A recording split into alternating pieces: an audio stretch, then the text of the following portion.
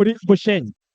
Well, Pirogu, twinebi twinje biture kwa expecting aninga shikureba mu Pirogu because team zombi barashambire final bakimanya. Bushenyi bakashamba final ya 2022 bakajiruzinga against Buhweju 2-1 and now is another final. Ibanda bakashamba final 2024 bajiruzinga against district ya Birizi 1-0. Ekimashyangu bombi best final but ejo ndiko no manya no kugira ngo kurwa mu group stages for the first time. Kugira kubanza team ezi zipika final zitakatirwa mpira nogu.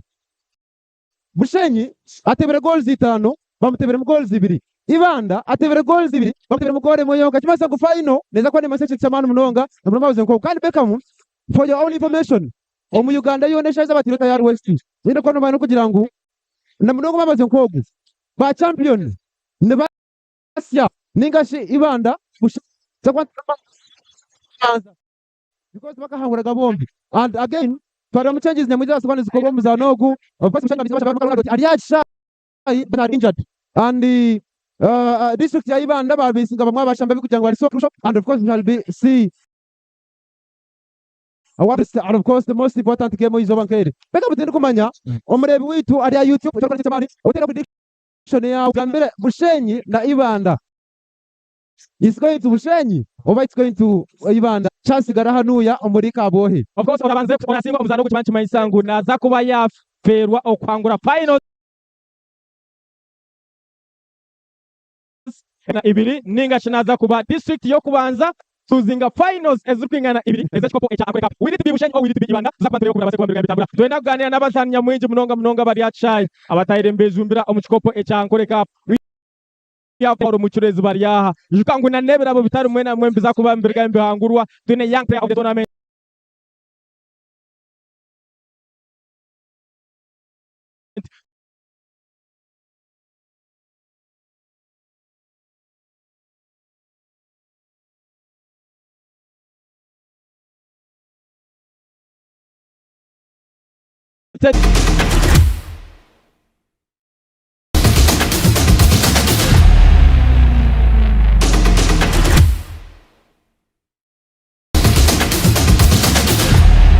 edition eji mpaha eyakata.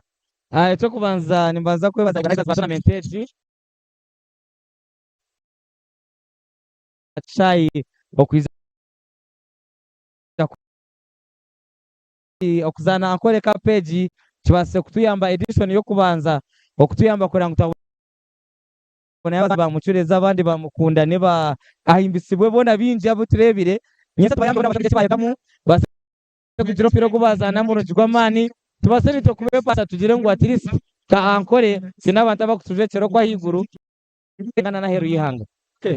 Intakagire kacho wajo zaka kubuza aturebereho teams zebera ku signinga abacu babatano ku their districts minus you the great players abo tuendere mu cyo cyangwa bona performance ku tugirengu oyire Paulo Muchurezi of course ombatiro district yatunga mabero Muchurezi Sekajikovian and Elvis abompaho abatayire mbatereka performance ya man tugirengu abazani batana bakuruga heru ine kibagita districts za ANKOLE definitely n'abazandi bataba kubanza twakireba twagira ngo twenda kongera mu mururo twenda kongera mu supu abantu bize kureba abazandi batanu bongerezeho n'ababa bumuka kandi hanaza organizers ne gukora edition ubongeremo abo batanu bashobe bagaruke kusubira twatwaseze twacinywerizeke abatanu tubataha baju tournament y'abantu ba ANKOLE bitubona babase kuyayo talents zindi tube twine ba strikers omu kikope cha Uganda StarTimes Premier League abatire ina goals 12 goals mwenda Clinton Daviko Kamuchisha but none of them minus Daviko Kamuchisha wajeza kateza goals in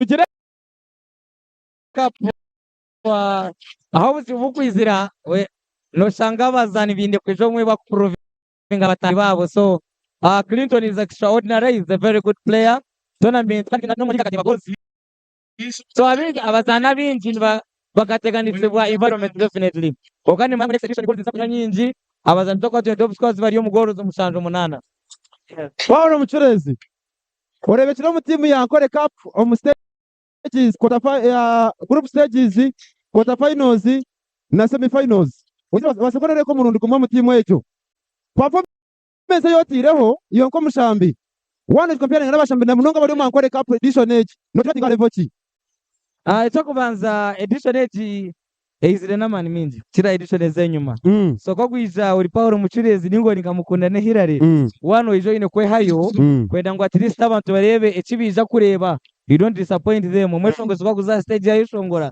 abantu nemenda bahorira karurungi wijo mucayo byo muzana umpira nebenda barebo muzani mujo mutindo murungi so nkanye Mucurezi edition yo nanyizire yes ndabase ku finals konkani mpamya ngo abanyantunga bakasima kandi nimanya abanyantunga mbona bakashemererwa kino mutata shemererwe Bushenya bwamukunda ne Hilary ibanda bona honestly speaking bamavini abantu bakabura kubashemererwa ahabwe ibintu nje babakorire well Mucurezi nsigira mu kishani ecyo uri kureba mu Ankole Cup kuri mu edition yo kubanza uko mu edition age hahindukira ki ntunga mekaika ha finals 2023 but mwaruzinga sigira mu kishani ecyo njire kuhinduka to edition age abantu babireho binji munonga then organization was more organized compared to the previous edition ashike mteganishibwa ni mobilization ni nyenda district zona edition kwa mobilization ya watu tena mpira kutabuchiro muri Ankole okay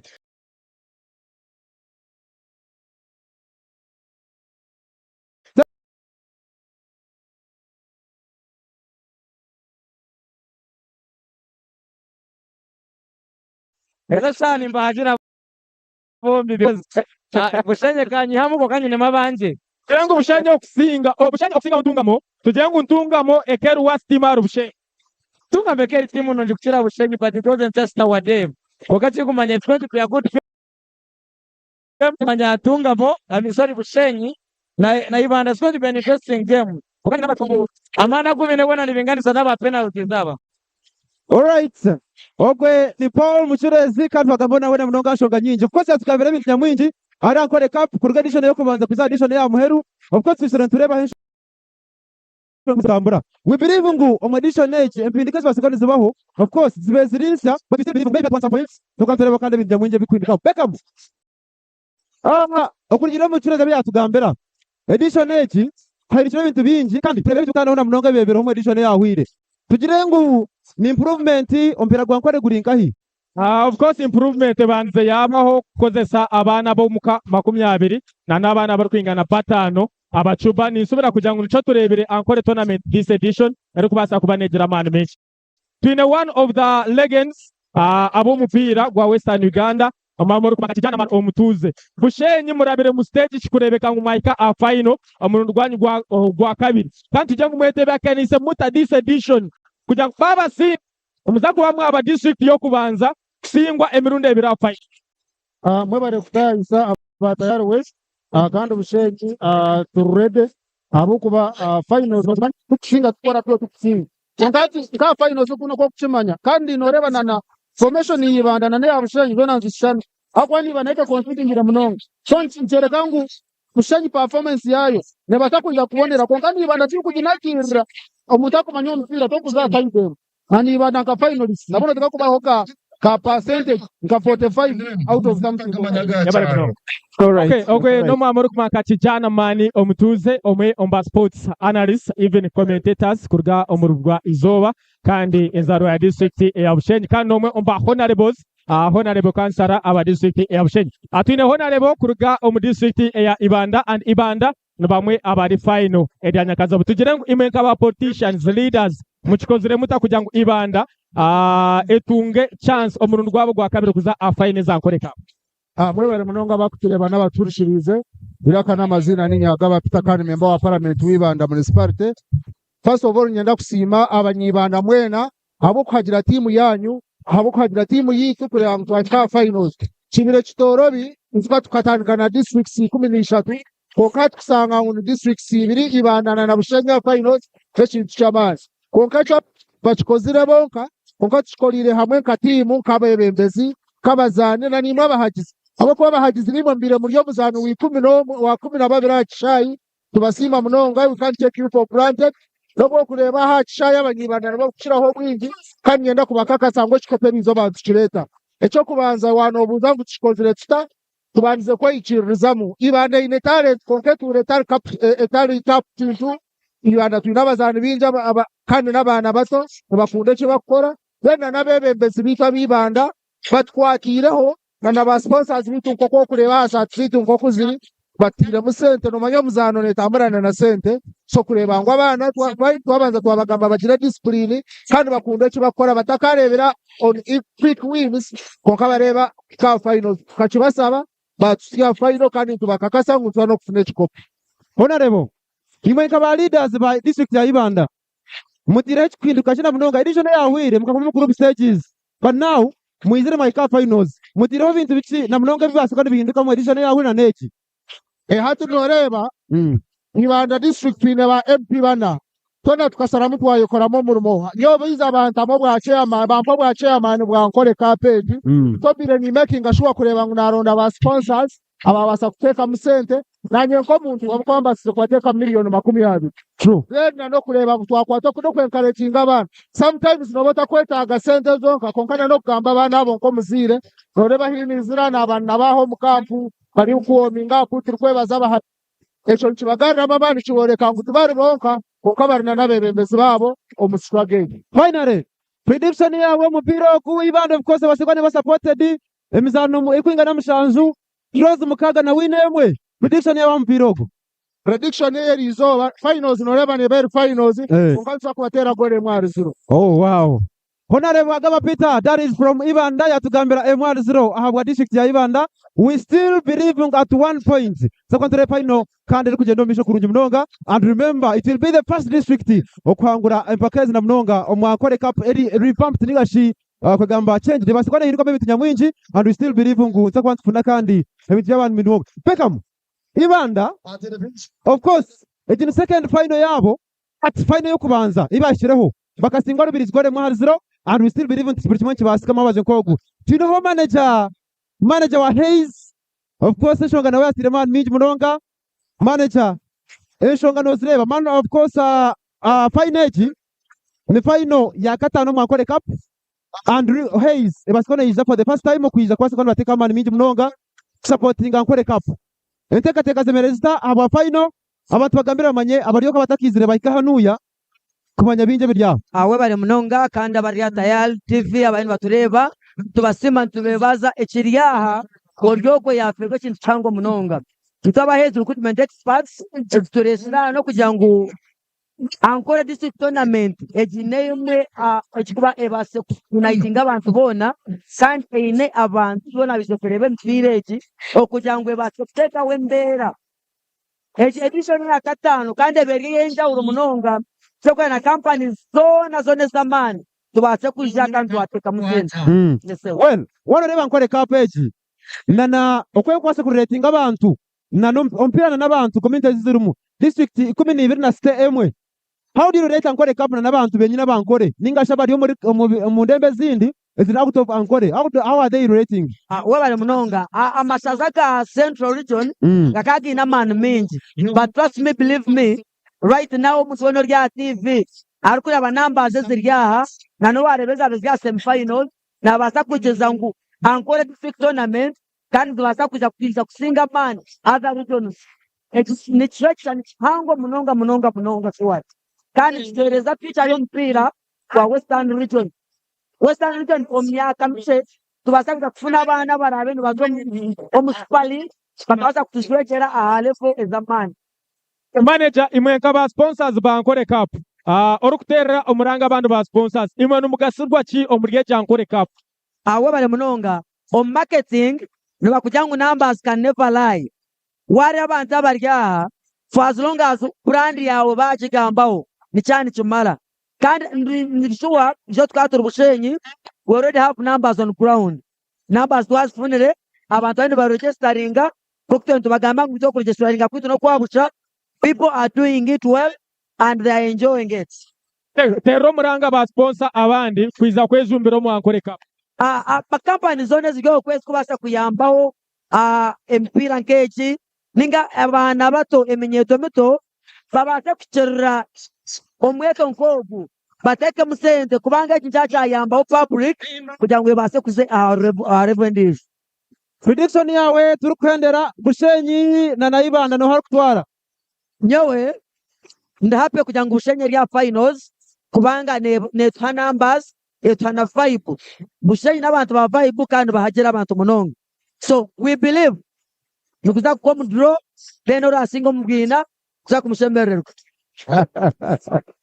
That is manager of course akara kutugambiraho good manager wa Haze akara wa Western Uganda akora tugambira hateka tyo kuzemerire ari mu kimwe cyo nasiko nashirenga kurunja munonga definitely ni bamwe ba sponsors bankore cup kandi tongera kwantu basima kushanga batire bakasenta kinje munonga Beckham enshonga wazi ba sponsors na district officials ba MPs bizira mu kintu eki but vibe ya higuru munonga away from kick off dakika ninche munonga cyo asigaza kuza mu kick off enshonga no zirebo tasofa turn up na rebi asigara turn up abantu ni binji munonga waza kurebaho a district ya Bushenyi na district ya Shema nizima a district sofa ekyasingire kureta abantu and district ya Ibanda ni district ya kabiri cyasingire turn up nicyo kureba that's why echayicho na cyabasa kwancirwa nkizura abantu but no kushabaranga even na nensya nungi ebase kuba nebaho achayi turebe byinji ebitwantu expecting on final ejipa atwineyo omusha mukuru kurga omurheis even abase kuba nargaye natangarizamu niki ankole cup echeineho eche different na events ezinde zimwejumbire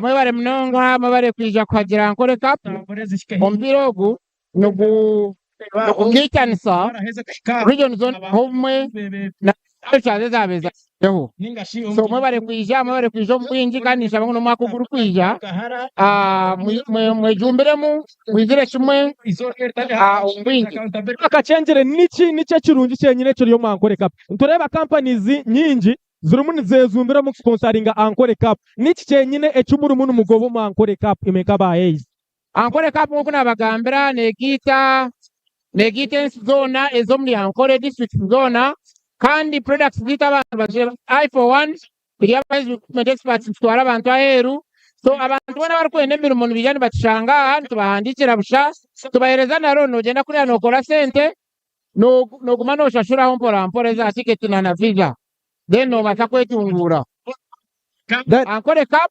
etugisire hamwe kandi no kuletera abantu bamanya information erikwabi Director Boaz yuko wa Bushenyi mukitire mwaka sente kandi atesha izi cup finals ni final yabo ya kabiri mu ankole cup yuko muntu personally tari kugira ngo ninka organization Bushenyi teka zayo nangwa nankole cup kutwariza hamwe no birebota from your own perspective abanyabushenyi kurugakare you know this is it's a pedigree abanyabushenyi kurugakare nito twabitsirayo kusinga empakezi kandi kakaguma muka spirit ko mpira ko kunda mpira twaye twatagana na Shemaha ompira kakufune na mankezi so abanyabushenyi ninye tukangu mukifunde mweki okugaruka tukagitana kandi tukashemererwa tukabasa kugaruraho culture yitu ngo kuyabireri.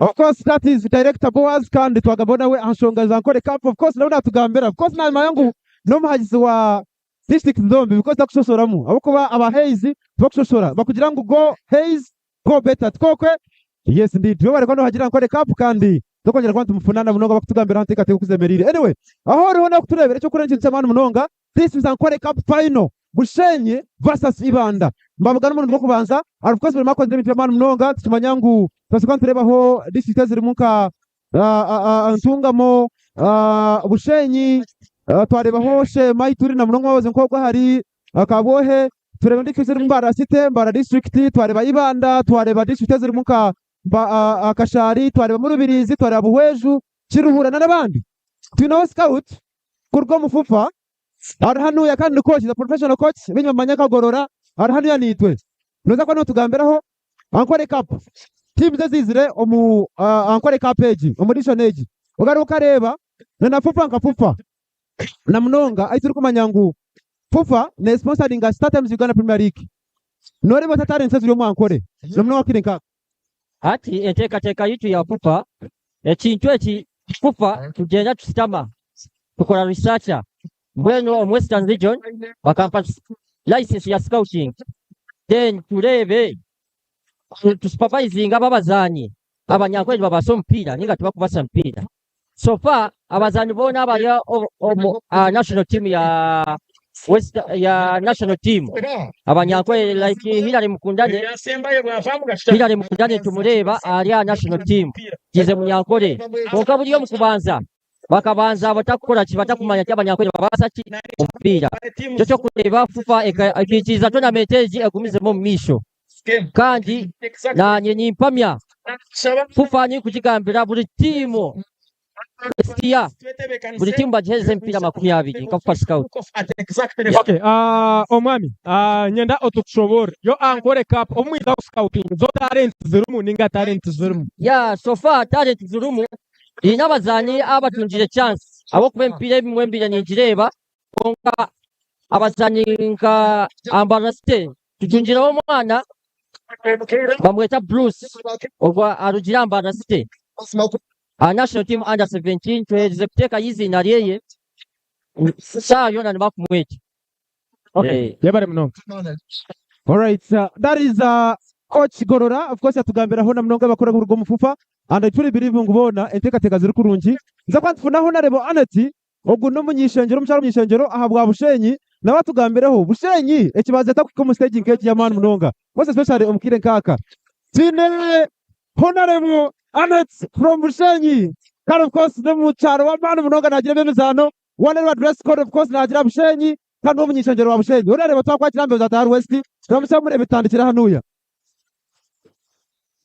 cha omucharo mwa Bushenyi twangereza shaha kishamaza awa final oyo kino kwa Ankole Cup kandi omushaya kiza kwa Bushenyi n'Ibanda ikiza kiza kwatira kikopo kitu ngabanya Bushenyi kandi tugenda nakyo nenda kutima abatekanise Ankole Cup ejenzira je ninjira bamemba dwapara abo kadira Ankole Cup kandi ekyomutano tine mukama witu terekana abadotu tesifika alwana aisha batisitazi nibinjanya abantu nibinjiri kandi okupira kwacanjagaza munonga n'okugira ngo abantu babone baramusanga za president babisema bakutwara kwiki bana babagirira za products nibaguza ibopira za t-shirt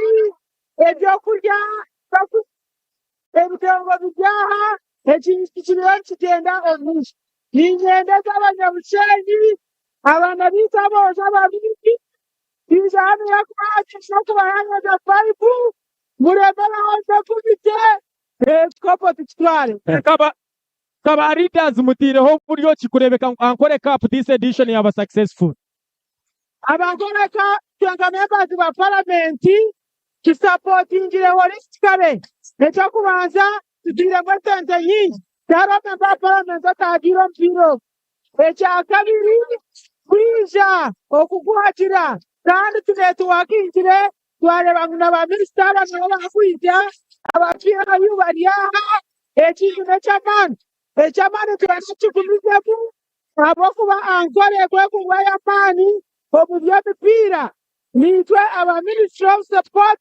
tuliza kukatira okombeka ebishara bitu mukabe by'omurenge finally tereza prediction yawe mpiro notekateka nukuza kuwaguta yani tekateka unukija kwera penalty Bushenyi petereza all right yago nonareba Anet Mugisha kandi yatugambira ngo Bushenyi netware kiko papa neza kutwara penalty let us wait and see reka cyenda mu Ibanda nayikiriza ngo Bushenyi basinge ninga Bushenyi neza kukiriza Ibanda kugira ngo esinge let us wait and see dakika cyenda kuzasona stambara but of course kick off just like 5 minutes away from now tukatureba kandi Bushenyi bakujana district ya Ibanda for the first time babugana mu pakaza Ankole Cup twahura abantu binje batugambira tekateka zabo and China Beckham wana reba bone byose kandi bagamba almost birisimira buri mwana hagira side ya rukomu kandi natwereka ngo talent ziri muri Ankole iwe kiwe tindi kumanya Ibanda na Bushenyi noha of course waza kureba district ya Ibanda so far no bamwe ombine defense ya mano mu kikope cya Ankole Cup kubanga yadde tiimu tekuteeba pate nabo tubakuteebwa even na golikipa waabo n'omurungi omukolo kumaka Matovu Stewart so far akonsiningire goal emwe but attacking system ya tiimu ya Ibanda nayo tekuteebetebere goals ibiri omu kikopo ekimpa ekyankole cup waza kureba amaani ga Serempa Joseph Sofa omu midfield yabaza kuba nagaruka aba district ekimpa eya Ibanda abazaani ba Marvin Oshaba boona bari okuru nyumurongo aba district eya Ibanda bino muzaani Farkao nawe ari okuru nyumurongo Apollo Kagogwe omu central defense omuguzaani Kakuru Javira omu midfield ya district ya Ibanda bona babasa kuba baragenda batandika and Bushenyi yadde ba missingama abazaani nka babiri bashatu batuyo nabo tiimu yabo ya omuzaani Mbumbu omuzaani Jacob omuzaani Ajuka Edgar omuzaani Mansur omuzaani Hilary Mukundane then there is omuzaani orukuma Kaseira arugumaho bona babasa kuba batandika aba district ya Bushenyi to me I expect ogwo muzaano tutaba surprised twakureba omutro full time then twa deciding obwina but turazo penalties omuzaani Matovu Stewart is one of the best goalkeepers so far omu kikopo ekyankole cup don't be surprised twareba Bushenyi baza nko penalties ezabakashoza district ya Bushenyi but full time kokutaire ntuzerebe byankole cup of course n'omuzaani ogwine intensity y'amaani tusubira kugira ngu tubasa ku expecting a draw full time then after full time aho omutebi mulungi wa penalty ningashi goalkeeper omukwasi mulungi wa penalty naza kuba naiza district y'obuhanguzi. Alright, that is analysis kuruga wa Beckham of course akutugambira tekate okuziri and we still believe on buri kimwe kibasikana munoga stage nk'egi district ya Bushenyi ubwo kuna nabagambira nti final yabo ya kabiri final yo kubanza 2022 bakabine their captain Hilary Mukundane and once again is also here. We have the coach Mwami Binomu Gishaviani and nzakwanti mutungane munakire kaka coach atugambireho Mwami Vian Bushenyi nibashamba final yabo ya kabiri and we believe kugira ngo final yo kubanza teratambwire kurunja against Bweju mukuruzinga 2-1 muri omuka but now coach okutuzira tambura hamwe ebyo ndaganize biranimbizuka ogize Bushenyi ogunugwa mwaka gwanyu na hati kije mwaka gwanyu ninga byahindukiremu of course no mwaka gwitu we are very ready for the games. We have prepared motivation at reset, motivation. So we are going to give in our best. So we can get the trophy. Coach, changes zabaho. Twaribalo na Doti, ariho batari injured. Twase kwa mwarebetero mu squad. Twine Ajuka Edgar, ariko kutera mu center back na Hilary Mukundane. Ejo change ya Mukundane na Edgar batakashamba hamwe because twine partnership. Shote kenga retiratere team. At the team, we have teamwork. We have been training teamwork. So anybody can play in our team. Anybody can play. So still playing there. He has won games. He's very comfortable with him. Change ya Ryan Kizito Figo ataruho okumuri pressing on midfield because he has been so crucial na mnonga team ya Bushenyi midfield. He's ever controlling the tempo, passing up and down, going forward and back. Havena control the tempo ya game. Now utaruho sira questing a team ka team ya Bushenyi. We have a replacement. Mansur is there. Na Mbumbu baza kucheza huko lechiba chipeta akisa aboko na bantu kasingo mpira Afrika ataliwo. So they control the temper. They're going to handle. Finally, district ya Bushenyi mtumanyangu ni mwa district singa abahagizi ahakisaye kinangora na herona abakiruta ya West ne bakiproving and bakimanya tutekateka cyo mupira ogu ompira ni kuza kuba gubonire. We are going to give you the best finals you've ever had because this is my first final okujana ya team, so I'm expecting to have the best. Yeah, yabari mnongo. Okay, coach kuruga omu district ya Ibanda ndi Ibanda nibamwe ambatayire nibateganisibwa muna munonga okuteeba even ano okuteebwa mubo tikizubu district ya Ibanda nibamwe ombakumanya ku defending but statistics nizoreka even angona research nzoreka Ibanda okuzo mu camp no muizamu esha ya muheru abazantu bakubona bwire ku training hamwe tugira ngo sofa akira kumubonire mubahire bukoryo ki tactics ki kurebeka mu masingo mpiro. First of all, I want to thank you guys, thank the fans, thank the organizers of ANKOLE tournament.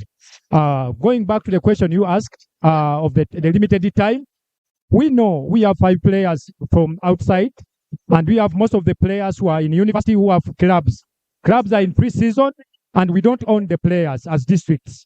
Yeah, these guys come back to train, but the shortest time we have, we know. We are building on the professional life of these players, and we have much been with them. Personally, most of these players have been with them. They know what we play and how we play it. Okay, akushanga ngu tumine mu experience players banya mukozesa the likes of there is Fadiga Ashraf Mugume timu ya KCC, Jonas Sima timu ya Soka Club Vira, even omuzano Bashir Mansur shanga akatunga injury ya ruga timu tugirengo echimpaha nichikostinga district ya Ibanda mukuzana una Chermana babushenyi. Yeah, all the players you're mentioning, they are attack-minded. And that answers the question you asked of why are we not scoring. That must be one of the factors, but I think we have not managed to score, but they have not managed to score us. So definitely we can repay what we can't do with defending better and maybe taking the little opportunities and chances we get to reach the finals. It's not been an easy stuff, but we've managed to come through. And we think we are a very strong team, and we think we can impose a big threat to the opposing team of Bushenyi. And that's us. That's us. We believe in ourselves. We have young players. These players have been together for so long. And that's one of the benchmarks. That's one of the things we depend on in this tournament. And it has helped us so much to reach where we are now. Being the first match ever in ANKOLE Cup history between Ibanda and Bushenyi, what does it mean? Being a high-intensive match and a final match, what does it mean between Ibanda and Bushenyi? Could it be Ibanda losing 2 finals? Could it be Bushenyi losing 2 finals? Yeah. The game has its own way. And all teams are prepared very well, I believe. But for our side, we are prepared very well. What we think, it's our year. I don't think we are losing the second final. I don't think that. Prediction. Yes? My prediction is we will come out victorious. That's my prediction. Not underestimating the opponents. We have all prepared very well. So the better team, may the better team win. And I believe our team may be the better team. Thank you. All right, that is second of course kuri district ya Ibanda kutugambira aho atekana mnonga za Ibanda. We truly believe ngo buri kimwe kiri set. Umujyanyi mukuru Honorable Bargahara Minister yabasekana iko mwanya wo gukandisha neza ko tumwisyaho kandi baseka tureba eshokuzo n'istambura. Remember Deputy Speaker w'ishenje lite ya Uganda Right Honorable Thomas Tayebwa yasekana iko mwanya wo nawe kaza kwantukisyaho kandi nshongana mnoko zasekana n'istambura. So kwantukisyaho binji na mnongo baze kogwa aho kuturebera nicyo twana cy'amantu kuri gace gataboda kuzishongoro aboda. Of course that is ANKOLE kuriga rubare kugera kimuri Antonde ariko kutarod. That is this border zone iteka kuzemerire teams anytime zo kwataha kandi omwanya ogu twase kwandika shoko kuzasana stabana n'abaze kogwa bitu tugera kwatukisima kutambura ho na kuturebera cyo kwari cy'abantu munonga abari ya YouTube cy'umukana cy'amani abari ya TikTok abari ya X. It is one of the best moments ANKOLE Cup. Better I think tubaze kwanza mu game final. Tuzovu game twase kwatwareka bate actionere hanuya. Honorable Baram yachiro mwanya. Honorable TT Right Honorable Deputy Speaker yachiro mwanya. Eddie Kenzo Brand Ambassador yachiro mwanya oku. This is the moment of course mabaje nkoku. Of course making a show kujongo basakwa not following social media platforms zitu basakwa no teka comment yawe kutugwita ogwa X ninga Twitter no kusubira kujango naza kusinga ndijo Bushenyi na Ibanda no ha arukusinga ndijo basakwa not following kutugwita ogwa X following Instagram following YouTube basakwa no subscribing liking sharing video na mtayi wawe basakwa na munyumiri wa Hkopo ANKOLE Cup echokuba oine kumanya making sure kugira ngo wabasakwa na uza achibanza chitu nature internet www.tayalnews.com obase kubano irebera omuzano gopao. In case waba yine a smartphone, we are bringing it live to your sitting room iwe on the screen yawe. Take out channel bishatu nkaga na mkaga, that is DStv. Take out channel bina nkaga na mnana StarTimes ninga shibira shetu ni itano. Take out channel erikumanya kabisha tu atano na mkaga, that is AZAM. Take out channel 077, that is Zuku obase kubano irebera Hkopo ANKOLE Cup echo murundo ogwa katano. Beckham the sports master Rio Jose tukwisa full time edachika chini Rio Jose toka tugambire prediction nichi Bushenyi chekutana na Ibanda neta Bushenyi who is this very final. Yeah, but kimani chibasi kumupira ko because final is always the final and hukuna basipini bagambira Honorable Baram yaskona iko mwanya oku Honorable Right Honorable Deputy Speaker w'ishenje iko mwanya oku and of course nimureba hukandi enteka tukuzambura and nongera kana bakirwa mabanye kogu tunaga bapita. That is Honorable of course tureba insho kuzambura nabo mabanye kogu Honorable Minister mwetenka Baram Bargahara twarebere ho Honorable Right Honorable Deputy Speaker, that is TT, and of course yakira ba MPs kuruko district that is Bushenyi barahanu yabona toka tulichaho kandi eso kuzambura mabanye kogu bitu ende kwa nomanya no kugira ngo ANKOLE Cup nzoka sikereza mpira butunu ambuza atari west kandi utakasa waferwa byo no kwasika bitambura mubaze ko kandi hano yambuza atari west team zona zenze bakama zitamushayi and we truly believe ngo buri kimwe cyona cyabakisheho butunu okumdisi zone za kona heri yankore mwena vuba ariko mu rumwe kabaze kogu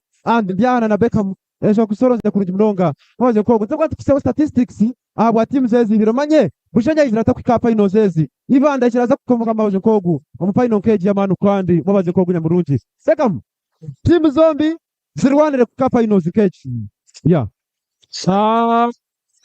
tugumiza mu kurebaho honorable minister Balam Barugahara of course yabase kuba narwe natamu mu kizimbe even cyategerizeho honorable honorable Thomas Sayebwa speaker w'ishengero area Uganda nawo kubasa kuba narwe natunga akatebe ninga stage ninga shakabasa kuba narwe nataha umucayi teba kumanya ngo ibanda of course ibanda bayizanaho line up yabe tayire bakoreya burijo atwaribaho umukuru uri kumanya ka Mato Busiwa tichaze namba 31 asakuba natandika aba district ejimpa ya ibanda then ndiamo achinomani no muzano wa team iri kumanya ke ya Antunga Sals jaze namba 14 nawe yatandika then yakusinga ramba jaze namba 3 then Apollo Kagogwe former Maroons a football player jaze namba 25 then umukuru uri kumanya ka Navasa James jaze namba 4 Kakurija Vira jaze namba 40 then Akankwasa Alex jaze namba 3 former Bright Stars former Express nawe yabasa kuba narwe natandika then Selemba Joseph amuzano wa team ANK FC a former Chigesa Homeboys a footballer then umukuru uri kumanya ka Yasini Mugume jaze namba 11 nawe yabasa kuba narwe natandika aba team ejimpa ya Ibanda then Aibale Frederick Obafarikao jaze namba 7 Ibanda bari omuka Jazz Kabo aka White Ibanda omunda then Bushenyi nabari omuka Jazz aka Greens ojika ngu abazwire sponsor that is UV Tap ebase kuba narwe sponsoring track suits of course right honorable Thomas Sayebwa right honorable Thomas Sayebwa harimonaza kutaha omukizimbe right honorable Thomas Sayebwa Speaker of Parliament of the 11th of the 25th Parliament right honorable Thomas Sayebwa Speaker w'ishengero area Uganda and of course Deputy Speaker w'ishengero w'icyasikana ko mabaze kogu ari hano yari Kabohe main stadium and team is ready ashai bitu okwe ni Deputy Speaker right honorable Thomas Sayebwa already in the building. It is ANKOLE Cup final and remember it is the 5th of its kind and it is Bushenyi versus Ibanda, their first match to meet and now they are into the pitch kwa sababu tureba noha anasema na kwa toka kandi kwa sababu hagura mabaze kogu and well tunapa payments could go at Kenzo before kickoff and which match za tabara kuruji mnonga hana mbele za West Rio Judge Beckham the first master Edrisa Mshuza Eddie Kenzo brand ambassador of course ANKOLE senior presidential advisor na wari hano yanitwe neza kona ramuseho kandi team zombi turebe ibitoko nasikana bitambura na mabaze kogu and we believe nti buri kimwe cyona za kwitambura kuruji mnonga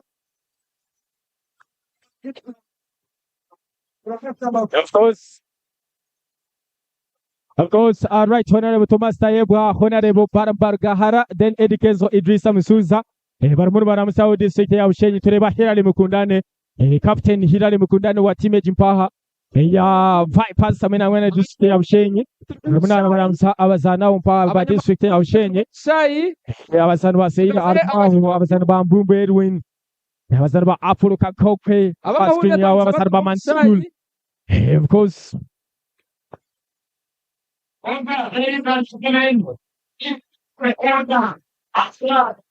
shall have the content committee.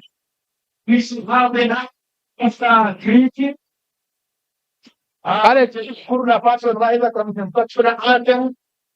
We shall have the anthem. Then after the anthem, we shall have the Photos, the guest of honors will take their seats, and we shall have the speeches after the final whistles. Thank you so much. Thank you. Thank you. Thank you so much, ladies and gentlemen. Omujenyi mukuru karaheze kuramusia abantu tuza kufuna anthems kuzirahwe aba groups team ya Shemana team ya Bushenyi neja kufuna kishane na team ya Ibanda ifune kishane.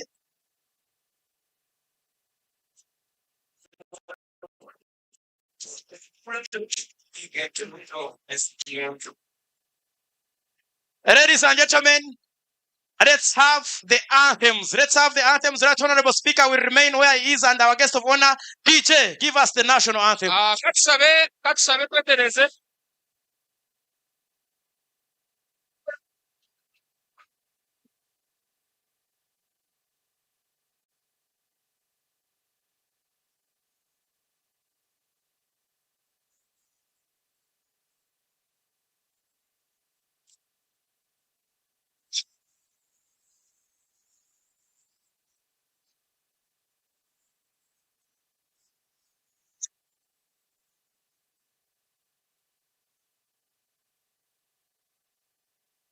Give us ANKOLE anthem.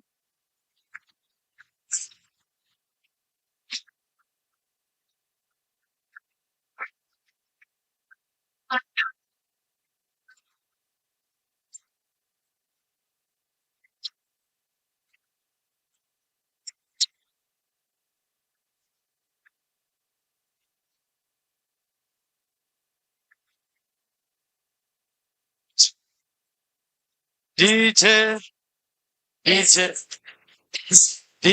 thank you so much. Thank you so much, DJ. DJ, thank you so much. The Right Honorable Speaker and the team will move and have their seats, and we shall have the kickoff. Ladies and gentlemen, like we agreed, we shall have the kickoff at exactly right now. Ladies and gentlemen, for the interest of time, the Right Honorable Speaker and our chief guest, Baram Barugahara, Right Honorable Speaker, Right Honorable Deputy Speaker is the patron of ANKOLE Cup.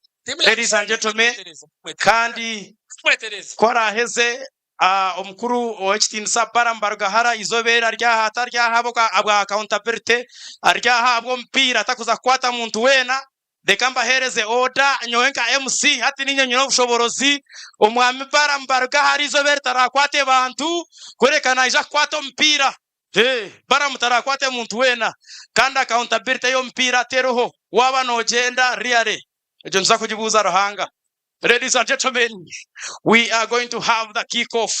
Abanyamahurre mwena barukutwa abantu abamahurre mwena mu rugo mu kishayi abamahurre mwena mu rugo mu kishayi abantu bamahurre police should help me abamahurre mwena mu rugo mu kishayi abamahurre mu rugo mu kishayi police should help me abamahurre mu rugo mu kishayi. I want press people to get away from the pitch, please. Police help me. Abamahurre bona mbiyo mchai. Abamahurre mbiyo mchai. Abamahurre mbiyo mchai. Abamahurre mbiyo mchai. Yes, we are running out of time. Abamahurre mbiyo mchai. Abamahurre mbiyo mchai. Abamahurre mbiyo mchai. Let's have the game. Let's have the game. I am the MC of this game, and I have commanded we don't want media in the pitch. You can only operate. You have no authority. Operate from outside the pitch. I am the MC. Yes, I am the official MC of this function, and I have commanded, please go on TikTok and abuse me.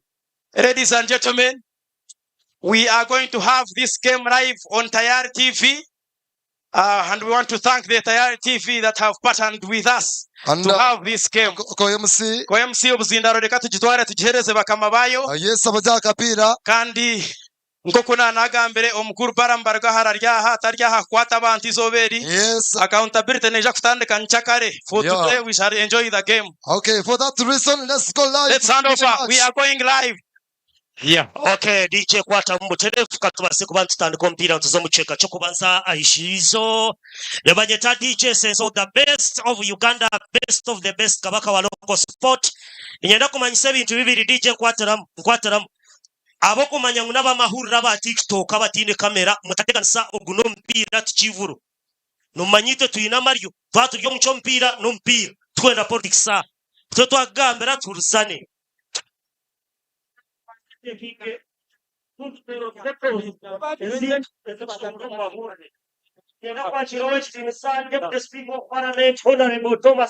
Right, as on team says and of course Bushenyi versus IBANDA, first of its kind. First of its kind, Bushenyi by the Tafiz Kasim, shot 18. Triamsima Ronald, that of course, shot number 7, our district Kandi ya Bushenyi. Ngumira Innocent, shot 13. There was one at Kakura left back, Mwanyagwa Kabaro Ismail, then to Ijuka Edgar. Of course, Nashambera Makenke, shot number 10, there was one center back, and Hilare Mukundane, shot 16. That is our district ya Bushenyi. Kandi Junior, Job Karuhanga, Noah Wijwera United. Now shot number 27, away Adiomu. Midfield, then Charles Bare, shot 14. Turia Singura Mansour, shot 41. That is Bushenyi. Side Argumosha number 9. Bushenyi. Edwin Mbumbu. Of course, I have a midfield. Dikanda, shot number 80. Amunana Jacob Kamwesche. Noah 6 o'clock. Shot number 20. Of course, now we are going to Tandika Kurunjumnonga, our district ya Bushenyi. That is our district ya Bushenyi starting 11. Then, to the district ya Ibanda wine.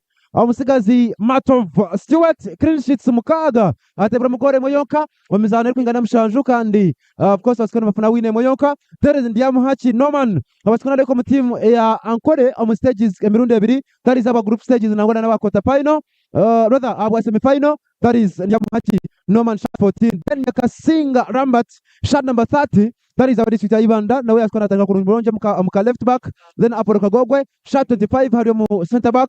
Amuna Musigazi Nabasa Jamsi. Shot number 4 our district ya Ibanda. Now we are going to take Kurunjumnonga. Kakuru Javira. Shot 40. Nawarmu akankwasa Alexi. Yaskona gari kumurundo gundi. Yishikangwa kawaskona shambokando kurum group stages. Wakshamba district ya Ibanda. Abakushamba district ya Chiruhura kuria. Harisanga kawaskona taka Kurunjumnonga left back. Kaviri ajuresha number 3. Of course yaskona taka Kurunjumnonga. Then shot 15. After missing out on semi-final, our district ya Ibanda kandi mushamba timu ja neki bakabine super 8 na wasikona gari komurundo gundi kandi Marvin Oshaba shot number 10 captain our district ya Ibanda mushamba timu ja Maroon Ziba kani wasikona taka Kurunjumnonga. Yasin Mkume shot 11 amuna na Ayebare Frederick that is Volcao shot 7 wasikona taka Kurunjumnonga our district ya Ibanda betimbe shots za white na shots za braka. Then Bushenyi betimbe shots za green na bottom za green entirely. Of course we are sponsored by Wonders okurikirira kumukureba ho kandi enyumaho of course bazwire shots zineho brand za Wonders. Akatebe ka district ya Bushenyi bino goalkeeper backup goalkeeper bamweta Aino Mugisha Bright shot 22 yaskara taka Kurunjumnonga akatebe tumukunde Aaron shot 2 agaba Edwin shot 17, Amanya Kenneth, shot 54, Mutebwa Alan, that was shot number 30, Kamara Emmanuel, shot 25, Avadishita Bushenyi,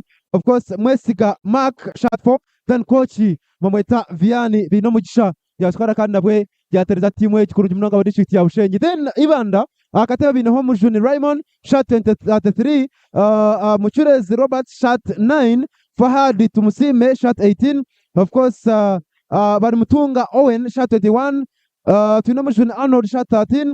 Musigazi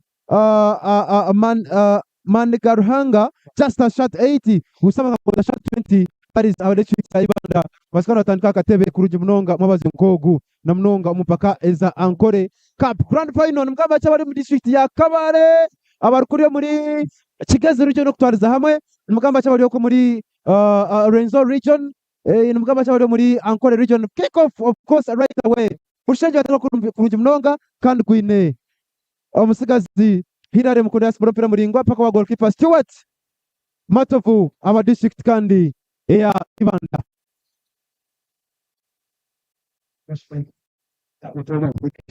Of course dakika ni 0-0 izacheka omuteka ejo kubanza ninga dakika 0 tine yatebere omukatimba ka mugezi we district ya Ibanda.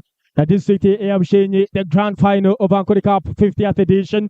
Welcome to Sportsmaster Rio Charles Jose. Turiaha kubasa kuba turgaye tukwereza full time edakika 9 atarika goalkeeper Matovu Stewart natandika na n'umukuru kumaka Apolo Kagogwe nagitagara kuri oruguru.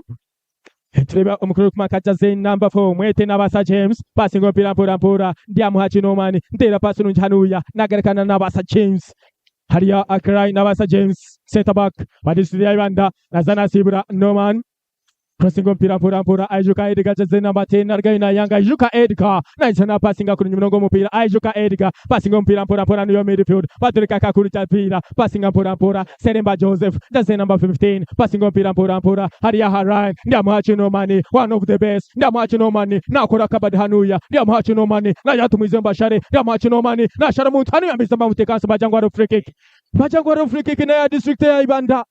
Bachangu free kick na ya district ya Jimpaha ya Ibanda. Season number 14 Norman Ngamuhachi, former Karukarunji football player. Hentunga Stars FC a player omiganda StarTimes a Premier League. Hasa kwamba ragamba mutegura. Referee na jati anu free kick. Amkono kumaka Alex akankwasa, former Bright Stars, a former Express. Ya yemere kurunji mnonga free kick ya Jimpaha. Alex akankwasa. Jazen number 3 aba district ya Jimpaha ya Ibanda. Alex akankwasa, the Rastaman. Yemere kurunji mnonga muka free kick mbatoreka. Defenders, Evinangwa, not strikers. Bona bemere kurunji mnonga box ya district ya Jimpaha. Then outside 18, Patorika crossing over Pora Bagar Zahir Aporoka Gogwe. That's number 25. Aporoka Gogo Pira Isaiah Teka Bajangun. And got kick in the district of Jimpaha of Bushenyi. Hafiz Qasim so far has conceded only 2 goals. Since the start of ANKOLE Cup, Hafiz Qasim after the Kampona Hirare Mukundane Captaino. What district of Jimpaha of Bushenyi Hirare Mukundane. Soka Club Vipers, Sports Club Vipers, passing on Pora, Batureka Jazen number 13, passing on Pira, Katurebe, Jazen number 13, passing on Pora, Kamwesiga Jacopo, Jazen number 20, 06 o'clock, Sayar Gumao, Jaco Kamwesuga, Bizamba Gomurko Seremba Joseph, passing on Pora, Purima Poro Kagogwe, former Maroons, a football player Kagogwe, Aporo, passing on Pora, now Alex, Mbakar Kampakwata Mumbumbu, Edwin, Kamwesiga Jacob, Naizana, Svechorum, Pira Bizamba Guamu, district ya Ibanda. Now, Bachangu bazana mukubi. Bachangu Mwesika Jacob yazana mukubi chase number 20. Hawa district ya Jimpaha ya Bushenyi. Bushikangu akazana timu ya Alwa Hill. Kamwesika Jacob. Ya akazana timu ya Jimpaha ya Alwa Hill. Habati ya nazana timu ya 6 o'clock. Mkurukumaka Kamwesika Jacob. Passing up Pora Mkurukumaka Alex. That's the number 3 passing up Pora Mavino Shaba. That's the number 10. By Captaino. Lazano na Jabira Kakuru. That's the number 40. Passing up Pora Kuriansi. Nibizano Barondoha. Let's wait and see. Batoreko Mkurukumayanka. That's the number 7. Ronald Tudiamsima. Hey, namusano wa timu ya Karukarunji na sana district ya Bushenyi. Hey, that's the number 27. Tudiamsima Ronald. Hey, mpea ya gurika kwa Zahir Mbatoreka Bajangu na goal kick. Atarka Hafiz Qasim Nathan kana Hilary Mukundane captaino. Hilary Mukundane captain. So far making sure kujangu wawaza kuwa nurugendo tukora tira social media platform zetu. Tayar DStv amukutu ogwa extra comment ya unora 6 ndisho Baturika jaze number 7 Tudiamsima Ronald jaze number 7 passing up Pora Hilary Mukundane captaino passing up Pora Mavino Shaba na Gwiba Mavino Shaba Sharabantanuya Mavino Shaba crossing over Pora jaja umbiru kwani bizana barugwamu back passing up Pora now Ronald Tudiamsima Karukarunji FC football player passing up Pora bizamba kamba kwa tamu Edwin Bumbu passing up Pora na Ronda Sayar Gumaho musina Sayar Gumaho na izana irukanga Nabasa James akashija nikizani kangani Bajangu ni goal kick district ya Ibanda akasega zaka kumanyanka weto mkurukumanka Nabasa James jaze number 4 hakenesi Sayiri Argumaho kose dachika itaneza targezo mucheka chite cyo kubanza Ibanda 0 Bushenyi 0 batoreka Nabasa James tambula Pora on your line Nabasa James jaze number 4 Najatu Mwishe, Najatu Bushenyi, where are you? Passing on Pora, Apollo Kagogwe, just the number 5. Apollo Kagogwe, passing on Pora, Apollo Kagogwe, passing on Pora Kuriahasi, Apollo Kagogwe, Nasamba na Lambert, Mkurukumaka Nyaksinga, Lambert, just the number 30, Nyaksinga, passing on Pora, now Alex Kamwesiga Jacobo Nagbona, Kamwesiga Jacobo, Mavino Shaba, Ompana Zana Guiba, Mavino Shaba, Batoreko Mkurukumanya, Kanoman Yamuhachi, Ndiamuhachi, Ndiamuhachi, passing on Pora, Bizamba Kambazano na Alex na passing on Pora, no man, Bizamba Zana Mkubi. Bisamba sana mkubeba district ya Bushenyi Bajangu free kick. Ukile kumaka Alex kankwasa jaze number 3. Kamusana mkubi aba district ya Jimpaha ya Ibanda papa singo Pora. Bisamba nonda Selemba Joseph, former against Homeboys football player. Selemba Joseph, kabisa Selemba Joseph. Na shara mutwanu ya Selemba. Na mkule kumaka Norman Ndiamuhachi. Pasinga Selemba Joseph Nkota. Nibateka umutwe. Bisamba kamba pasinga. Let's wait and see. Passing on Pora Bajangu ya offside. Bajangu ya offside. bachangu haro offside aho mpaho kwa district ejipaha ya Ibanda bachangu bar offside mukuru kumanyaka Seremba Joseph kaza kupasinjira umupira amukuru kumanyaka Yasin Mukume ya offside zirimo shanju ko mucheka chitu ejo kubanza Bushenyi 0 Ibanda 0 patingo pira pora now Edwin Mbumbo patingo pira pora Edwin Mbumbo that's the number 8 now Kabwese Gajak Ankota crossing umupira the goalkeeper there to save mukuru kumakamato of Stewart Mutungo FC football player ishikanguna sana timu ya Mutungo FC the goalkeeper mukuru kumakamato of Stewart has so far conceded only 1 goal and 6 clean sheets. Pachangu Falcao ya offside. Tangu Falcao ya offside. Jesse number 7. Mkuru kumaka Ayebare Frederick Falcao. One of the best wingers. Mchikope chimpai changu leka matanikana Hirare Mukundane. Passing mpira pora. Aba district ya Bushenyi. Passing Hirare Mukundane. Lajatu muishe. Passing mpira pora. Jesse number 13. Passa kubano mwita Omukuru. Oru kubanyanka Innocent Ngumire. Passing pora Edwin Bumbu. Passing mpira ni line Edwin Bumbu. Nasana runda tudia singra Ronald. Passing mpira ni bizarba runda ho. Omukuru kumaka Kamwesiga Jacob. Bagarkar basana Mukubi. Aba district ya Bushenyi bizana basana Kubi. Now Kakuru Javira Kakuru bagarkamba mzana Mukubi Mbajangu free kick. Mbajangu Bushenyi bizana musana kubu mchweka chite cyo kubanza sofa. Sofa Ibanda free kicks ezukia nka ina. Aba district jimpa ya Ibanda. Tarikampona na Apollo Kagokwe. Last season abadia timu ya Maroons FC. Passing mpira pora ibizana baronda amukuru kumanyaka Yasin Mukume ya offside. Yasin Mukume jazena bidefen. Bajangu Bushenyi bine free kick bagurekera Hirare Mukundane. Bagurekera Hirare Mukundane. Passing mpira pora. Now back Hirare Mukundane. Passing mpira pora. Hirare Mukundane. Passing mpira tudia Singra Ronald. Mweto mukuru kuma tudia Msima Ronald. Passing mpira no ya line Bambaronda Charles baro mpira bakutomera. Aba district ya Ibanda. Seremba Joseph passing mpira here Bajangu. Bachirangu Nagokshka Shikangu Honorable Jonani Muhumsa nawe ari omukizimbe PLU number 092 Honorable Jonani Muhumsa kuriga omurambisel kuriya omurugara mu district ya Ntunga mu Bushenyi district kuriga Rushenyi Ntunga mu district PLU member number 92 ninga 092 Shikangu nawe asupporting district ya Ntunga mu Kurika group stages mpaka semi-finals. Honorable Jonani Muhumuza passing mpira pora Alex. Amukuru kumaka Alex passing mpira kuria Hansi. Mweta Apollo Kagokwe passing pora. Now Seremba Joseph. That's the number 50. Pressing Okota. Pira rugwizanu Sahel. Chikageda chikamwenda za toroka muchoka chita cyo kubanza Ibanda 0 Bushenyi 0. Bushenyi 0 Ibanda 0 batereka Hafiz Kasim. Umupira Dr. Gurki Hafiz Kasim. Bushenyi 0 district ya Ibanda 0 Beckham the sports master Rio Charles Joseph. Alright 0 Bushenyi 0 Ibanda Rio Charles Joseph course na mnyano wanje Beckham shonga ndio kuziri Ankole Cup Grand Final mkamba chi kuruka kuriyo muri rubare mpako muri yantonde kuriya hari Kaguta Road of course that is where Ankole borders Buganda. Hey Ishongoro that is border ya Ibanda na Kitagwenda mpaka kuriya ahari Kikagati that is Isinjiro ahek borderinga Tanzania ejo na Ankole yona district zone 12 emwe that is Mbara City mwana tabatangirira bari ko muri East uri mu Central orukuro runyankore kandi cyo rukwana cy'abantu munonga nabaramuseho of course cy'umukano cy'abantu munonga Rio Jose today at Kabwa Main Stadium it is a grand final, the 5th of its kind, and of course one of the best.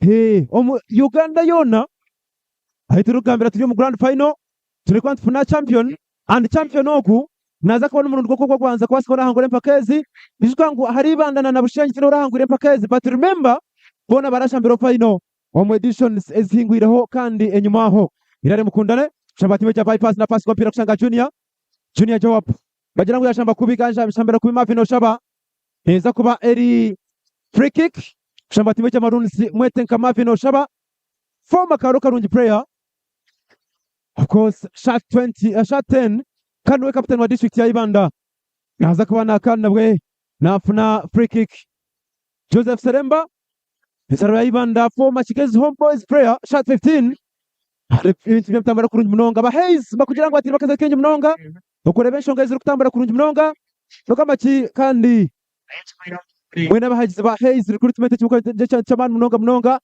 aba Yuvitap batiri bakasete kenje munonga kureba ngo man of the match nafuna ekirabo kirungi mitwari 10 abo man of the match mwabaze kwantuna man of the match and remember na honorable Tonan Muhumza nawe OPRU shot na wagize attention akansiteka akantu kinyi munonga tugamo kuza mu semifinals no mu abantu batiri bakasete kinyi munonga mwete honorable Jonan Muhumza ogwe narwo muri Mulambi Cell kuri muri ntungamo kandi okurwo muri Rushenyi ntungamo agira ati Mtunga kateka bakasete kinyi munonga here comes Seremba Joseph Harisa cross munonga Hafiz Kasum captain wa team ya Express kandi we first choice goalkeeper wa district ya Bushenyi nasubira pira muringwa naronda Saira rugumaho shamba time ya Bull kandi pira gwagira kimohero neza kubera throw in ya district ya Ibanda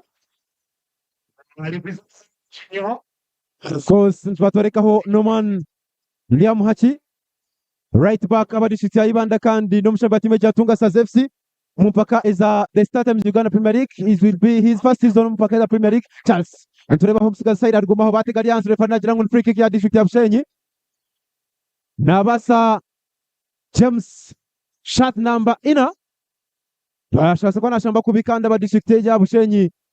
Ni free kick ya district ya Ibanda. Bashamba kubikanda kurungi no bashamba shamba kubi. Batoreko musigazi mwete nkangumire Innocent shot number 13 yagurekera musigazi agatanka Charles Bare kavingo mpira muringo narondoha narona saidi baba sekondo kwiriga gwarikayo gwiza gwashangoha bumbu baba sekondo kumisinga Falcao no mpira Falcao pass kuri hansi Frederick nata pass kuri mpora tulia singura nata back pass mpora gwashangoha sikazo gatanka Joab no mpira Joab Junior pass line batomeraho he's now Joab nata mpira ringwa kuri hansi narondoha nata tulia msingura Ronald no mpira nata cross ningo box is now the goalkeeper Stewart Matovu one of the best goalkeepers of Ankole Cup edition Eja Tebru Mugore Muyonka kandi owaji mutero mweta atwira Innocent owatimu cha Chiruhura one of the best midfielders aba district ya Chiruhura kandi best midfielders mumpaka Ankole Cup edition eji shabena jara number 10 aba district eji kandi ya Chiruhura here comes Mansul akweleza tu amusimwa Ronald no mpira Ronald pass mpora is now Bumbu Edwin yata pass ya msimwa Ronald once again Bushenyi is now Ronald yata cross ningo box no hard ho chest control power sekondo kwa is now Noman gwasangoha mukume pass mpora sekondo kuyaho here comes Nabasa James Nzaro ya Ibanda akashamba timu ya ipass kukuruma omu USSA ball games ikangu USSA teams baskani ba pragged off kandi zobera sekondo zoreka kuri mu Tanzania turebereho last weekend twarebaho Justus Mukisha arikuba elected once again our president which bina USSA aba Uganda kan team zone zirazochera Uganda second zwa pragged off yesterday pochera kuri mu Tanzania nabasa James yaskona hiriyo mpira muringwa biza gwashangoha pass kuri hansi pora pero bagira kimoheru aba Yuvita batiri bakasete kinji munonga turebaho man of the match aba Yuvita batiri makasente kinji munonga tuneho honorable minister Barambargahara na warhanuya nuwo mujyanyi mukuru tuneho right honorable deputy speaker awishanjera itirikande ya Uganda eri 12 that is right honorable Thomas Tayebwa umunyishanjera wa Ruhinda North nuwo patron wa Ankole Cup kandi umwaka ogu abasikana jatensho kastambure kuri munonga aba wonders izore basiba majiniza abantu akishayi otakakishayi mwene waferwa hako abantu babanyiriza kurungi munonga habwabusha babanyiriza kurungi munonga that is wonders always wonderful kandi eshonga zatambura kurungi munonga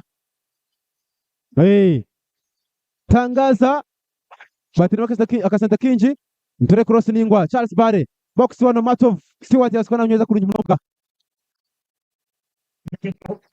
Pira muringwa Yasin Mugume 10 Yasin Nompire Yasin Mugume Yasin Pora Yasin Mugume Yasin dribbling para hansi Yasin asara mutu kurunji mnonga Yasin arita kurosa muringwa mito box wa mama nyabo referee anajaribu offside Falcao ya offside Federico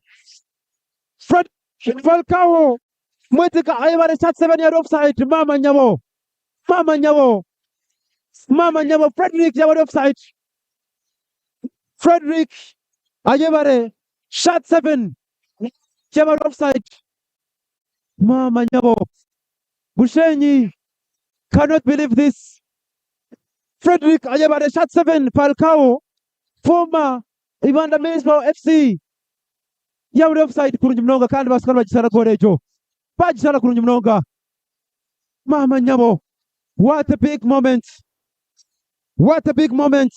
for Frederick Falcao. Here comes Junior,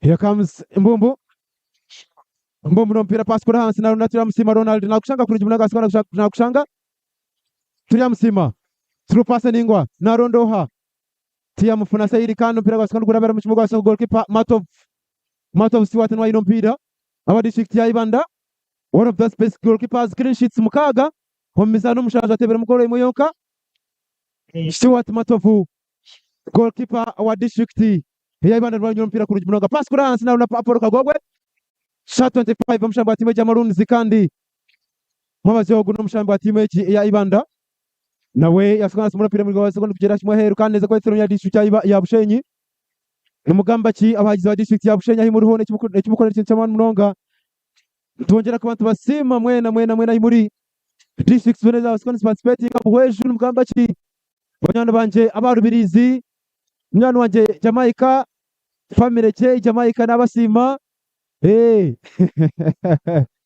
banyana banje abamitoma n'abasima kurunji munonga aho Right Honorable Deputy Speaker harukurga aba mitoma twabasima baruhinda Yiskangu first goal ya tournament kaskorere beka home pira gwa district ya mitoma barukushamba district ya Buhweju kuri ya ruhinda SS twareba home sigazi Eric Ogwal no yatebere goal yo kubanza mu Ankole Cup edition eki kandi tongera kwa twasima bunyana baje ba Buhweju mugamba ki kiruhurana mugamba ki abakazo n'abaramusya abakiruhura kuri muri sanga n'abasima kurunji mnonga and remember district zone shema abatayisomo bazinkogo n'abasima ntongera kwa twasima tine bugarikiro abari ya YouTube kimukora n'iki cyamana munonga comment ntuzureba abarukuriya amukutwito kwa X abari ya TikTok kimukora n'iki cy'abantu munonga Rio Jose ndiaha na Beckham the sportsman say corner for Bushenyi. This is the moment for this evening was kana tampira pora kuza kwa shangoha tuyasingura Ronald abadishiti ya Bushenyi Ronald na tampira muringwa umbox mitwe yale mkundana kushangoha Charles Bombo baba nyama mpira kuri heru. It is a goal kick for Ibanda. The goal kick ya Ibanda kandi is going to be restarted once again. Of course, 0 Ibanda district ya Bushenyi 0 Beckham the sportsmaster Rio Jose Kwisiaho edakika cyenda batereka umukuru kumanyaka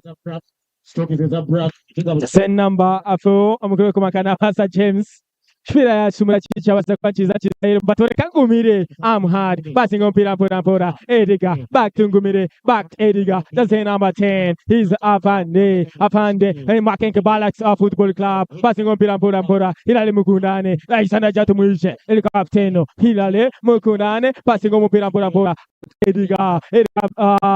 Ediga ikanguno musana Makenke Balax mu Western Region League Ningash Western Region League passing on pora 41 passing on pora atoreka Joab Junior passing on pora Jacobo akamwesiga jukangufona nabazaru hamwe Bombo Edwin passing on pira kuri Alan Mizani Barunda Ampale Charles former Asoka Club Avira Prayer passing on pora former Goma here passing on pira Yasin Mugume Jasen Ambilefen higher line nice na tumizemba share Yasin Mugume jukangu ya cross injira mupira burunjo kubatera gore yechinyonye now Charles Bale passing on pora kurona Said Argumao now nabasa Ed or Rata nabasa nice na skana Said Argumao na sabakurunji Said Argumao passing on pora bachangu harmoksin kana bachangu haromza nari has district ya Ibanda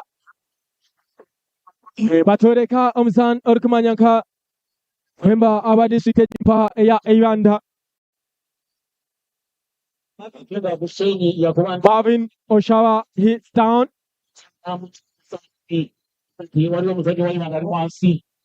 It's not Marvin Oshaba. He's not Oshaba. Let's wait and see.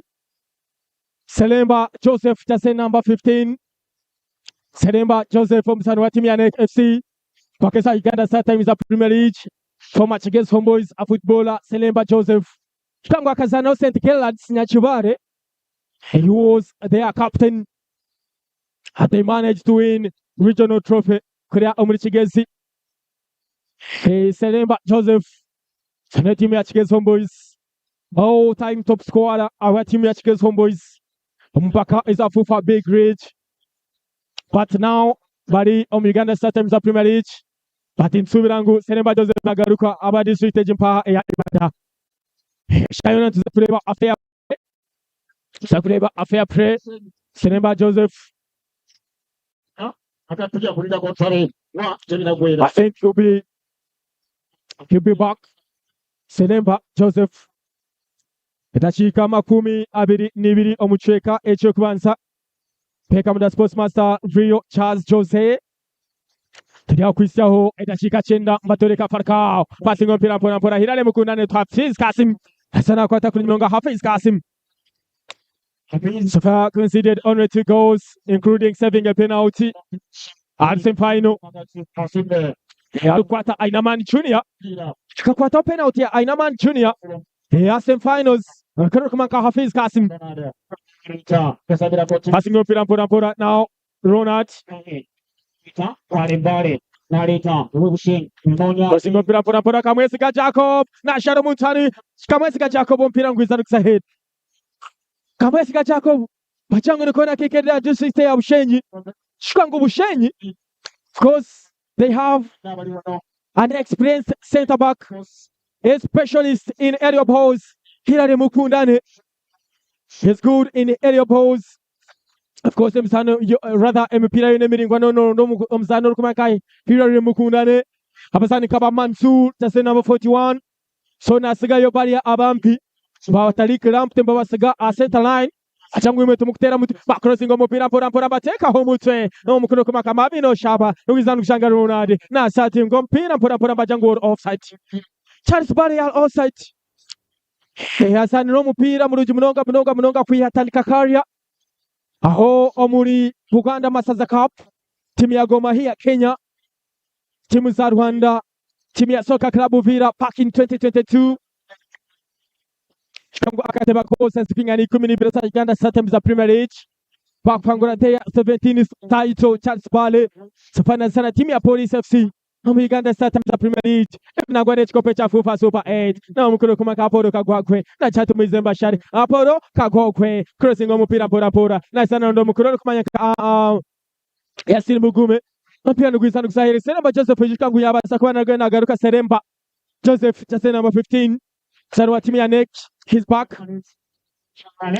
Back in the game. Passing on pira pora. Now, Haria line. Passing on pira. Just say number 13. Pisapalunda ho mukuru kumanyeka Edgar. Mabino Shaba Selemba Joseph. Passing on pira Haria line. Bana bacheza okurumba jaze number 30 basakwana mwitaho omukuru kumanyanka Lambert Nyakusinga Lambert Baturka Said Argumao na teka chase Said Argumao now Charles Bare bakuteka Said Argumao musina Said Argumao baturka Nabasa James hopena isana clearing up yana gwizana gusahels amukuru kubaka Nabasa James jaze number 4 aba district ya Ibanda so far so composed home center back ya district Chimpai ya Ibanda. Ibanda niyo district esinjiro kutebwa goals enche. So far they have conceded 1 goal. Goes into the hydration break. Into the hydration break.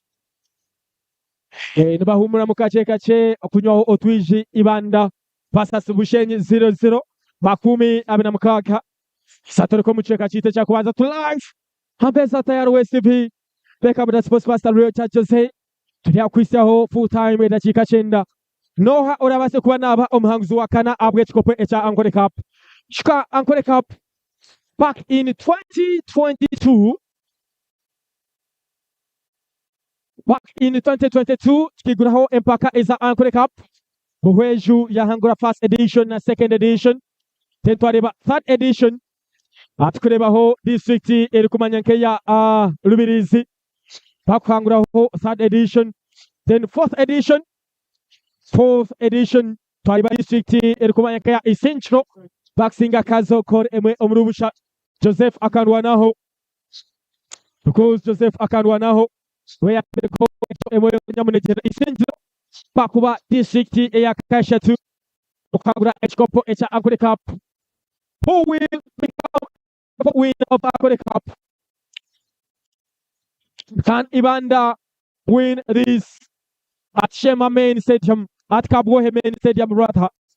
Chikangu turi ahanda bakungu kurga on Parliament, turi nabakungu kurga on PLU, turi na ministers batari bamwe bamwe, turi nabeshongozi benshi mnoga ba Simba JK, Hedi Kenzo, sinangwa n'abandi, chikangu ni benshi. Tineyo bafana de batari bamwe na bamwe, chikangu tineyo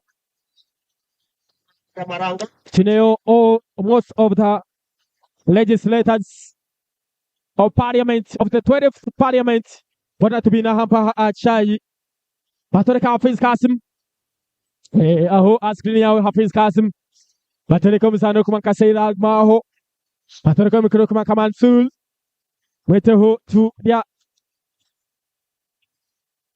weto omukro kubanyanka Tria Singra Mansu, that's the number 41 is have a Declan Rice here. Which can Arsenal and Waru Kujuzwana Declan Rice. Then a team of Manchester United, just the number 41. Akasigas Kahari Amas. And Wakuzwara is the number. But I think Declan Rice, of course, Abasekwana marketing Amnonga. Like in Cook Trent, John Alexander Arnold. Abasekwana Rugayuna marketing at the number 66. Trent John Alexander Arnold. Kwatimia Real Madrid. Then Abasan Kabavich Avarish Keria. Marketing just number 77. Like how we know. Batereka Agriki Kaba District Jimpa IBANDA. Kirkumanya Matov Stewart. Matov Stewart. Taniko Mupira Ampora. Natalkana Aporo Kagoke. Just number 25. Aporo Kagoge. Back to Matov Stewart. Just number 31. Or rather, just number 31. Rather Matov Stewart. Nasanana James. James passing on Pirampora. That's Macrunji. James passing on Pirampora. Now Mukurumaka Kuruja. Back to James. Passing it Piratinunga. Mizamba Teka Mutwe. Nabarondoha. Bakwata Mumpora. Just number 10. Mukurukumanyaka. Ayuka Edgar passing on Purampora. Ronald.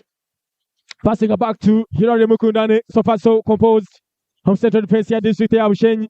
Passing on Pirampora, Amukuruk Manyaka. Metam Kuruk Manyaka, Nyaxinga Lambert. About District of Jipai, Ivan and Isaac, show number 2, Jango Gokshka. Gazin number 27, Mwete Karuhanga. Junior Chowap. Gazin number 27.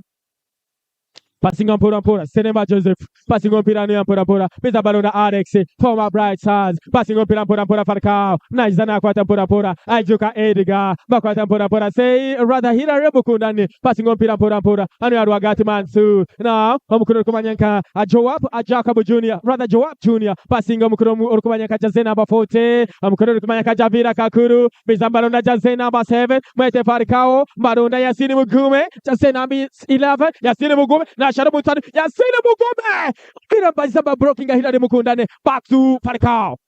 Now Selemba Joseph, just number 15. Selemba Joseph. Passing up Pirampura, Selemba Joseph, Naizana crossing Gokota, Naizana Sharabutu Pajangu Babutekansi. Let's wait and see Rufrina Gambachi.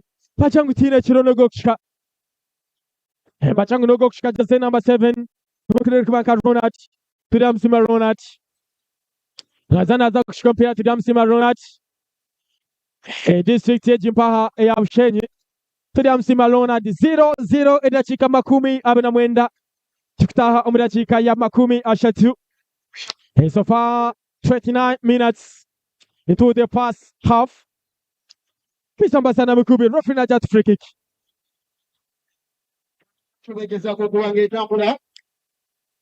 free kick batandika mpora gwiza gwashanga musigaze Paul Kagwogwe bitwa refa nagira ngo free kick tugarukemo referee nagira ngo free kick tugarukemo taronshonga abwakine kwa twirukanga speed keje yona bitu tongera kwa nsima mwena himuri otire hota ya rugwese cyo rukora kintu cyamana mnonga remember nti Ankole Cup edition ya katano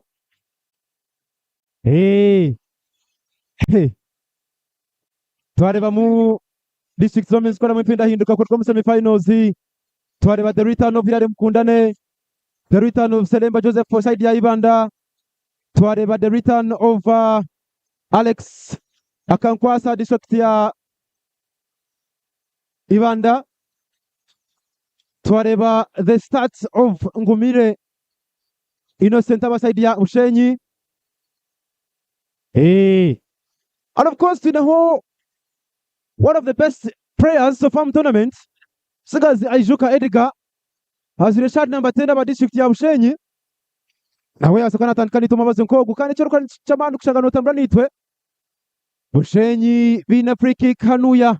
Sigazi Charles Bare nana Triamusima Ronald basikana bajembera mnangwana na Edwin Mbumbu. Nawe bemerera free kick kandi ya district ya Bushenyi. Turebe nshoku zaraskana stambra na mabaze koku. It is Charles Bare and Ronald Nukusanka hii. Charles Nakavinga. Ebinyonyi ya marahe mirembe. Ebinyonyi ya marahe mirembe kandi Charles Bare. Shot 5. Aba district ya Bushenyi. Konka. District Zombie. Bushenyi bahindura mu system on play. Bine defenders bashatu.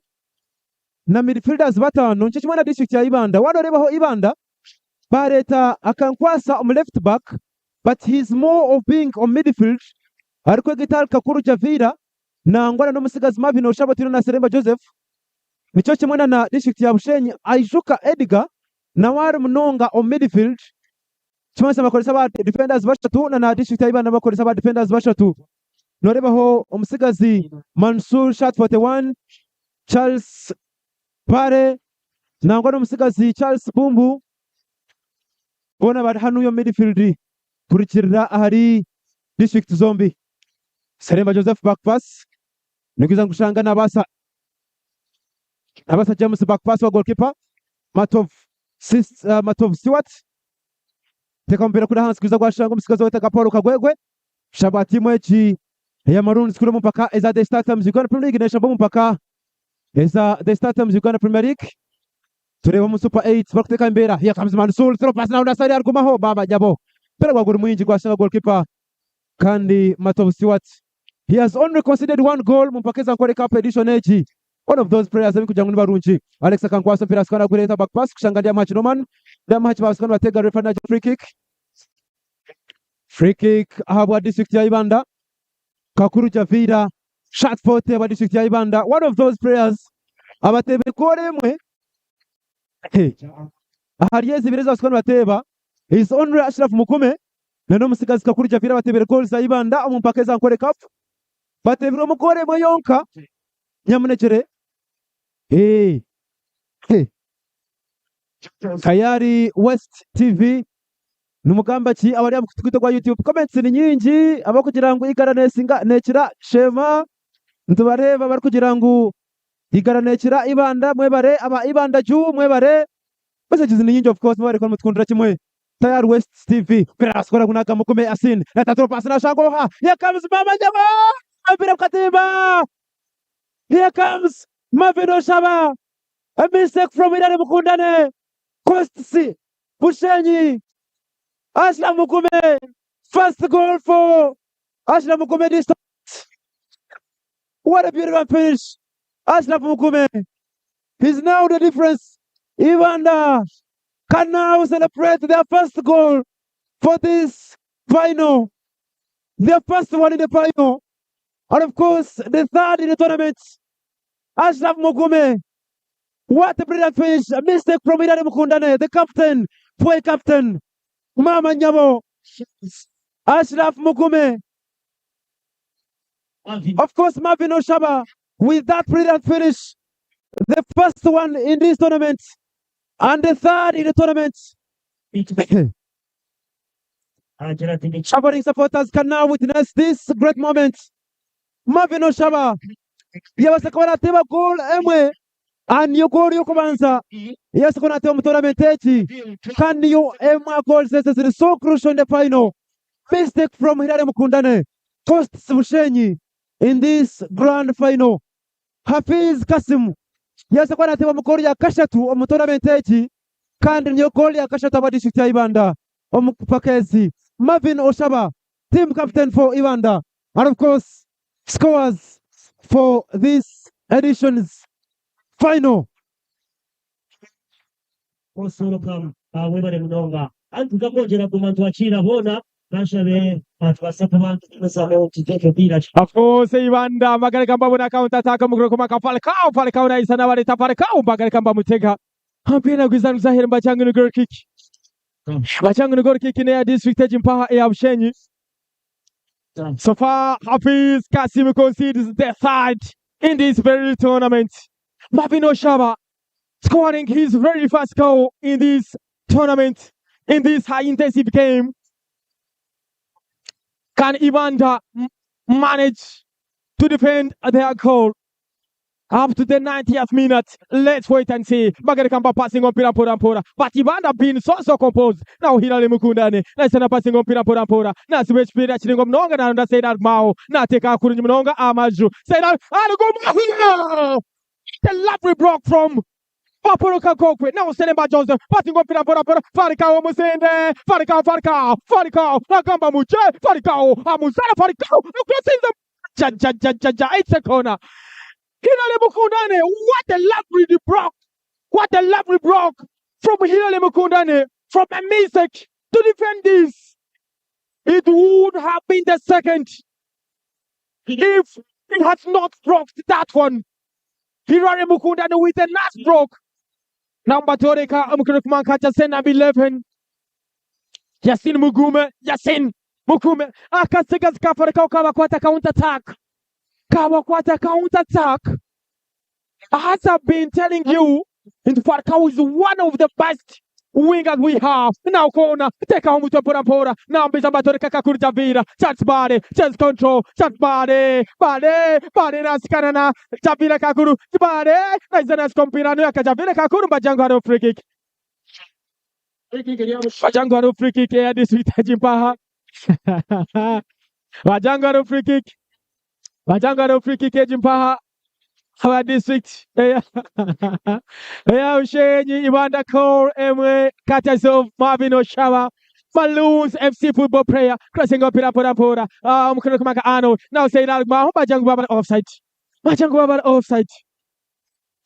Hey Ibanda, like how we told you, the guys are so composed. The goalkeeping system is very nice. Stewart. Can he concede his second goal of the tournament? Matthew Stewart. Let's wait and see. Of course, Tremont Corona team of the season. Of course, most of the players will come from the semifinals, then quarterfinal, and this very final. At least including a player like Daviko Clinton Kamugisha, top scorer of the tournament. You can't fail to include Daviko. Has been excellent from Barra City. Now, I'm going to come Kamweska Jacobo, one of the best wingers. I'm going to come Joab Jr. Passing on Pora. Now, Selema Joseph. Ajuka Yubatsatu Numuza Kuhura. About district of Shen. Passing on Pora James. National Nomukurukuma Kamato Stewart. Matofu as Stewart. Passing on Pora. Lachatu Mizawa district of Shen. Yikangu. Let's wait and see. Batijangu Kona. Boom Edwin. Aine kona kick, boom, Edwin. Hilary Mukundane na chatting Chironda Chfua Dembe. Like how I made that mistake, I have to put my Bushenyi level. Right now. Bachangu, Mazma, Tune kucheza huku tukareba ngu. Bushenyi twatinga tilise Aniko Raisa. Crossing on Pora. Take a home to Hilary Mukundane. The lovely shot. What a lovely defense! Now come we see Jacob again. Come on, What another proc now counter attack. Nimisa Barondoha. Yasin Mugume. Harialan. Yasin Mugume Makuteka Bajangu free kick. Bajangu free kick in the district ya Ibanda. Hedachi kama kumiana. Tunaanza kutoka mchaka chita cha kwanza sofa makumi asha tunawenda.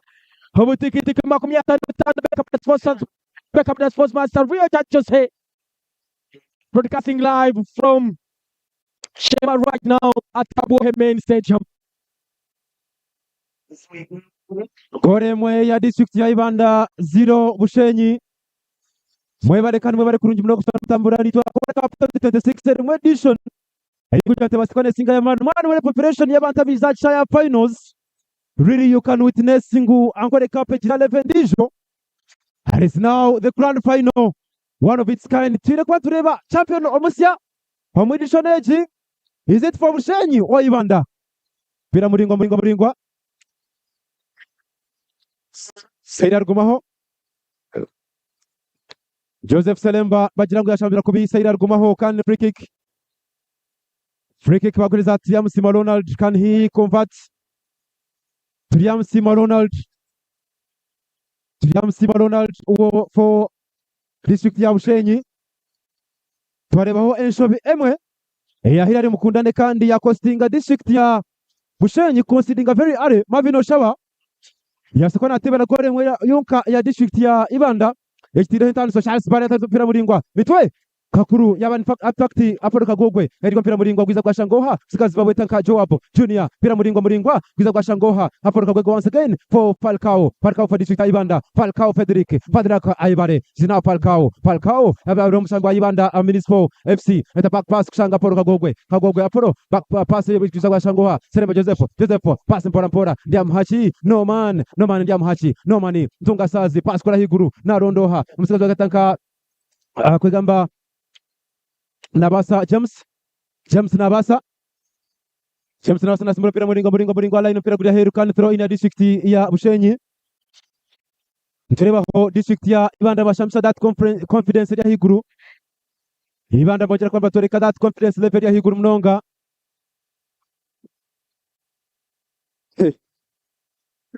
Throw in ya district ya Bushenyi. Tulion turebe kakan tirirahi kwa kontendera echo kachisi kubanza.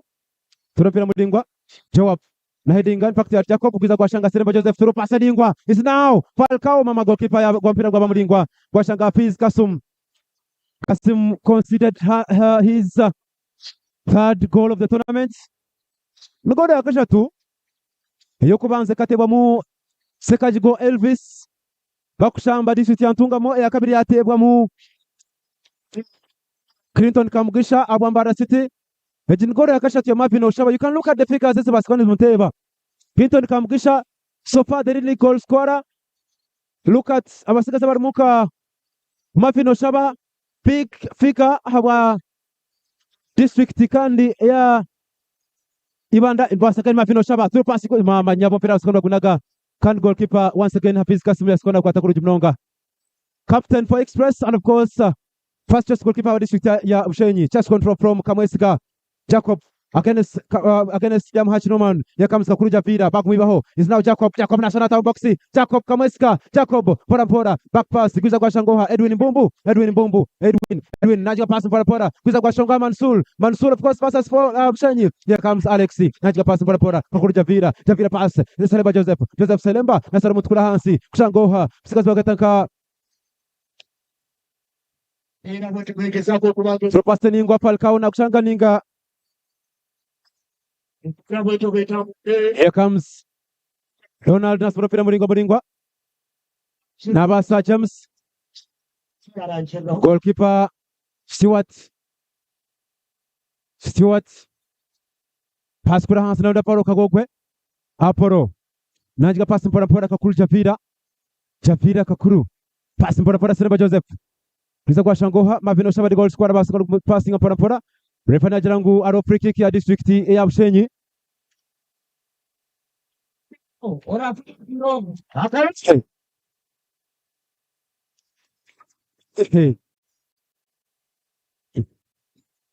He's a free kick ya district ya Bushenyi.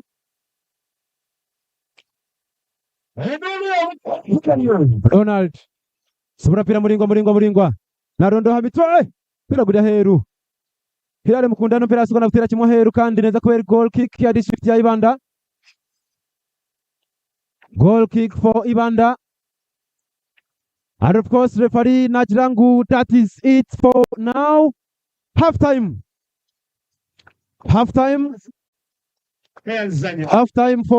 Halftime of course Mabazi Nkogu. Ibanda goremwe district ya Bushenyi 0. Abajanyi bingi kandi baryaho Mabazi Nkogu. But of course thank you kandi thank you. Mzakwanza some break mpora a short break. Twasakwanza tugaruka na analysis that is after this break. Utafero kandi kwa sababu ndio cha kabiri ahabu Ankole Cup. Rio Jose Beckham the sportsmaster utarga Atayar West.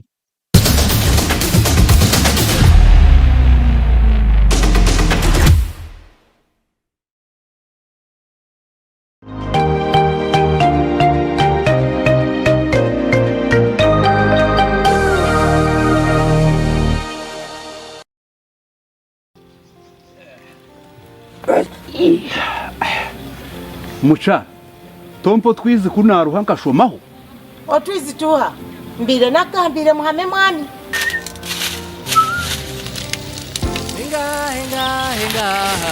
muhame bashejama muhame bishi muhame no naza kunyo twizo timuhame naza kutema kitocho timuhame muhame no Muhame Financial Services Cooperative Limited nibo bonkabe ine ansa yebizibu byawe byona tungo buhereza bwabo ka Gohe Main Branch Kaberebere Branch Rubindi Branch Gwebikona Branch muri Mbarara Ngarama Branch Butare Mbare Branch Mugaruske Branch Ibanda Branch Sika Branch Kachindo Branch nihagira abashubuzi nihagira abarisa nihagira abahingi wano ndakudabiriza enju abana baza kugaruka hisho Siba bet kukebet, kuba bet kukebet, siba bet kukebet, we wina kukebet, siba mane kukebet, we wangu nile motoka, yes buli mwezi kebet, egaba ye motoka, siba mane kukebet, we wangu nile pichi pichi, anti kukebet, buli week off na yo pichi pichi. K-Bet and Vroom, we wina, kagwira unatere kwa miunga ya chibi, nga kumloni guno, ogena kufuna mkisogu wangu le motoka, pichi pichi, milioni bili buli wiki, nebila la binchi, gena kumsaiti ya fe ku kbet.ug. Ha! Kumulini kuno nao waka pesa kukantu poli. Aliko ya telninga star, emumnana 5 star, 5 star, 3 star, bili hash. Aliko aliko mtenyiga star, emumukaga 5 star, nya star, mukaga star, nya hash. Betting is for persons 25 years and above. Betting is addictive and can be psychologically harmful. Waba no tumanya ngwente zinamagara marunji nezitereza amate minji kandi itungwe rye namagara marunji naryo nerutereza amagoba minji mbwenereza itungwe ryawe kirisa ekirukwetengwa nka primary high phosphorus okurugoma ba Eagle Vet Uganda Limited omuri primary high phosphorus harimo kirisa nka calcium magnesium zinc sodium nebindi birisa by'emigasho myinji munonga wahereza ente yawe primary high phosphorus ni kituma yagira amate minji kituma yagira amano go kwende n'imizuba chuwerente yakingirwa butarwara ndwara kitumanente etabure birisa omumagaragayo rebeka ngwajanja primary omubyo kurya byende zawe nkacacu ebinyansi ebyorukwherezente ezirukamwa ezikuruze hamwe n'enyina burizo primary nkeji yapakingirwe kurunji omukilogramu zitarukwingana nka kilogramu 1 kilogramu 2 kilogramu 5 no basa kugitungira izoba okurwo Eagle Vet Uganda Limited omuri mukono Mbarara Mbare na Handhon primary high phosphorus healthy cows more milk better profits.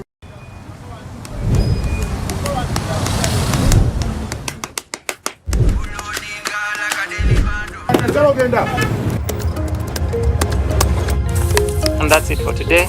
Till the next episode.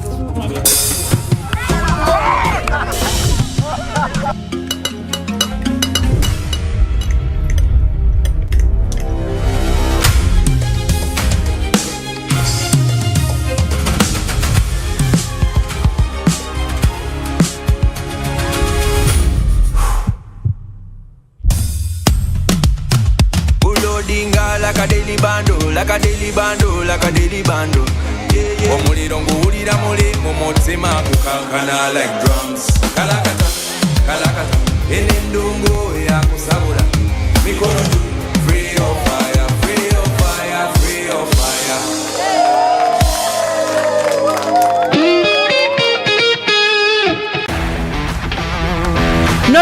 omwanya ogwakubasa kwihamu ebintu by'emizano omulimbarara ekyokugarukamu kyawe ni Mbeine J Sports Center. Ahali Mbeine J Sports Center twinire buli kimwe ekyori kwetenga omu by'emizano. Twinire enkaito z'omupiira, emipiira, emijozi, ebyoma bya gym, ebikopo n'ebindi bintu ebiri kukozesibwa omu mizano endiijo byona tubyine otiireho na za pool tables.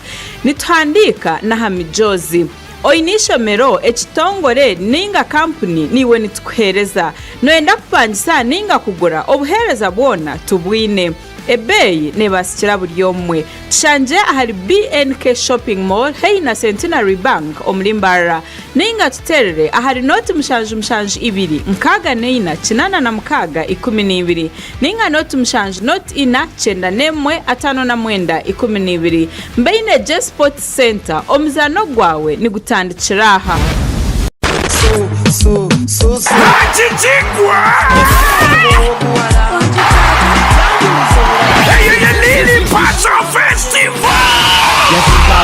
Yasize mu maguru yonekera kugo kinyumiri omukiri abanyamusale n'abanyamukaka uko wamawuno anguse n'omwana w'omukana tinamo kimanja ekitalya mmere kibeera kimanja uyinivaze inembalala gatano Septemba 2026 okuyingira kugenda kuba mutwalo vyepe emitwalo 2 golde emitwalo 5 ate platinum ya kakane eminyeto gy'abanyankole jona abayimbi b'omuka ayibambe mujaba w'ekitiribita lili paza lundabe okuba w'eshongororo kati ngambe tedikulanga kulala universe inembalala gatano Septemba 2026 yelili pazo festival.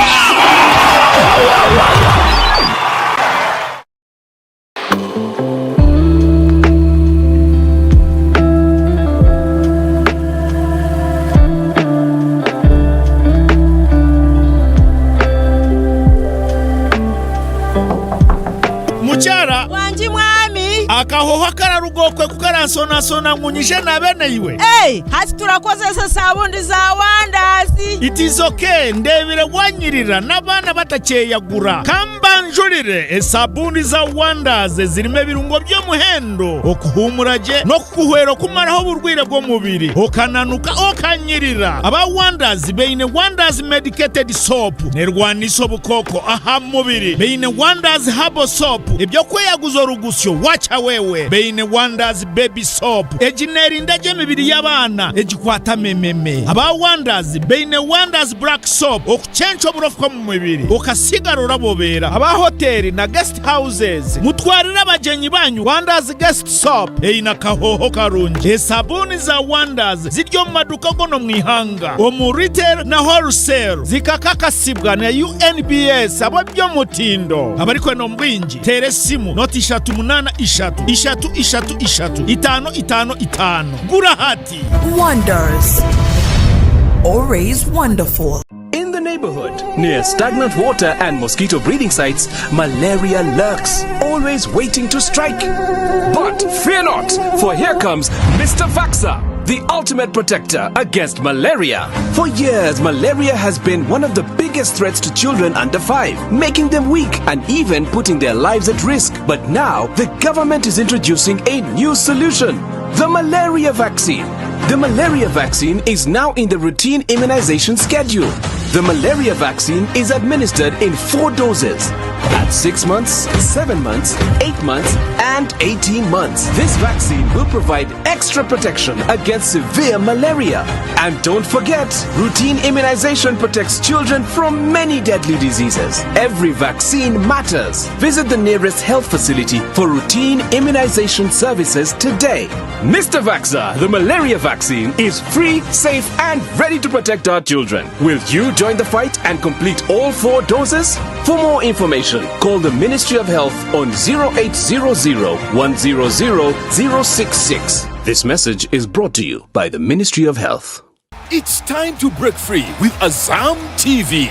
Grab yourself a full kit at 80,000 shillings or an AZAM decoder at 40,000 shillings. Experience the thrill of every goal in La Liga, Italian Serie A, German Bundesliga, and the excitement of live sports action from the Saudi Pro League and Carabao Cup on AZAM Plus and Play Package in HD. Your favorite China Uganda movies on Chambuka TV on AZAM Pure for just 13,000 shillings monthly. Unlock a world of sports and entertainment with AZAM TV, the most affordable pay TV around. Visit any of our agents or call 0312 308 900 for more details. AZAM TV, entertainment for everybody.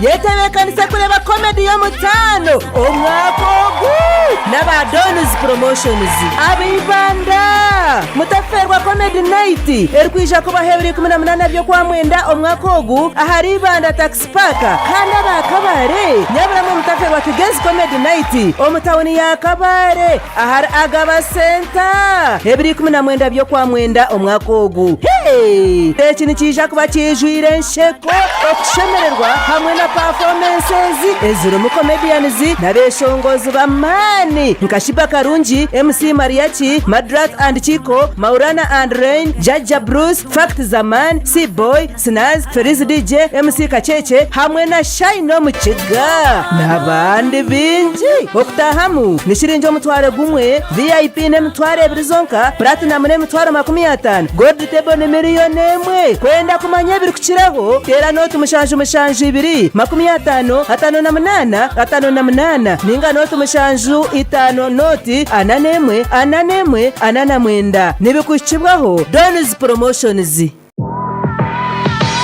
twakwakira ahari King Caesar University itendekero ry'ururengo rwa hiyo kandi obwa hateryine chata okutendeka beji bona ahari ururengo rwa Africa pekuretera mishomo nyamwingi erya rurengo rwa degree ahari muka medicine and surgery law business administration applied economics computer forensics petroleum geoscience nendijo minji twine nendijo mishomo ya diploma in clinical medicine community health global business nezindi kosi nyamwingi ahari King Caesar University hati no basakoresa intex ibiri zonka yo kwakana ne kwa munana nyensia yawe hinduke na munonga wamara kusharaho shangari proti 22 King Caesar Road Gaba Kampala ningo teresimu ya noti 200 rwendi 11 250 ningo twicirira kibanja chite cha website www.kcu.ac.ug.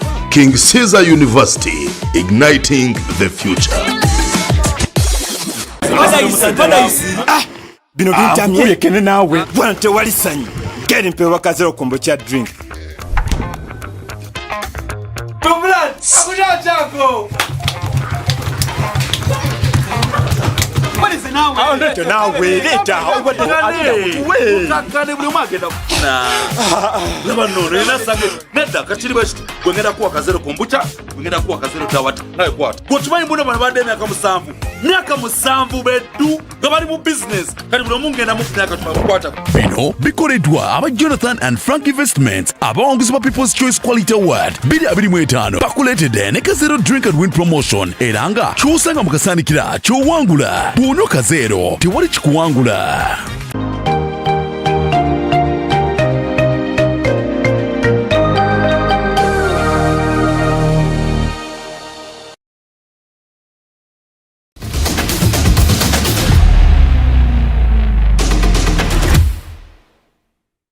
cha Jose Chiampaha abwecheka chitu echa kabiri.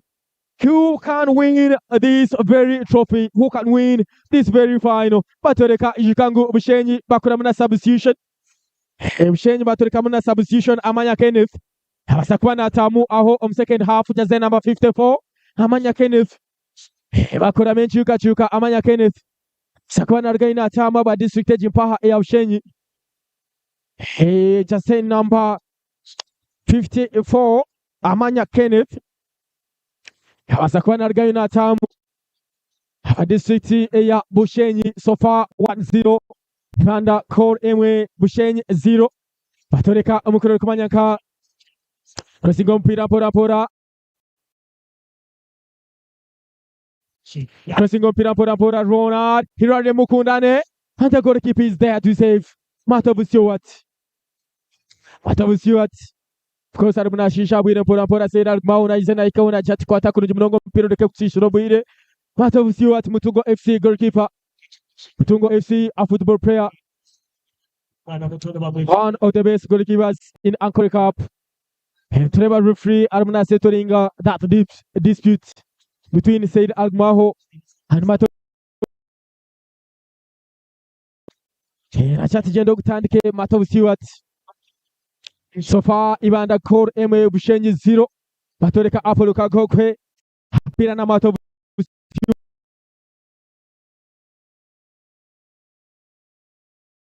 Mkono kumaka Apollo Kagokwe. So far so composed. Central fence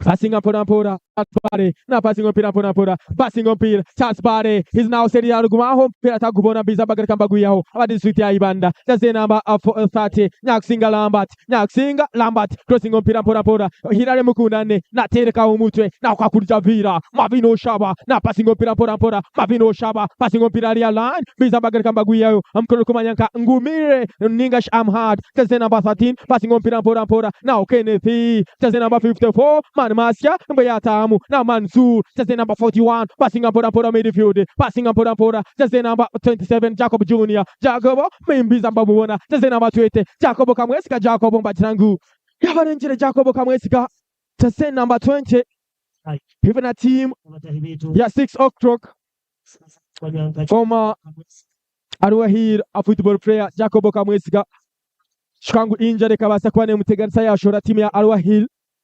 Jacobo Kamweska so far idachika 48 mucheka chito cha kabiri. Idachika 48 mucheka chito cha kabiri. Batoreka amukuru kumanyanka James. Nabasa James just number 4. Hama district echimpa ya Ibanda naza kutanika free kick. Kuro kumankana wasa James. Pressing mpira pora. Now bizambalo na Alex mpira na izana chest. Take out chest mpira na bizana kusaidi mbajangu dogokshika. Machangu no Chicago district Chimpaha here Bushenyi na Mansour just the number 41 passing on Pora is now Ngumire he's Ambaga Kamba Mukoba Mpira now Alex pressing on Pora and your midfield just the number 40 Omukoro Makaka Kuru Jabira passing on Pora Selemba Joseph Piatas Kubona just the number 7 Mukoro Maka Arnold Hafiz Kasim Natarikana just the number 7 Mukoro Maka Ronald Kalukalin FC player now Mukoro Kumanyaka just the number 27 Jacob Jr. passing up on Charles Bade now passing on Peter just the number 54 now okay net Balonda or Said Algmaho Mukoro Kumaka Apollo Kagogo Nizana clearing up now Hirale Mukundane Mansour passing on Pora Mansour Pora Mansour now crossing on Pora and by Samvaro to the Amusima Rona. I don't pay about take a home with now Rona. Penazana passing up Korea Hansi on Pia line, Balonda Kamweska Jacob, Pakaramba passing up on and Gumire, to say number 13 met and Gumire. Innocent Gumire, you are a junior team. Understand why you are a junior team under 15 Gumire. Wait, Innocent Gumire, just say number 13. Rwanda, they still miss the services of Fadika, the services of the tech guy, Sean Asimwe, the services of Bashir Mansour. Now Bizambaga Kambakwatamu, Selemba Joseph, passing on Pora, Bagaraka Baguiba, Amkurumaka Mansour, passing on Pora Kenneth, Kuria Hansalan, Bizanabaronda, Ngumire, Gumina Passinga, Pungumire, Nibizabaga Kambakwatamu Kurumaka Apollo Kagokwe. Now, passing on Pirang, Kamweska Jacob, Senaba Twitter, and Swampira line, Bukizan Bajango Gokshka. Shango Gokshka district Paya of Shen Kamweska Jacob. To say number 20, 6 o'clock football player Kamweska Jacob. Former Alwahil, Kambam passing Pira Kamweska Jacob and crossing up Pora Kamweska Jacob. Pisamba passing up Pora, rather what a broke from Apollo Kagogom, Yasin Mugume. Pisamba Mutekas Bajangu free kick. Asaf 082. Pisamba Jangu a free kick. Yasin Mugume, Bamsana Mukubi, Yasin Mugume. Former Ibanda Municipal, a football player. Brother Sakasana Ibanda Municipal. Football club, Yasin Mugume. tuli mu shema Beka bena sports pass dakika 15 into that second half. Katoleka Paul Kagogwe na Jessa Hokaya na home central defense. So far leadership this sprint.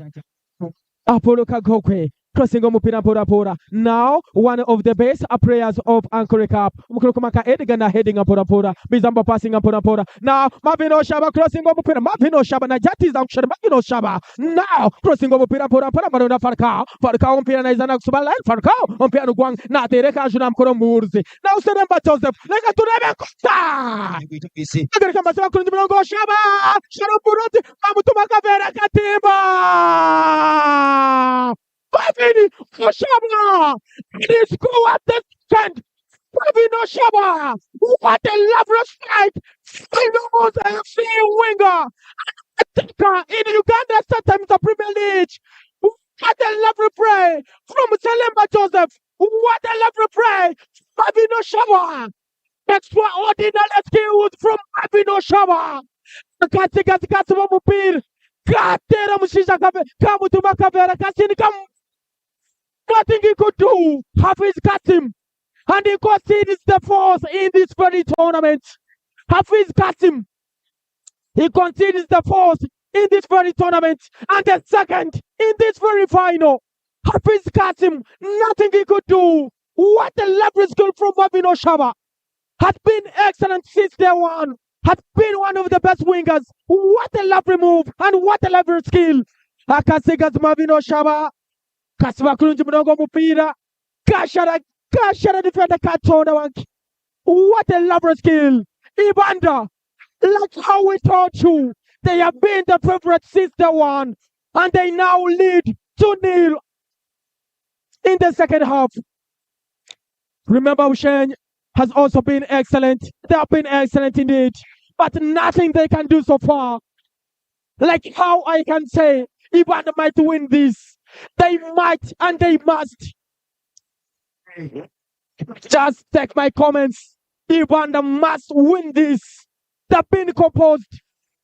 They've been the sprint at the center of the park and at the heart of the central defense. They have been excellent. Now they're Chinoman. Excellent skills from the goalkeeper again, Hafiz Kasim. But nothing you can tell me at the moment. Nothing you can prove, Hafiz Kasim. You cannot prove me right now. If you can concede 2 goals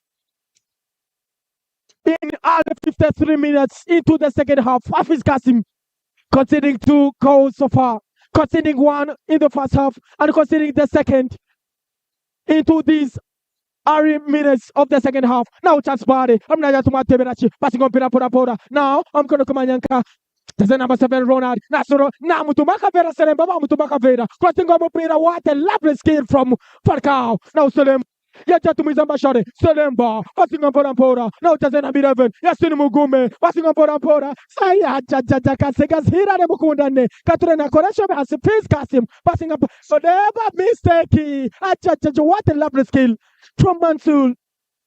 He's now Kato Nawanga Bushenyi. Bushenyi 0. Ibanda goes Ibri. Fino Shaba has been excellent from the first minute, covering 2 goals. And what a press from Oshaba. In all way to take the trophy. Is a throw in for Ibanda once again. Ayebare Federico.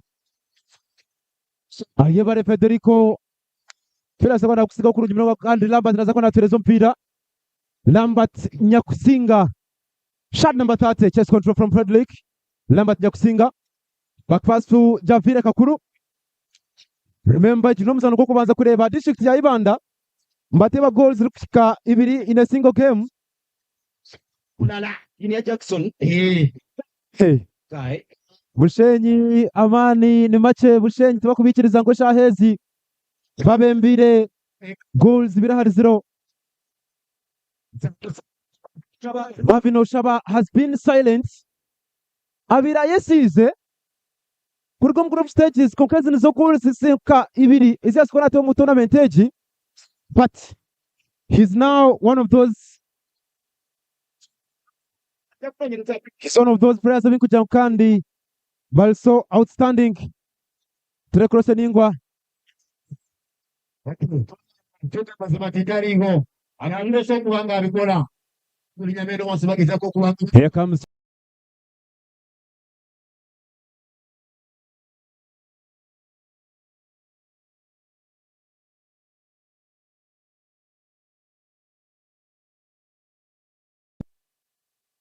Alikompira kurudi mnoga kura hansi nafuna Alex nyakusinga nasi turupase ningwa na mukume no mpira mukume against Edgar mukume atavuga mpira kujya hero refa nagira ngo enchi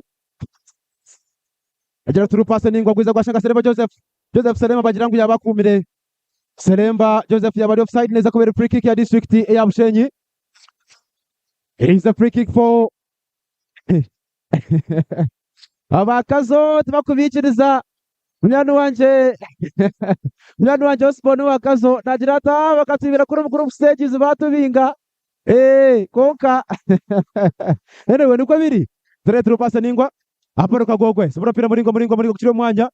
Here comes the header from Sigasi Mwetika Alex kiro mwanya wa second Junior turupasa ningwa naronda Charles Barre yakufuna Lambert nyakusinga pasa line naronda Charles Barre no pira Charles Barre for Bushenyi.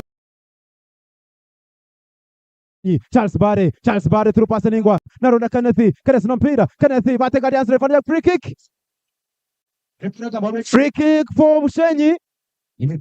Take position for Bushenyi. Free kick for Bushenyi. It's an angle iri kugira ngo abasigaza bari mu kasayira rukumaho. He's one of those players amin kugira ngo chance nkeji he can take it up. Mwebare mwena bari homkire kaka chimukwana chitamani munonga bari amkutwite kwa YouTube chimukwana chitamani Ibanda juu Fyoma ango nunja batezi wa Afrika barunchi Abuturi krishka huka basayina rukumaho shot number 9 Uri ango nunchi. We might look at the consolation right away from this free kick.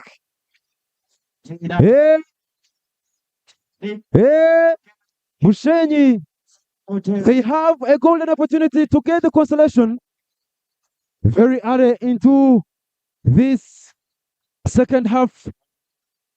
Mkama chimanyana wanja bachiruhura Hakim Nyanga Kansara Najira tamani ninji konka chiruhura breakthrough team of the season echirabo nyoka chibahereza kare mutoro chiro mutino gw'amani munonga kandi kare a chance for Bushenyi. Sayiri Arguman Charles Barre Sayiri nakutega kai Sayiri deflection kuchiro Charles Barre inje pira kuja here. Goal kick for Ibanda.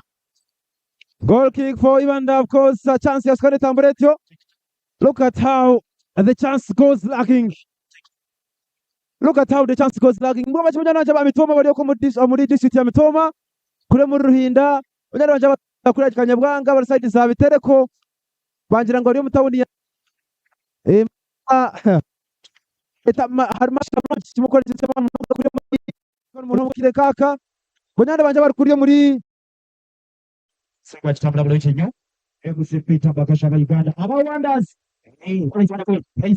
Kujira kama toreka kandi goalkeeper Master of Stewart clean sheets mukaga umupira kwingana kandi mushanju. This is the final of course taka considinjire tugera kwa turamuseho myano waje honorable Jonan Muhumuza wa PLU member number 92 kura muri Rushenyi tunga mu kugisa stage yasko ni komse mifano turopasa ningwa narondoha this now no man mpira no man for Ibanda no man atakora spoko boxi Seremba baba njabo. What a big chance from Ibanda. What a golden opportunity. Seremba Joseph has missed that chance. Header from Aijuka. Here comes Innocent no player back pass. Hafiz Kasim. Seremba yasikona mbiha mu chance nkechi.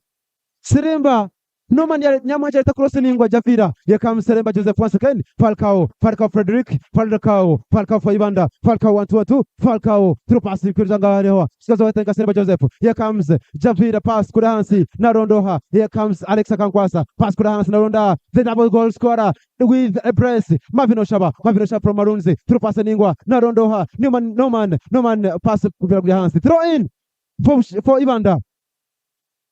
in for Ibanda. Honorable Jonani Ajirati nanye nahinduka niza kuhagira ntunga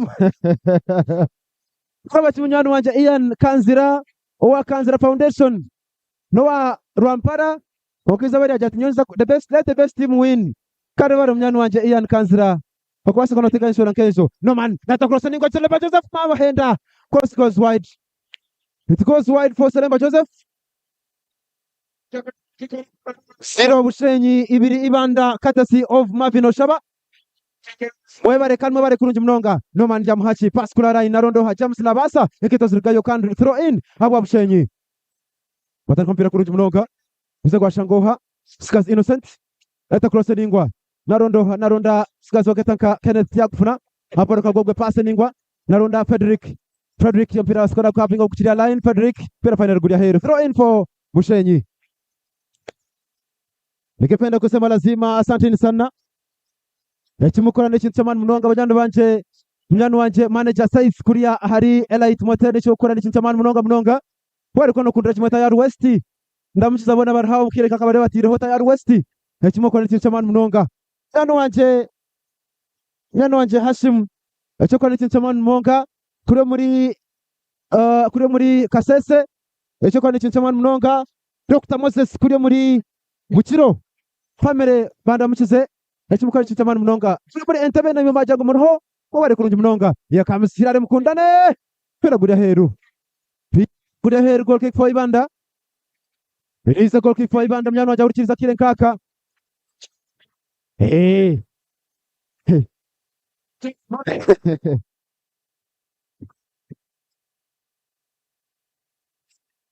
Dr Moses kure muri Bwizbwera yajato muri abyo muri Bukiro kandi n'abazire banje bo bari kurunja munonga kushanga mutiriho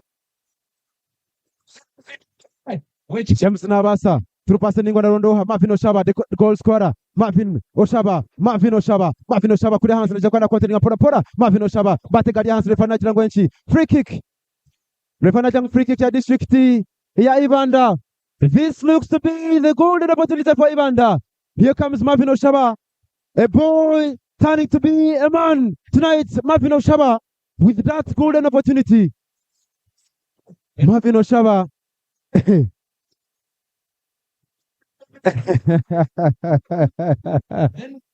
Nikipenda kusema lazima asanti sana once again. Mwebale kurunji mnonga. Kwa sababu mtambura ni free kick for Ibanda. Kuria hansi Sikazi Kankwasa Alex Nana Norman Ndiamuhachi bine opportunity kwa sababu alita cross ningo kandi tureba ho Norman yasikona asigaraho Norman alita cross ningo box mitwe is now Marvin Oshaba wasikona kutapingo kandi Innocent. Here comes Yasin Mukume washango hakaruja pira Javira no mpira hakuruja pira. Here comes Yasin Mukume no mpira Mukume Yasin pass mpora na wasikona kutapingo mpira pushoko line refana jirango offside. Referee najirango offside msaya bakumire of course were kandi enshonga kustamza kurunji mnonga. Frikikira Bushenyi bachaline tu. Skora pira muringwa. Kakuruja pira na hirigo mpira. Suza kwa Kenneth. Header. Naruna Charles Bare. Bakutapinga pole Lambert ya kusinga. Ya kufuna Selemba Joseph. Selemba. Shambati mecha neck pass kura hansi. Narondoha. Here comes Akankwasa Alexi. Akankwasa Alexi. Naza pass kura hansi narondoha. No man ya kusinga pira kwa sikonu gurenga. Pira gwalenga throw ina Ibanda bakutarika kurunji mnonga Alex Akankwasa umiri field pora. Najiga pass kuna kuruja pira. Naza pass ningwa. Pass kuna funa. Here comes Aishuka Edgar. Nagwezoha. Here comes a prayer ila mkundane. Nasema pira muringwa. Naronda Charles Bare. Bare no mpira. Charles Bare. Through pass ningwa na sali kumau header from Nabasa James. Pass kuna hansi. Narondoha. Sikuzo katanka Jacob. Narita cross ningwa boxi. No hard ho. Kaporo kagabwe. Saidi. Headinga. Here comes Lambati. Here comes Ronaldo. Ronaldo no pira bari chitia Bushenyi. Katpaka pora. Charles Bare. Goalkeeper. Yasakana kwata kurunji mnonga. Goalkeeper Matov Stewart yasakana kwata kurunji mnonga. It is still 2 for Ibanda. 0 for Dani mkundane. Pira sukana kuna kurunji mnonga. Biza kwa shanga Selemba Joseph. Selemba Joseph. Ega pora. Baza kwa songoha. Ashuka Edgar. Here comes Kenneth no pira atigari hansi. Refana jang free kick kwa sakanda tabika kurunji mnonga. Refari najirangu ni free kick ya district ya Bushenyi. bagire kubatandika agapira line out. Line out agera kubatandika agapira. Line out. Atandika agapira line out. Line out. Kose dakika nkaga n'itanu mu ceka cyite cya kabiri Ibanda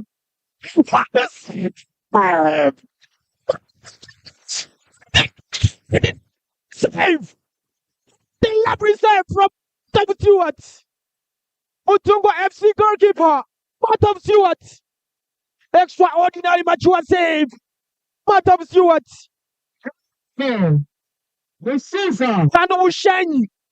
Score the fast. Let's wait and see. Now chase control. Falcao crossing on Pira Pora Pora. Area line. I'm going to Mangangumire. That's the number 13. Nice and national Mutanu. Crossing on Pirania line. Now Alexi. Passing on Pora Pora. Kakurita Pira. Now Alexi. Nice and national Mutanu. Kakurita Pira. Nice and Miza Tujende. Now.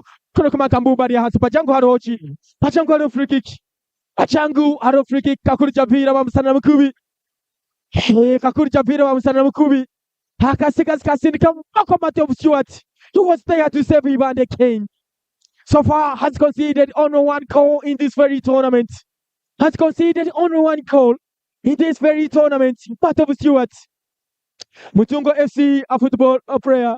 Hakasikas Kakora save. Kasikas Kakora save. Dakika Kagana Mushansho Mucheka Chita Chaka Ibanda Coast Ibikata Sof Mavino Shaba. Bushenyi 0, we are live at Kabwe Stadium. Now Ronald, just number 7. Nazana Jatambre Pora. Now Ronald, passing on Pora. Charles Barre, Nazana Jatamizamba Share, Charles Barre. Is now Kenneth, Kamanya Kenneth. Crossing up Pora, said Maho. Matom Stewart again with the save. Matom Stewart, again he saves this. Matom Stewart, the man who can save Ibanda to take this very trophy, has been excellent. Has been excellent. Matom Stewart. Ibanda, so far, Ibanda team has scored only 4 goals in this very tournament, with just 2 goals coming at the final. Ibanda. 4 goals so far scored in ANKOLE Cup in this very edition.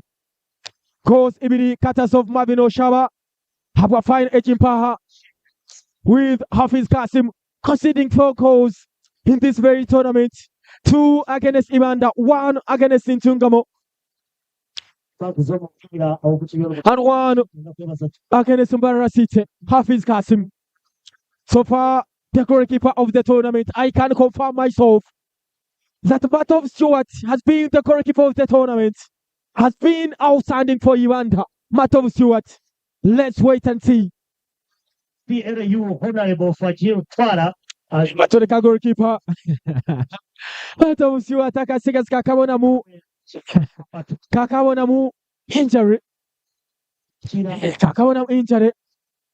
Kangu Twine prayers have been excellent. Of course, Ankagana Mnano Mucheka Chitu, rather than Chikankagana Mwenda, Mucheka Chite Chimpai Chakabiri, Ibanda coast, Ibiri Bushenyi 0. And the whole pitch is this sprint. Because Bushenyi are 2 goals down.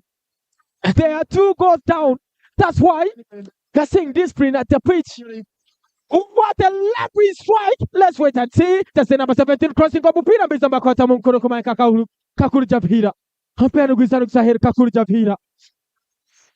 Kakuru Japira Naisana Kwata Mumba Changu Kona kick. Have a district empire of Bushenyi. Atolika Charles Barre. For prayer. FC football player crossing on Pora. The lovely serve, what a lovely block from Apollo Kagokwe. Ajango Goksta. Now he's now Ronald. Damsima Ronald crossing on Damsima Ronald. Nagarza Charles Bar passing on Pora. Charles Barley crossing on Mupira. Now bending. Now Mansur Nagarkana Quata Pora Bajango. Bajango go kicking the district by Ibanda. Of course, Ibanda team. Of course, in Tubonamuka, hydration break, water break. Tubonamu hydration break. But Ibanda goes as looking at Ibiri Bushenyi 0. The whole pitch is very different. Because Bushenyi, simply because they are just 2 goals down. 2 goals down, Bushenyi. Chikumachimanyisangu Bushenyi. Waba district ya kabiri kushika finals. Eza ANKOLE Cup. Pataka hanguraga chikope chimpaha. by district ya Bushenyi. And if it remains like this, it means Ibanda will also win their first ever ANKOLE Cup trophy. Excellent skill from Selemba Joseph has been outstanding in Ibanda's midfield. Selemba Joseph, jersey number 15. Akasega zikateka performance ya man minus Marvin Oshaba scoring, but Selemba has also been outstanding in these very minutes. Of course, Hakaraburahaba district ya Bushenyi Yajatu, no matter what, we can hold the home advantage. Though it's a neutral ground, but Bushenyi Barhihi, Necha Kabwohe, Selemba Joseph Akajat, I will overpower all the midfielders of Bushenyi. And indeed, has done it very well. He has done it very well. I'm going to mark Selemba Joseph. Chickens homeboys, former footballer, former St. Gerard's SS Nyachibada footballer, Selemba Joseph. He was their captain as he guided the team to win the regional trophy that is in Chigezi. Selemba Joseph. Obusigas ba district ya Ibanda. Pate bagore yo kwanza twa mayengo Bushenyi baronda ikoriza. Bushenyi mukoronda ikoriza. Ibanda baguma banyinjira district ya Bushenyi. Bachongera gore ya kabiri. Hane ya kashatu yaho naho kache. It was just a mistake from Selemba. He waremwa kitebera ko ya kashatu. But it would have been causing Kishatu if he has converted from that close range he had. Selemba Joseph. Hey Ibanda, the full vibes from Ibanda fans. The full vibes from Ibanda fans. They say wow, they say wow, they say wow. They say wow, they say wow. So far, edachika shanju nibireza toroka mucheka chite cyo kwanza. Rather mucheka chite cha kabiri rather. Dachika shanju nibireka mu sports pastor Real Church Jose. We are here. Kwisa edachika chenda but still Ibanda goes ibiri Bushenyi 0.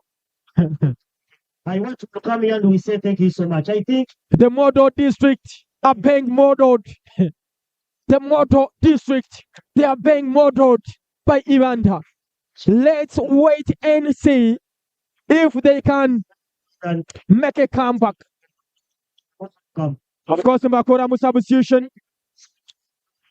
Nimiyayo Omkorokmaka Alex jersey number 3. Alex aba district ya Ibanda nibamwihamu. Nibareta Omkorokmaka Muchurez jersey number 9. Mwete Muchurez Robert. Imagine substituting a defender and you still need goals. It means Ibanda, they still have that sate of goals. But I need Hodia goals. But the Komukorokmaka and Ronald, just number 7. Ronald Nazat is Akshare, Karo FC player, Charles Barre, Nasanajat Mizambashare, Charles Barre, chest control, run header, Muchurezi, Charles Barre, Nakwate Pora, Batorka Kenneth, Batorka Korokmaka Ronald, now crossing on Pora, crossing on Pora, Bizambaka, Said Maho.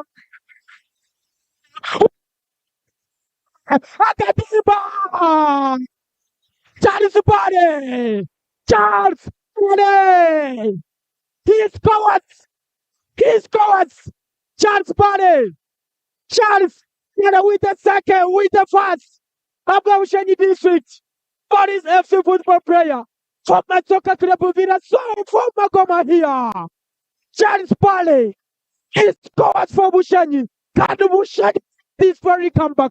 Can Bushenyi? But it was just in a reserve from Matavu Stewart. But just the defense. Of course, defense Batuwi Amukache about district ya Ibanda. Batuwi Amukache about district ya Ibanda defense. But it was just. Of course, Aba Ibanda goalkeeper yakora save. Goalkeeper Ibanda Kato na wangi. Goalkeeper yakora save. Akasiga zikakora save. But the first year betaro kumutasa. Bamutera kori yokwanza. Can Bushenyi score the second? And at least we see the penalty shootout. Hirare Mukundane. Back to the goal scorer. Charles Barre. Majangwaru free kick. Majangwaru free kick. Thank you, ladies and gentlemen. Free kick here for IBANDA. Also known as Sokifanya Kumusidaro FreeToAir from 90.1 Space Radio. Chumukola cha Kabine Radio yicho radio yani radio Aingansi. You can remember guns the people ever afu niyo ko katamanye bagame kino kubera kumite streams kubera kumite. Can see? Oh my goodness, a picture. Abagata dono kakosi mekalimani nyo. Basajja nyembaga mastinza kubera komite atenga tulide modo tulino kubera komite after komite Sempena gomezamo ngumire no ino pira wa district ya Bushenyi Kumire through pass ningo na Kenneth no ino pira Kenneth is now Bushenyi Kenneth no pira 1-2-1-2 Kenneth back pass wa Mansul msanta baka pora Mansul no pira Mansul na kango pira pora Mansul 1-2-1-2 pass line tulia msiba no pira back pass kulia wa msikazo katanga ngumire no pira ngumire Bushenyi na heriza Mansul kura mu defense bazakano beweka pora through pass ningwa na rondoha msikazo katanga agaba through pass ningwa Seremba yagira tapana Seremba Joseph pass pora line kanu pira kwagira kimwaheru pira kwa Zahir throw in for Bushenyi tulia msima yagode soha msikazo katanga agaba. Here comes Sikazi Muchurezi no pira pass line Mukume Muchurezi 1-2-1-2 is now Mukume through pass kandi Chiraka throwing for Ibanda Tariko Sikazi Mukume Yasin Tariko pira pora Muchurezi no pira pora line pass a line pira kuja heru kanisa kwa rithoni ya Bushenyi ndukama chimjano wanje Kakuru yagira ngo hariho kuriya muri actually muri Kitagwenda Mashyoro representing Saint actually bageta arena yes bamare mnyano wanje kwaza kuba hariho akire nkaka no tambura nitwe echo kana tintu chamani mnonga yana biona leo na ikati nagala de kuzapfira yo tabutemo line for Ibanda nyakusinga sabika mpira poro kuruju mnonga muza gwashangoha Sika Seremba Joseph Seremba through kwa line na rondoha Yasin na kushanga nigatagushanga final Mukume in fact bahira ya skona shara kuruju mnonga irari mukundane through pass ningwa na ronda aporo kagogo ya skona kwedingamo kwiza kulonda irari ya skona tumero muntu kandi Seremba ya hanse refanya jirangu let's carry on tire chiro aporo kagogwe na basa James yagwechara goalkeeper Matov Stewart Seremba is down Seremba skona sigara chimwa hansi kandi referee na chirati let's wait and see Bushenyi but more likely okubasa kuba neba facing ekibarebere 2022 losing against Buhweju 2-1 that is 2022 bakabatera goals ibirariyemo kandi jwe ngo bakabari mu kakuri hari Bushenyi main stadium niga shobakataka Mary Karoro Cruz Stadium and once again had actually 2 goals behind 2-1 against district Ibanda after losing final 2024 they are now here to take it for the very first time crossingwa naronda Muchurezi cyagufuna gwiza gwashanga Mansul gito za rugari refana jirangu enchi refana jirangu arokusa msitima. Order from the TV. It's a free kick for district ya Bushenyi.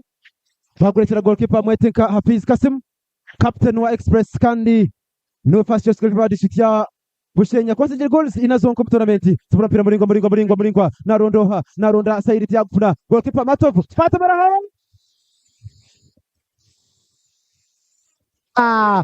Bushenyi sharp equalizer. Edgar has scored his second goal. Edgar Aijuka, second goal.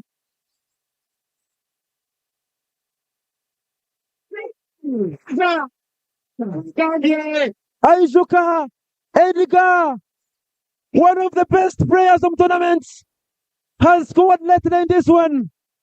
Goal ya Kabiri, Bushenyi, goal ya Kabiri on his name, and is now best player of the tournament. Edgar Aijuka, namshamba team ya Makenke, umapaka as a Western Regional League.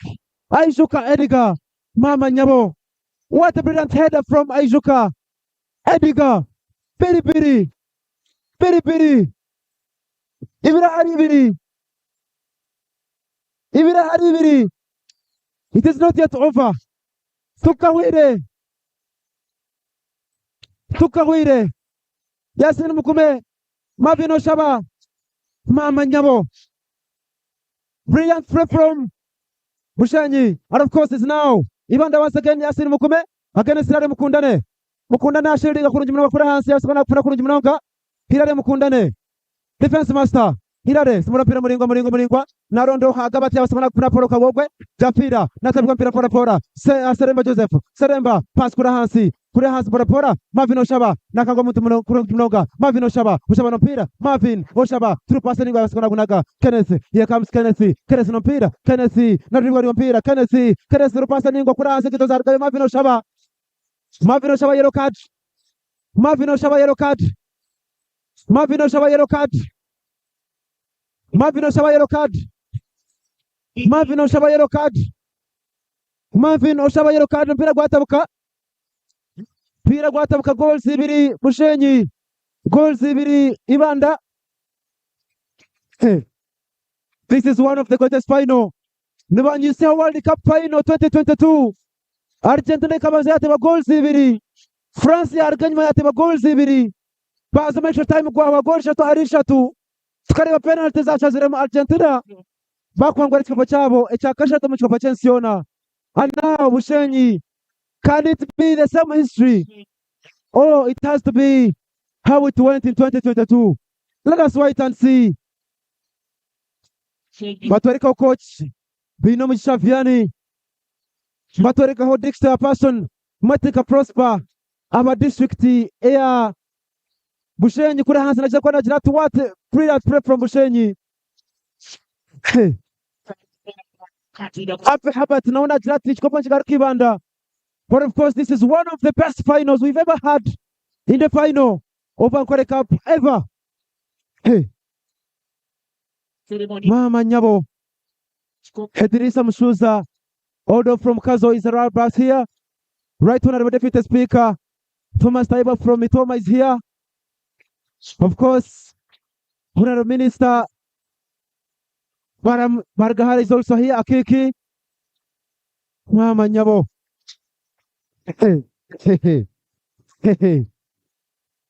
Mama Nyabo. Mama Nyabo.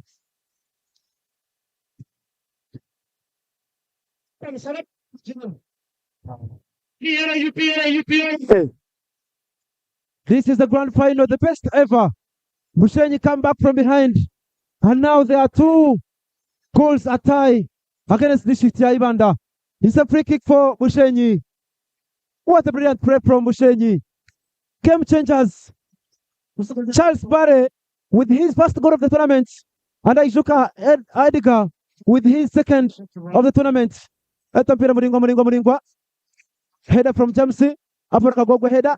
Fakti Abari Nyakusinga Lambert. Here comes Aishuka.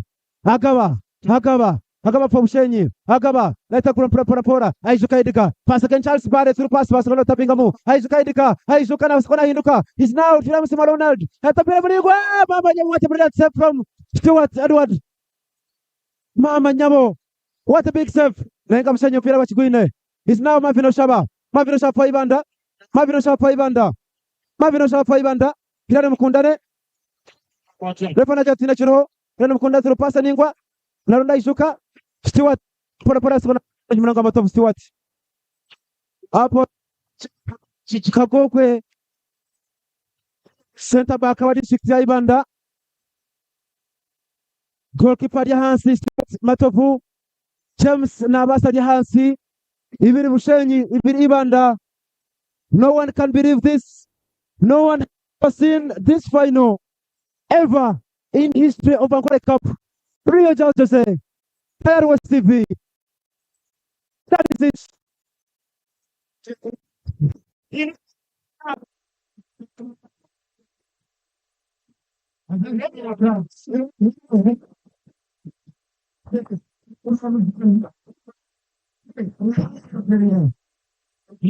So far, Bushenyi goes, Ibiri, Ibanda goes, Ibiri.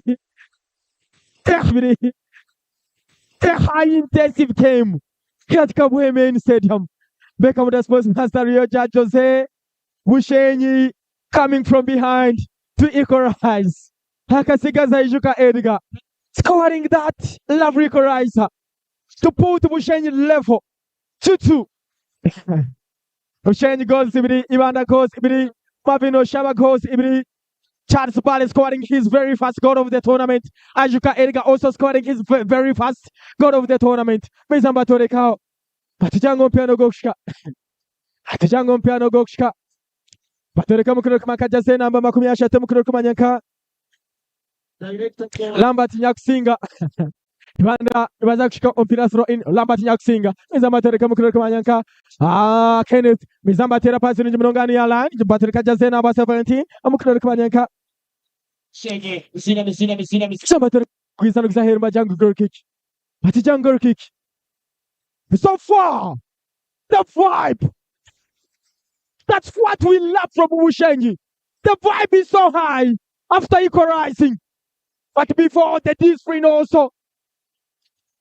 The D-sprint was okay. So now the vibe is so high. Let's wait and see. It's a corner. But Toreka Charles body. Batureka mazanba hero remukundani. Kosvaro Tomeram crossing over Pirampora. What is that? What is that's what is saying? What another corner? What a love from Aboroka Gokwe. Aboroka Gokwe with a save, with a block, and the corner came. Charles Bale to deliver that. Charles Bale. What a lovely ball from Charles Bale. Excellent skill from Sainari Gumaho. And a good block. From Kakokwe. Now Bushenyi looking for the winner. Now Marvin Oshaba crossing on Perampora. Kachiza Turebe passing up Perampora. Now Kirori Mukura don't feel nice and take a hill. Hey, district here Bushenyi, the vibe is so high. Henetiro Muktogata West TV following our Twitter. Tayar West TV following our Instagram, following our Facebook. Some to get YouTube subscribe. Don't forget to subscribe. Tapping on Kagamu subscribe. Open notifications. Tapping Akadako Paho. Tayar West TV. The best television so far. In Western region and Uganda as well. Passing up Pura. Okay, come back to his Kenneth. That's the number 54. Passing up in the Bistan Betomena Ocean. Now Farka passing on Pura. Babino Shaba. Can they score the winner? They're going to keep it there to save Hafiz Kasim. Passing on Pura. Bushenyi looking for that very winner. Can it be a super comeback for Bushenyi? He's now Kakuru Japira. He's now Muchurese Robert. Bizamba Mova Poringa. Passing on Pura Farka. There's the number 7 passing on Pura. Farka. Selema Joseph. Selema Babo. What am I champion of Gustan Sahid? Hey, Bihoko. Kirare Mukundane Bihoko. Chasina Bihoko. Hegaju. Kirare Mukundane. When you look at his face, hey, no Zakumanya Gachwa Mesire Bihoko. The nickname Habacheri Bihoko. Now Farkao passing on Pura. Farkao. Farkao back again. He's now Amakurukamanyanka. Norman Diamuhachi. Passing on Pura. He's now Farkao back to Norman Diamuhachi. Passing on Pura. Pianugizanuk Sahin. So far, Eda Chikachinana Namenda with 1 minute to go. Can we head to the sports kicks? Can we really head to the sports kicks? Who can win this very match in the sports kicks? So far, what I can tell you, Bushenyi and Ibanda, they are heading to the sports kicks. And whoever scores in these very dying minutes of the game might win this very trophy. Let's wait and see. Hafiz Kasim. Crossing up Pura. Check out Muta Edgar Ajuka. He's now Bihogo. Chasina. Hirare Mukundane. Kagogwe Aporo with the header. And a throw in for Bushenyi. Ronald Tudiamsima passing Chatpare. Police FC football player. He's Seremba Joseph, passing on Pora. He's now Mukuraka Muchurezi. Muchurezi counter attack. Muchurezi. Muchurezi. Now, Kenneth, something nice than Aguiba. Oh my God. Oh my God. And let's wait and see. So far already 90 minutes. Already 90 minutes. We are in the 10 minutes of the game. Batore Kamukur Kumanyanka Nabasa James. Batore Nabasa James. Passing up Pura with the header. Passing up Pura, he's now Charles Bade. Zana Jatumizambatware. Mr. Chirezu Mandefu. Charles Bade. Haina Lefty. Charles Bade. Say Agumaho. Former 6 o'clock FC player. From Mbadra City. From Abunu FC. He's now honored to the Amusima. Crossing Mopera. What a save! Now, I'm going to come and just say number 30. I'm going to come and Lambert Nyaksinga. He's Joseph. Hariala Selemba. Joseph. Selemba na Jatumizemba Shari. Selemba Joseph. Terasiza Sanuya. Selemba Joseph. Na Shara Hira de Mukundane. Selemba Joseph. Ateka each corner. Selemba. Nibizamba Gumuyo. To the Asingra Ronald. To the Amsima Ronald. Passing on Pora. That's the number 17. Bakwata Pora. Nyaksinga Lambati. That's the number 17. Agaba. He's now Kenneth. Passing up in the midfield. Kenneth Nagona Imuka. Bizamba Tamba, Opeano Guangua. He's now Jacob Kamwesi Gompira Bizamba come back to Mira. He's now Poroka. Passing up Pora, Kabisa, Yomo, Mukumaka, Jasen, number 7, Parka. Paksana Mukubi. Full time. Oh. Let's wait and see. Full time score. Ibanda 2. Bushenyi 2. And we are heading for sport kicks. Reja Jose. Kurijira ari full time. Ibanda nichi echiyakura kui Bushenyi kubona comeback. Well, Ibanda defensive rebound akuba mbafuna discipline but tulikumda chikayo kubanza twarebaho kandi district ya Ibanda bakutwereka that defensive discipline but bari macontaining a game and twareba mu coach arukuchero gukora mu substitution most especially na mnongo mu holding part Alex akankwasa yaika ya rozinga munda mnongo mu support staff ishika kutataga mu kwasa kanturebaho kana man minji mnongo na mnongo ku defending a goal but again brilliant play from Aizuka Edgar my best player of the tournament goals ibiri kandi resona telezo mpira murunji na mnongo mabuze kogu and district ya Bushenyi okusigara bari displayed most especially on attacking side. We still believe in Buchimanchi Basika and this game was so balanced. Tukuza kwekwa sangu habamu obsession baby everything was balanced and we still expect kugira ngo muhanguzi na mnongo mabazi ko. Okay, twareba district ya Ibanda baba gerzo kora some attacks of baba in goals zikingana ibiri. Tugira over concedinga eyo kubanza. Twareba Bushenyi nabo bakutunga mani go kurumba district mnonga ya Ibanda. Tugira ngo Bushenyi okuteba gore yo kubanza cyabahereza mani akusingaho in the first minutes.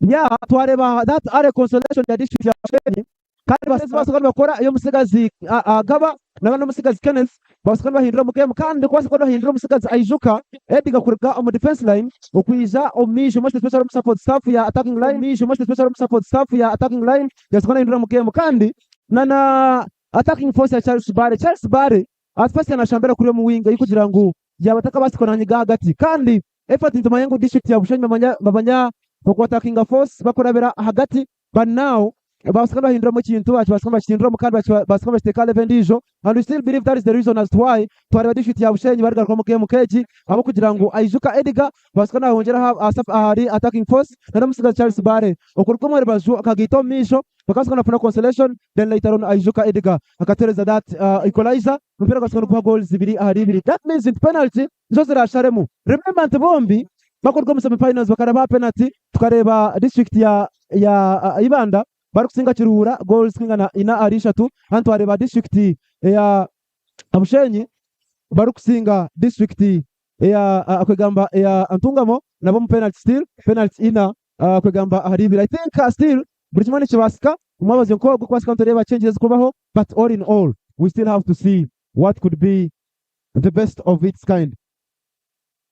Of course, a district ya Bushenyi last a sport kicks atkareba abazahani bakugeza kutera a sport kicks ba district ejimpa ya Bushenyi.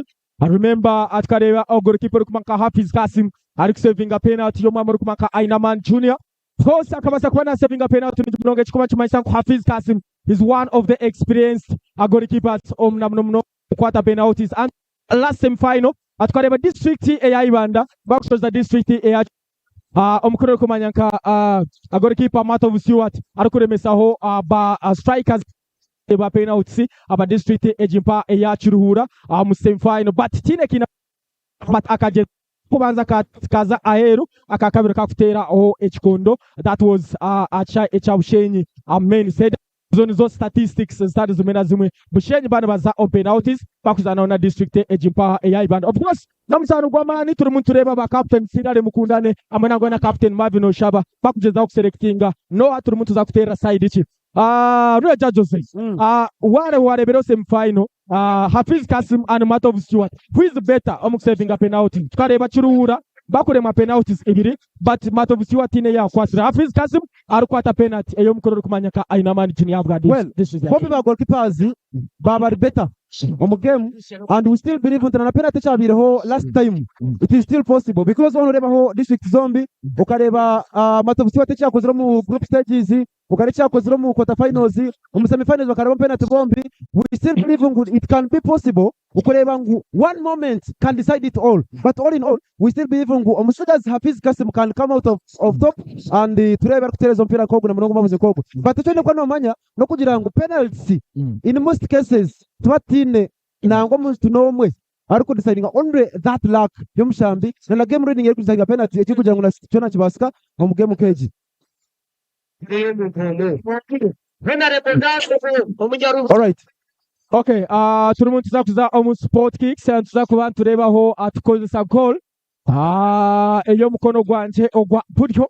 Of course niyo turabe tubasa kuba turganikozesa aba district ya Ibanda nichi omudachika emwe yonka nichi echibanda yakora kubi Bushenyi kutunga comeback just omudachika webale atulaba ku tayari West Ibanda district ebade mu control of the game naye Bushenyi technically ompira bagukyusiza ne balaba nti Ibanda defense okuyimirira ne batandika okuba emipira mu bbanga defense ya Ibanda netagala of course bakozeseza ekyo kena maso n'okubeera nga bafuna goal era laba nti goal zombi eza Bushenyi zibadde nsobi mu back ne bafuna goal esooka gye tubadde tuyita consolation ne bagaininga momentum because bakubagolo number 2 and game negwa 2-2 tugira ngo even Bushenyi okuruga nyuma ekintu mayisango ne winning on sport kicks they have been like Bushenyi they have been winning in sport kicks. They won in semi-finals in sport kicks but Ibanda as well also won na Ibanda nabo bayiwaninga mu sport kicks in semi-finals so simanyi anagenda kubanga akola atya but it's been an entertaining. Okay yabale save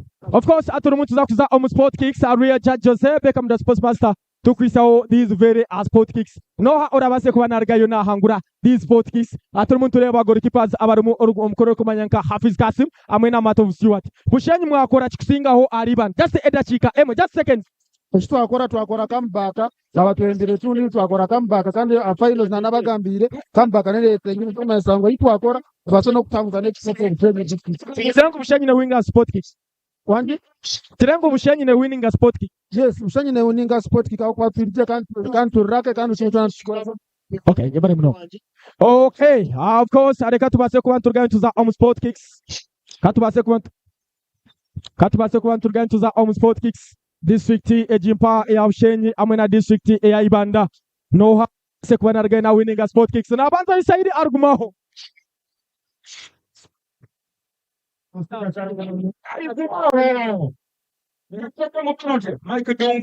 course penalty seconds kumisa mawazi kogu Saidi argumaho goes fast for Bushenyi and of course akawasikona atera penalty bakusaba district ya Ntungamo. Shot number 9 Saidi argumaho goes fast for Bushenyi na kutekanka hii Saidi argumaho Saidi Mukatimba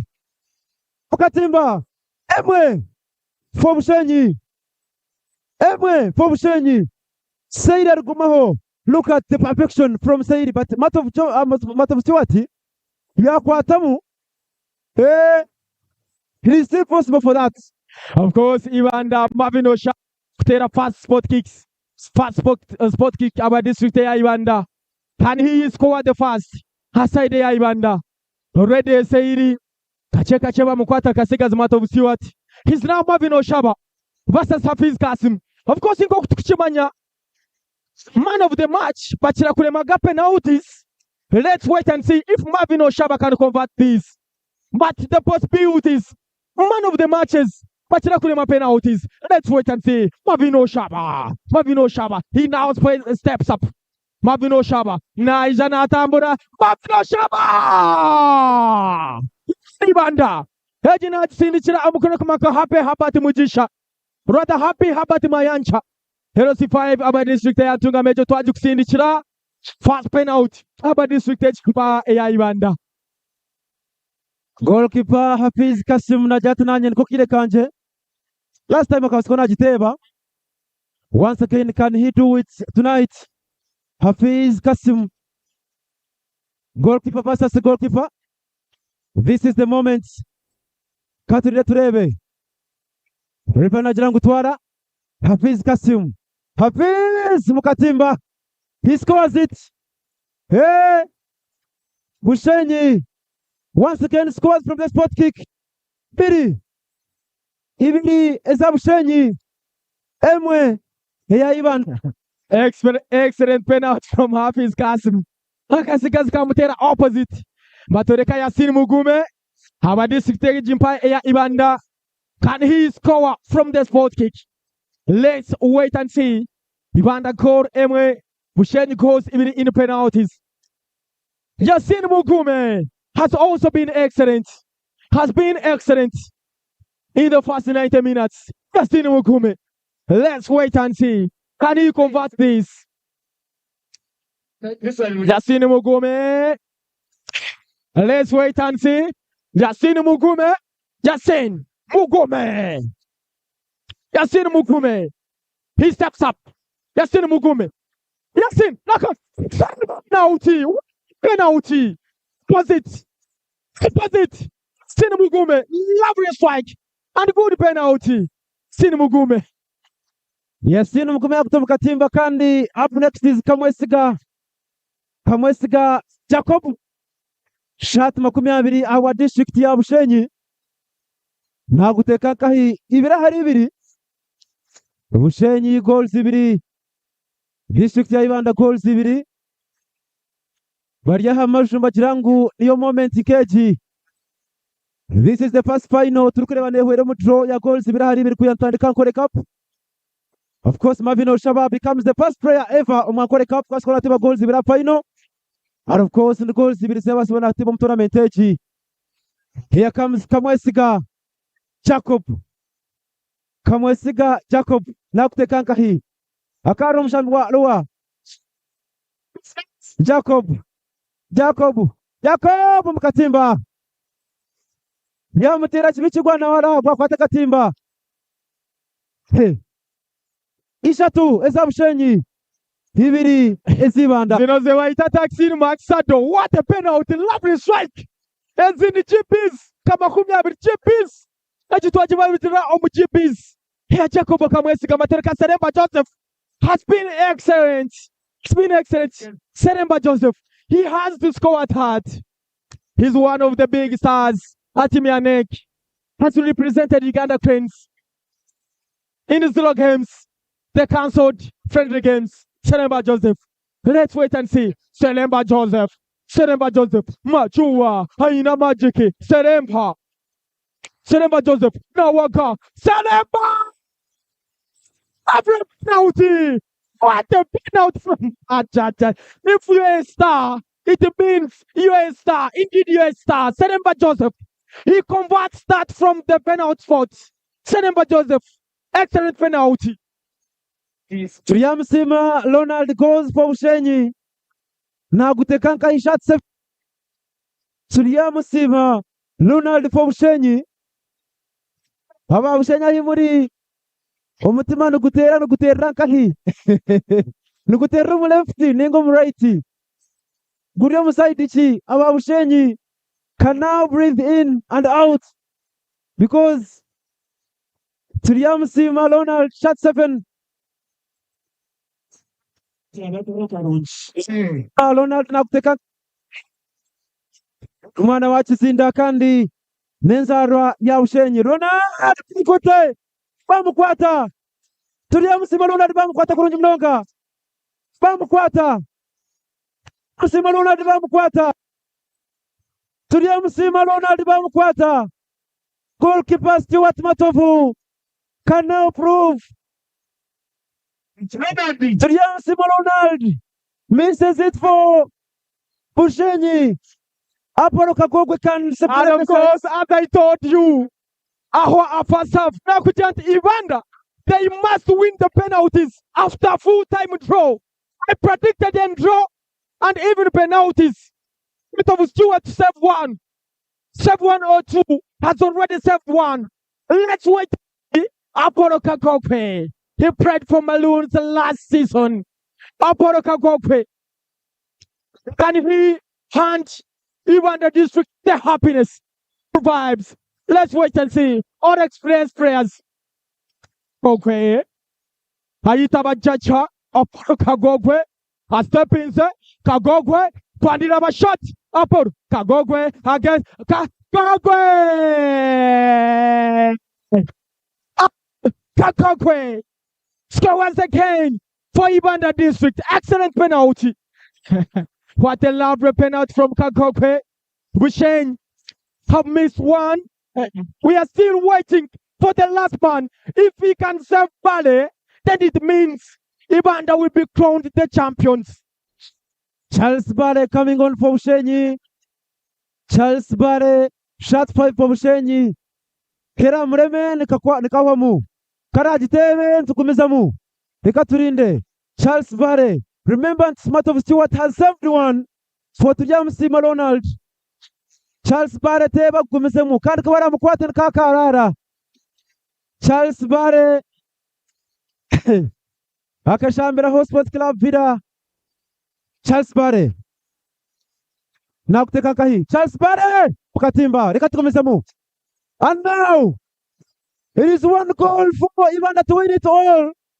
Kavaka. No man. Ndiam Hachi. Hachi. He has to win it. The superstar. The Geno. The Kano. Sigedia. Ndiam was spread for Kano Challenge Football Cup. Kalentina Tintungasas. Can he make that very difference? Can he write his name to the history of ANKOLE Cup? Let's wait and see if he can convert that very spot kick. It means Ibanda will be crowned the champions of ANKOLE Cup. And as I predicted, Katonda, Abe Ibanda, Nayetaba Jacha, Najatu Munyambe, no man in Yamuhachi, Atibuzmantire Nambi, yes, Yona, no man in Yamuhachi. Can you make that difference? No man, Yamuhacha Katimba. Ibanda are the champions of 2026.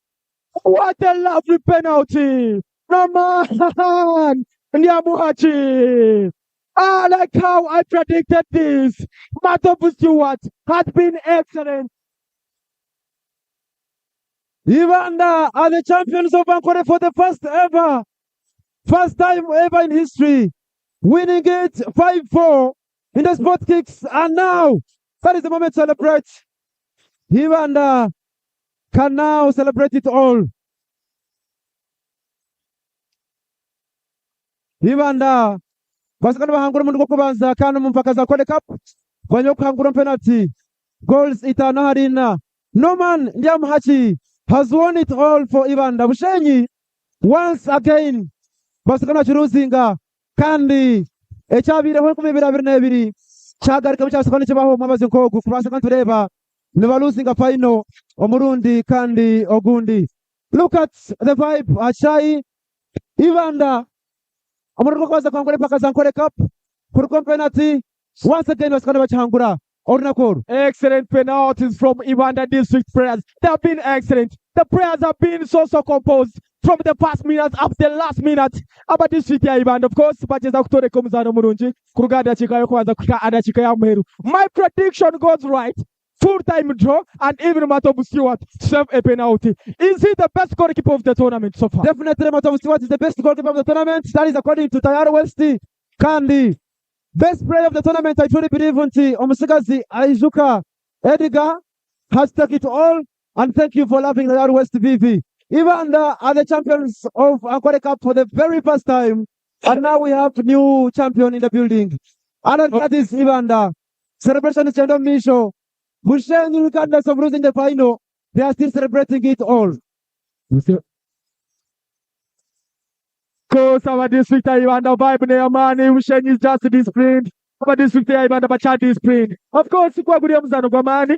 Wagetia district ya Bushenyi wakuzana na district ya Ibanda. Of course district ya Ibanda wamasa kubana bargayo nubasinga on penalties. That is after full time Ibanda twari bakusinga omuzano ogupao. Of course kumanyeka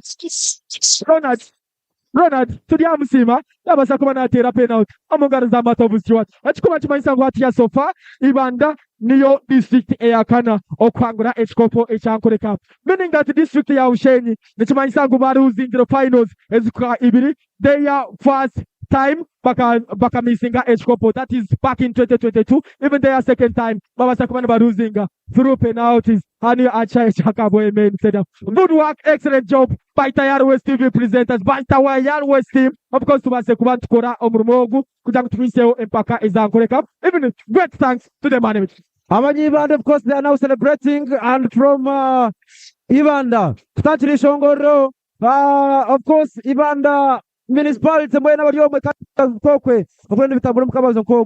we turn the focus from here to the podium. Right Honorable Deputy Speaker and more guest of honor. Honorable Banam is also in the building. We shall turn the focus to that side and see how has it gone.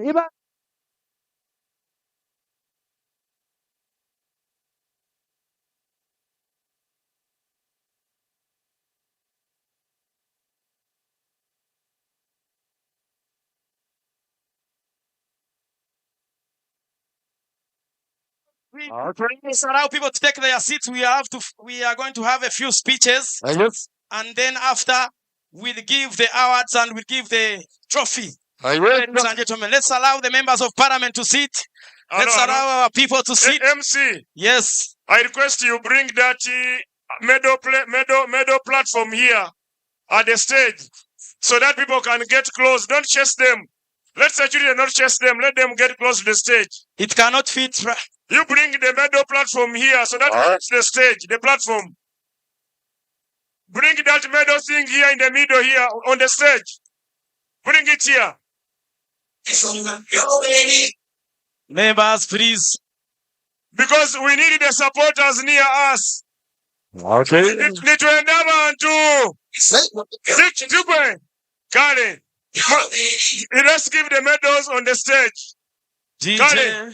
Eddie Kenzo. DJ. Eddie Kenzo, maworeze. Haya boss. Kenzo.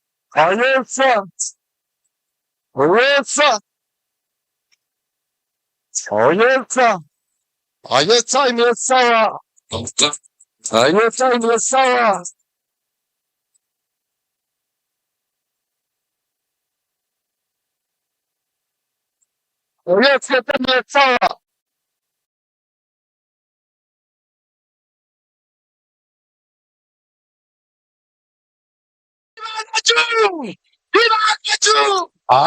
Yes. Ibadachu. Ibadachu. Bushenyi. It is high time. It is high time. DJ Puro DJ. Yes, DJ it's high time. Ibadachu. It is right. Ibadachu. Bushenyi chu. Ankole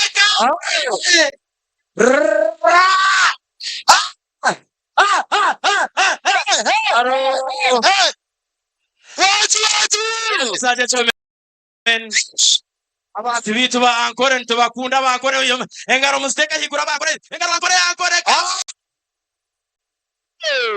kapo Comme si. Yes, ebo. Reka twe Mr. DJ Puro. Hatuna tubaza tuname mukace. Tuname mukace. Tuname mukace. Yes. Tuname mukace. Yes. Wala no manya. Yes. Ngutotare game. Yes. Nonko muti yatanga kulaba no yenda. And at the same time ankole cup hati ya za vibe. Otiamani ga Piero you. Abankusa pala bamuchenyi mukuru. Utangu. Ala.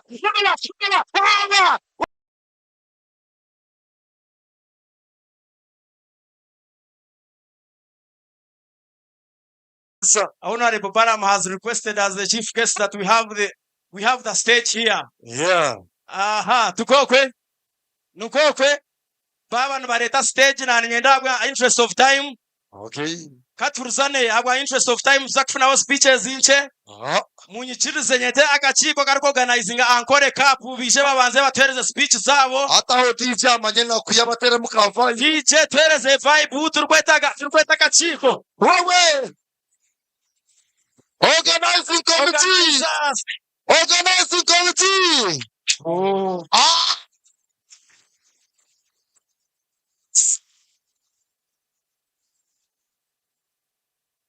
Ankole cup. Waji. DJ. Abarukoga akachiko ka ankole cup nyenda bwije mereza speech. Organizing committee led by Osborne Mushabe. Yes. Osborne Turiasingura and engineer Karo Sabani.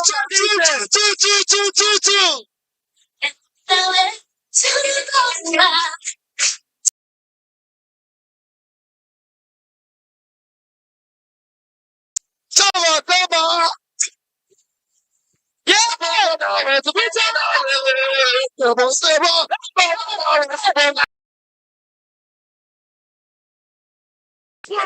Puro DJ Puro.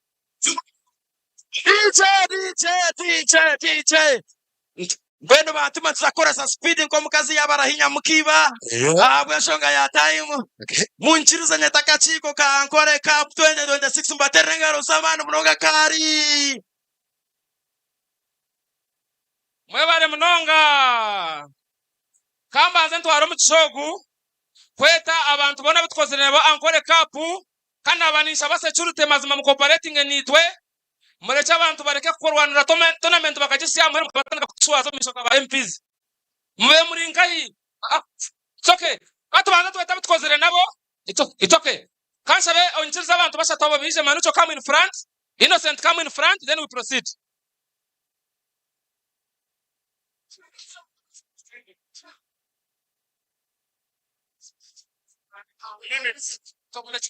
Kale kama ansabechi waba no manyangu toru member wa parliament toru member wa security nyenoroge hano jende water sponsor wa ankole cup ara ineji kansa kazo mukika wa heizi atire mwesente abasagara out mwebare kansa babantu mwena barya ha wano mangu toka baga member wa parliament ninga toru MP mureka tereza ba MP zachitinisa kansa betsohore mwebare mnonga kansa be abanda bitkozere nabo busy you can come.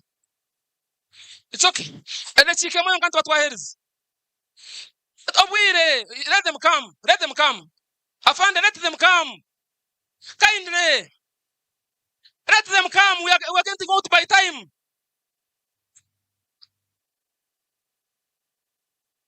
Eh?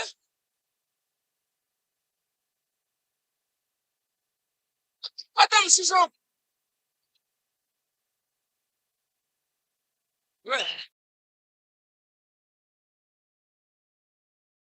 Kati chirabwira. Kati chirabwira. Kati chirabwira.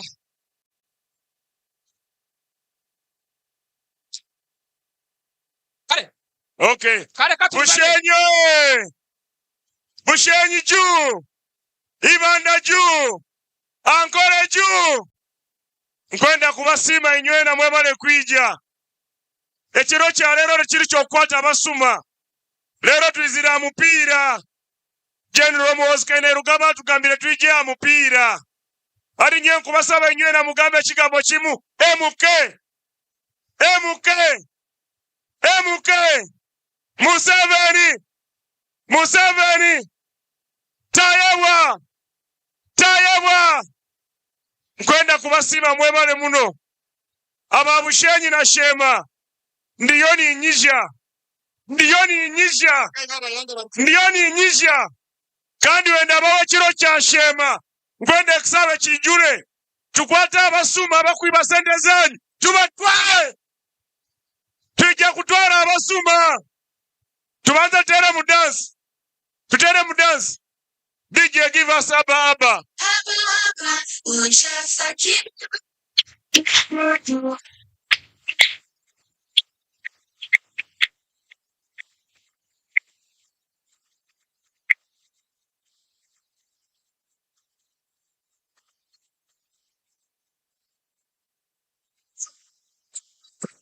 Me that could just say that I wanted to.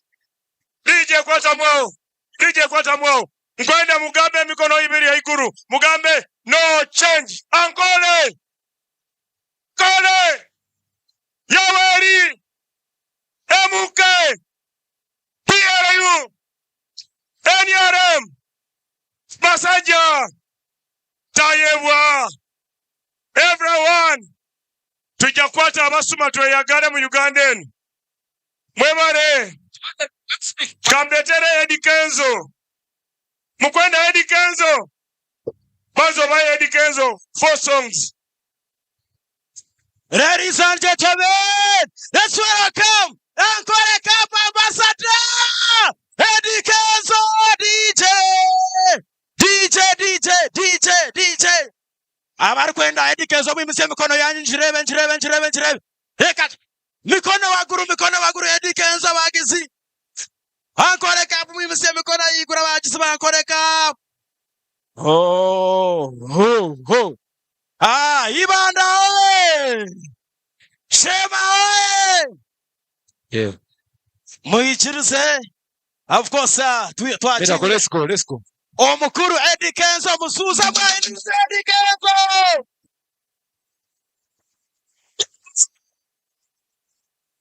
Shema wanika palagama hiyo. Emikana shirwa. Wanika palagama hiyo. Mukuru hiyo. Wanika.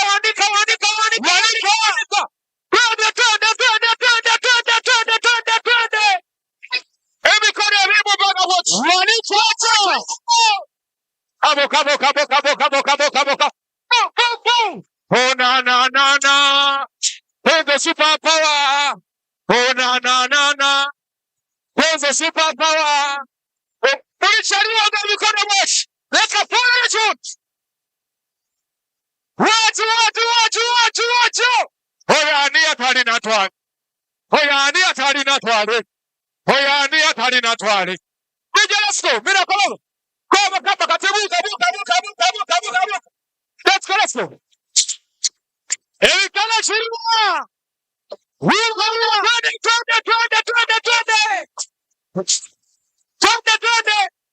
Twende.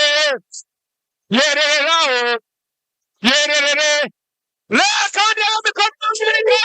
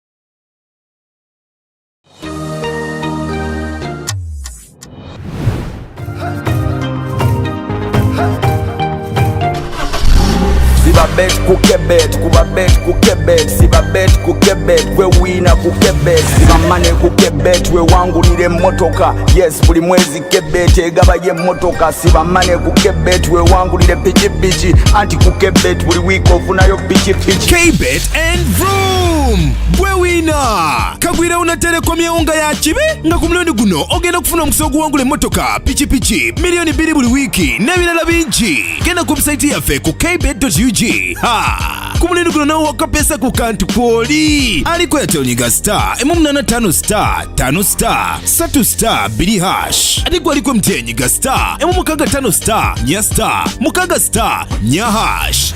Betting is for persons 25 years and above. Betting is addictive and can be psychologically harmful.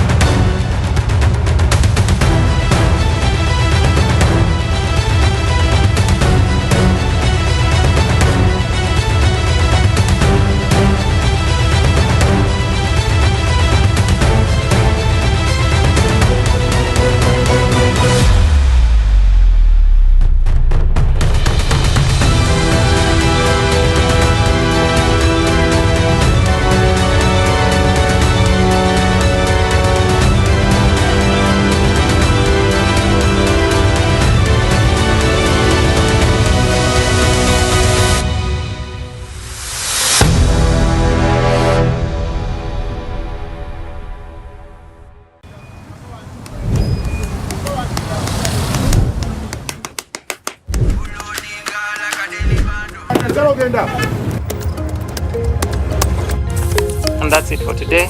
Till the next episode.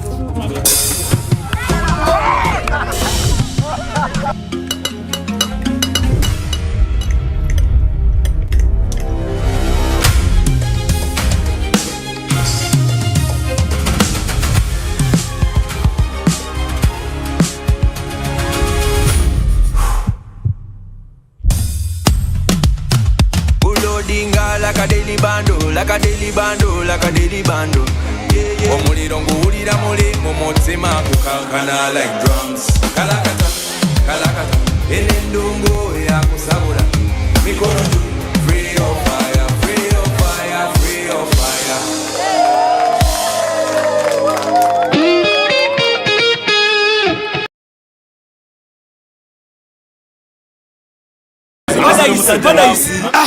Bino bintamye kulekene nawe bwante walisanyi geri mpewa kazero kombo cha drink Tublan akuja chako Walize nawe leta nawe leta utakane buli mwagenda kufuna Labanono inasange neda kachiri bashiti gwengera kuwa kazero kombucha gwengera kuwa kazero tawata nawe kwata Kuchimanyi mbuna bana bade myaka musanvu bedu ngabali mu business kali buno mungenda mu myaka tumakwata Bino bikoredwa aba Jonathan and Frank Investments abawongozi ba People's Choice Quality Award 2025 bakuletedde ne Kazero Drink and Win Promotion eranga kyosanga mukasandikira kyowangula buno Kazero tewali kikuwangula obona bwire no kutambura obwo rukuronde bikwate bikoresho bw'amashanyarazi nangwa nebyo birukoresa bwo mumaka ahakabeyi kake nitwakira aharichosha electronics abine bigomere kandi birukwesugwa omurimbarara twakuretera za fridge ebyoma byo kozya za TV amasuma mahango zete smartphones basi z'amashanyarazi hamwe n'ebindi bintu nyamwingi ebirukoresa bwo mu kiyungu nkaza kuka air fryers microwaves za kettle hamwe n'ebyo ebirukamura za juice twine za sora amanda za inverter ebitara bya hankuto pumps za mizi ebyo mabyo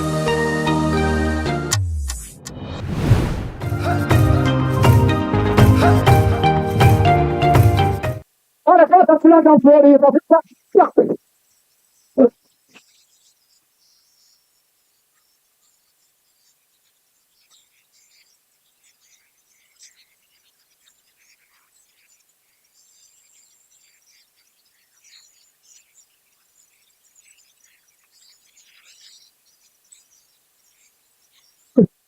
If you love ANKOLE, get your flag. Got a flag. Got a flag. Got a flag. Honorable Fadil, hold the flag for Piero you. Got it. Together, miracle, let's get everybody. Boca, boca, boca, boca, boca, boca, boca. Huh? Huh? Say, oh no. Aye. What? Aye. Sing. Ah.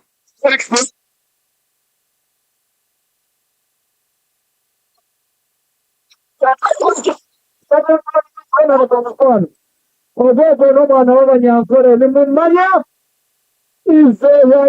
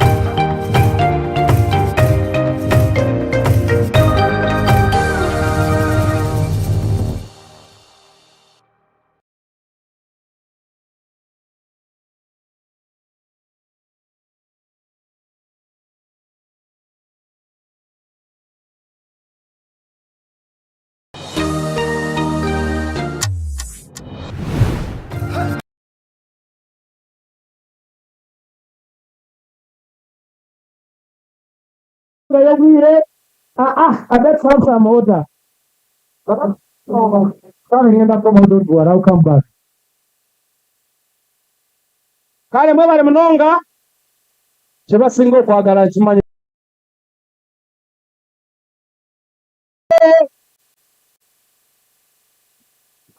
ensonga yoweri abange kale obutaka abo ensonga y'obwire speech yange neza ko mudakiika emwe mwebale kwagira ANKOLE Cup ndi Osborne Mushabe chairperson wa ANKOLE Cup mbere nikora na engineer Jackson Gaba na Yabure original mwebale munonga ahabwe ensonga y'obwire mureke twete abagenyi bakuru baturamusireho nibasa kusomeza speech y'okwetogonga batakizire katwanzire abantu batusire mu sente kurenga twahikaha ntwenda kushima company ya Wonders tikumanya omukuru Haruna hari nibo batereza sente eziragabe birabebi omukuru Haruna siro bwira turagambe twera abantu babamanye nyene omugiga wa Hayes wori yaho ijo misho karo speeches but for recognition omushinzo ogu atire makasente ka final ka next season abenada kukobuwana nanonda kutasikai ndiza kuwatera mtu masente yingi Bushenyi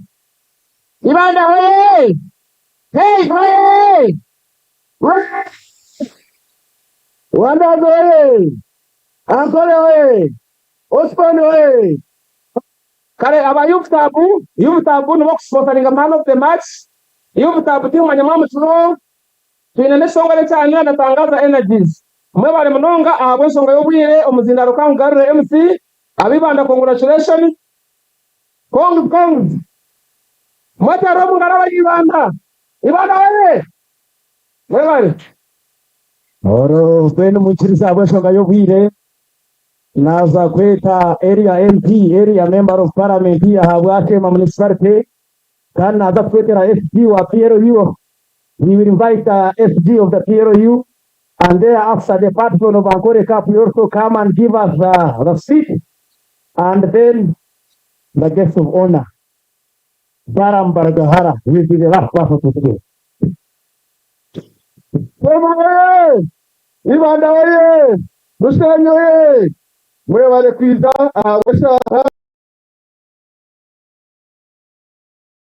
munchirize nyanzire abagenyi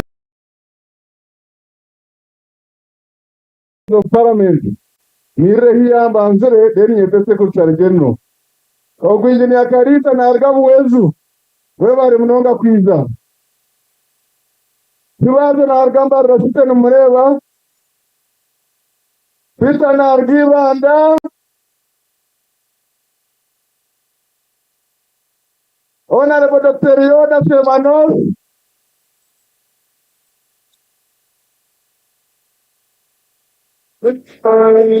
Oguniribi anurtera Pisinjuro Ogo mchara mwametanaro ngunargaru virizi Gumademki Musinguzi Kasari Nakosha Kasari Pitamari Pisinjuro so Ili wasaja Isaka uchanyi municipality. Ane tumujisa umanempi Bushenyi. Eriabu na tulinda Kabare. Panado Ibanda. Kohe ni amanya Igara was. Bakata wabu numanya. Na weno wamba raiza, wabare pizza. Mwizichabu. Mamalewa. Ungabira no yargar wapara. Wabare pizza. Ibanda. Iponjereyo. Ibanda wabare pangura. Ogogo no mutiasa mamweta rwakizi kwereze kumuronda kumwohereza parliament ya East Africa. Abantu baempa basakwisha. Ogo no munyanyazi akochitu ariaha webare pizza. Kandi aro mugishogu mawanda neiba witwaha Hati kwenda kutwara vile wingi kongamyenda kwakira honorable minister webare kwiza kandi nsiba byori onokora kandi abanyasema bakutegerije nyakire mukama wanje right honorable deputy speaker aryaha agarka emerre muhubiraho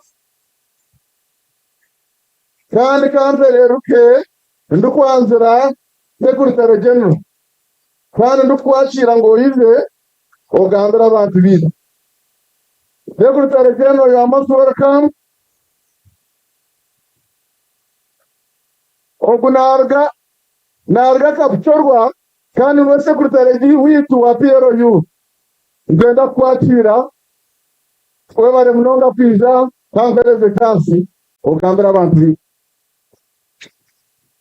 Thank you very much, my brother Katesh, my honorable speaker, deputy speaker,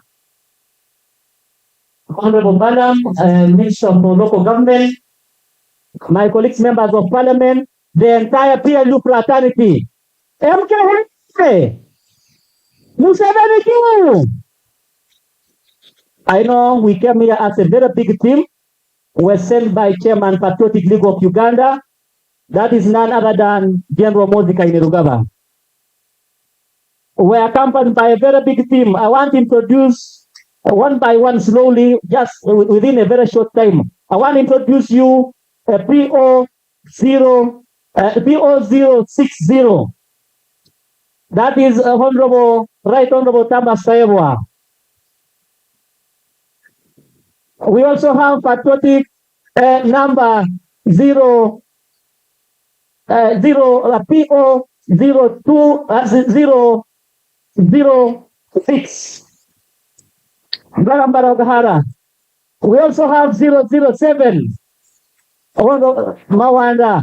We also have PO20 Frank. We have PO11 Honorable Basaliza, who is Deputy Director Mobilization. Honorable Mawanda is Director Mobilization. We have come as a very big team here. We are saying MK is our next movement president. How many support PLU? PLU is a lover of football.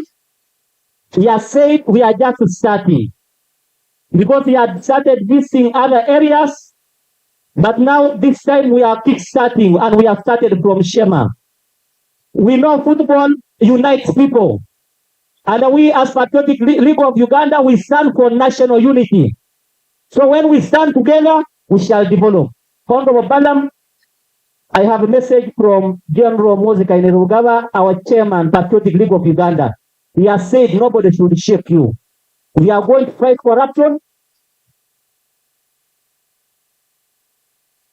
He has said you're very protected.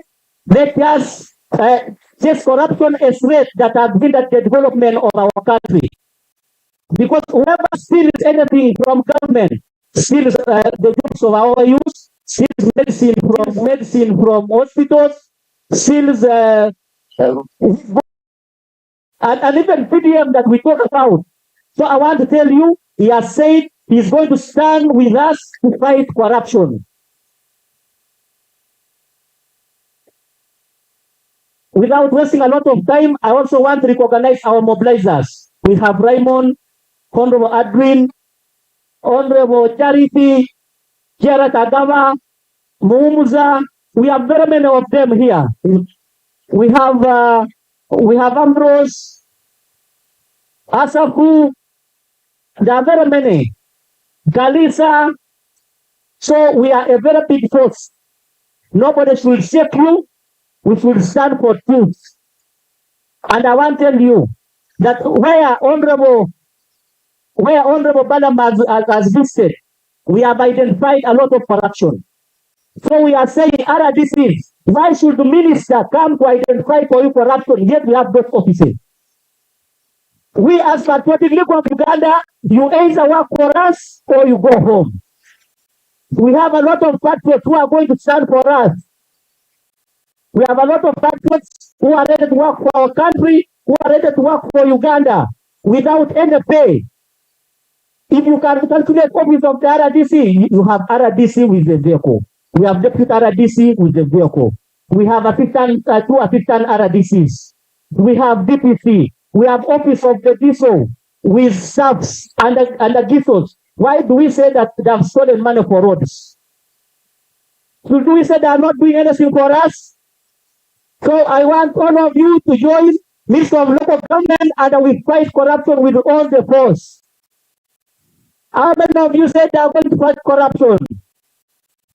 Zero tolerance to corruption. We say corruption by. Corruption by. I know because we have our chief guest, who is Honorable Badam. He will read our message from Chairman Patriotic Group of Uganda. We have come in big way. We have come in what? We have come in biggie. Thank you very much.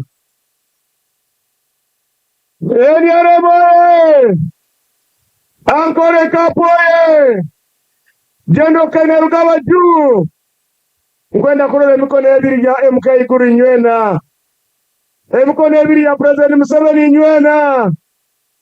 Now the people of Bushenyi nsemerere muno kwija mpira guno gwa Ankole Cup tikwija kweso rujungu kagabere na kozesa bendo koza mutangire munywani wange mukuru wange obi wange kandi nuwe right honorable speaker of parliament wa mitoma aburuga mitoma wa Uganda yona atayebwa emikono iguru jatayebwa nka honorable Fadiru kwa bagambire omulimo go bampaire go improving service delivery mu byaro ebyaro emitoro musanyi na kakaga president ikaire na sindika sente mu byaro baita abasoma bakuziriya ata abasoma abo time yabo yokwibe ikire bagende inyana mugamba abasoma mugende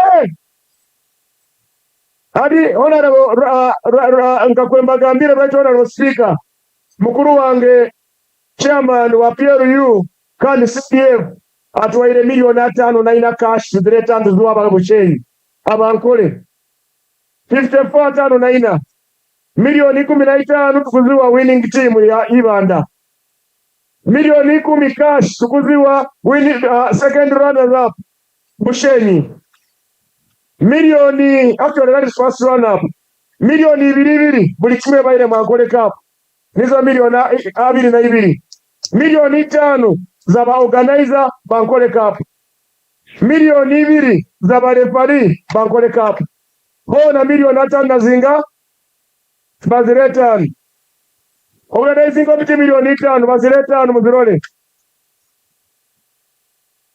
kaziye musende zanyi ati nkwenda inywena muterere kaina rugaba mungaro inywena mugambe mukenoje nkwenda kusima ba organizer ba Ankole Cup for the job well done kande kyakabira abantu ba Ankole kwenda kubagamba nti na opposition dina banyoni baita bakusupporting PRU nkwenda kusaba mwigice ijana mwigice Semberan mwigice ali munywani wange you are my old friend you just come here ogo mwigice munywani wange mwigice wa PFF wa PFF but saina chizibu na democracy saina chizibu na corruption agamba abasuma bagende kuba abasuma no bakulemesa entunguka so mwigice we bale kwija ataka sente kanyu karano ati ngenda kusaba January MK mu Ankole Cup buli mwaka tuserege milioni 10 za Ankole Cup ngenda mugamba tuplaningira milioni 10 atugenda kama sente zino tugabanya nitugabe lisembo na medals winning team netwara basa negena niyegoza tunuko ate bigambo bingi baitu mwebale kwija kandi mwebale kusupportinga MK mwebale kusupportinga Museveni Bushenyi na Shema na IBANDA mukakoma kuruji president mweterere mungaro ati nkwenda kuba introducing aba MP wenda mara introduction ya ba MP bona baro then twete bamazira ba MP kale ali kangama mugenyi omukuru omanyira aro guest of honor na chief guest kandi patron nyondi guest of honor beta aro chief guest kandi patron wa Ankole Cup munywani wange mugezi wange Thomas Sayebwa please the floor is yours.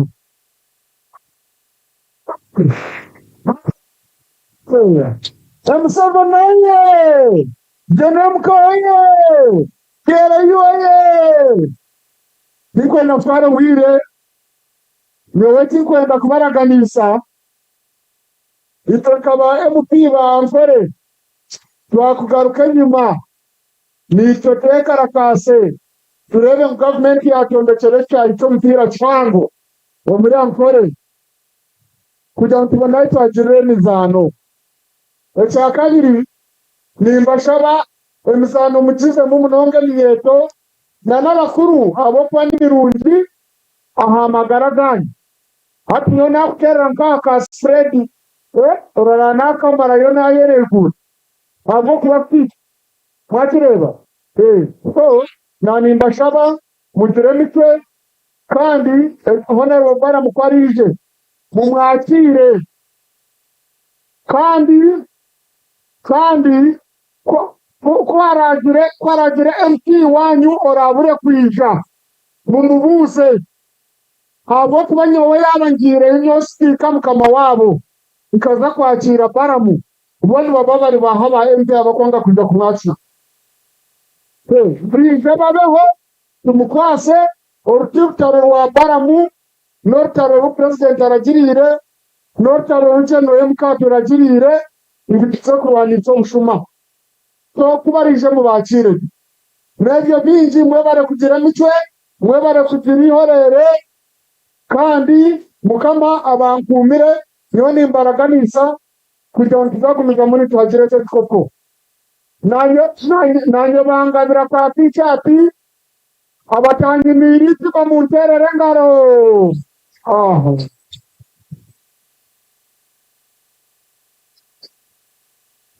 ibanda muri kubi honorable baramu abantu bacabangu obanzi ibanda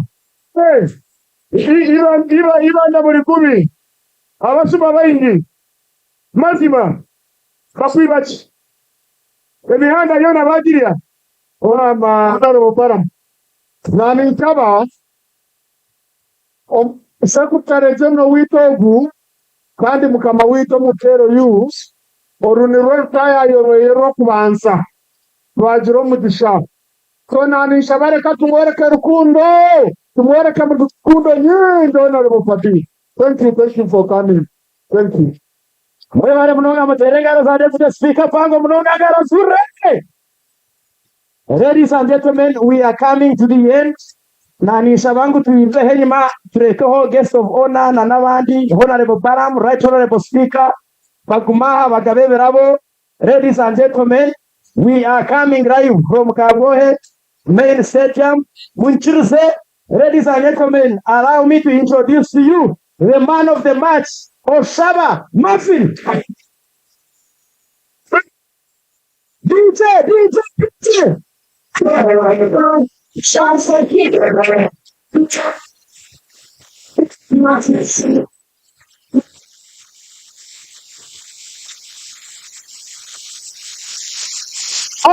Order. Right honorable speaker, etravecho tahebwa right honorable speaker kandi chirikomu tuvitam. Nova hereza sente mtwaro ikumi. Aha, man of the match. Paterengaro zamani. Okay. Munchirize, Engineer Jackson, get that table. Let me introduce to you the young player of the tournament, Ankole Cup 2026, Akoraje Hassan from Churhura. Young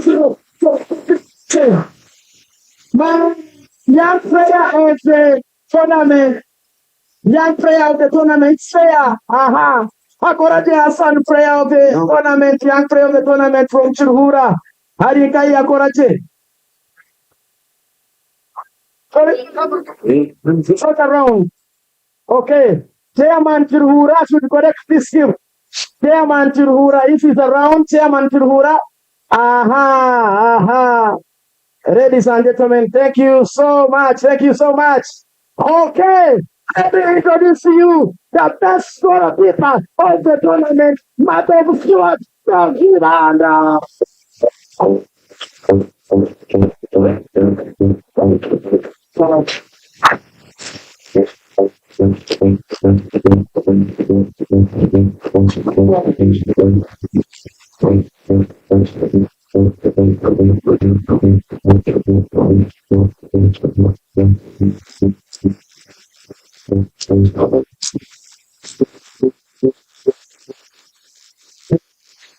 Yes.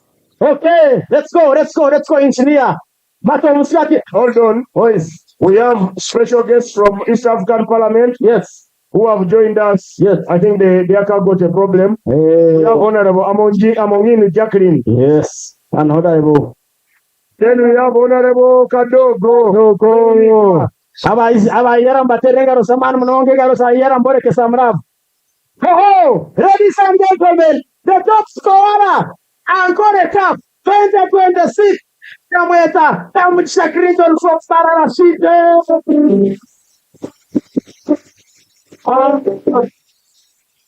I'm going to the top scorer, see the prince, come and take a photo. Come and take a photo.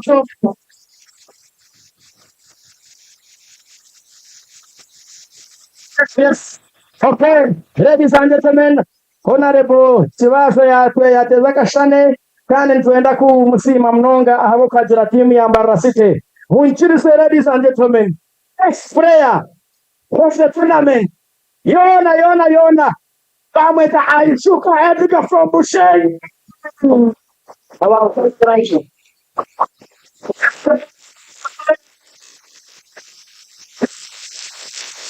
Bushenyi. Okay. Bushenyi muterengaro. Honorable Koye narai. Honorable Koye ni aje. Honorable Masasa rai. Okay, yes, best. Chairman wa Bushenyi ni Waisha. Honorable iti bakshero mpira sente za wezo wano za kere za timu singabire kayo musina nyena kwa twokwe. Teria re mazuma Honorable. Okay, ngaro samani mnonga. Kare everybody mnonga. Ladies and gentlemen, the most supportive MPs, the first certificate goes to Honorable Gaba Peter.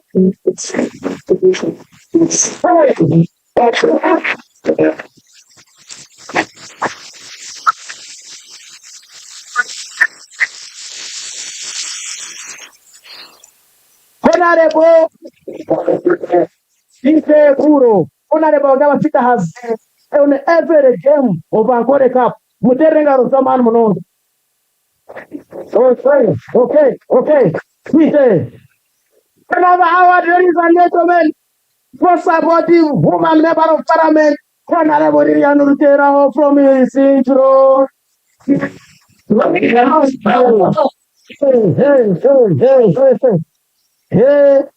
Hey. Oh my God. Okay, ladies and gentlemen, chirawo muterenga rosamano na buri hano teraho. Bazo basinde mo afaitu. Bazo put okay. Aha. Ladies and gentlemen, 10th of the year. Pamweta chairman tano mukako from Chiruhura. Ngaro samano.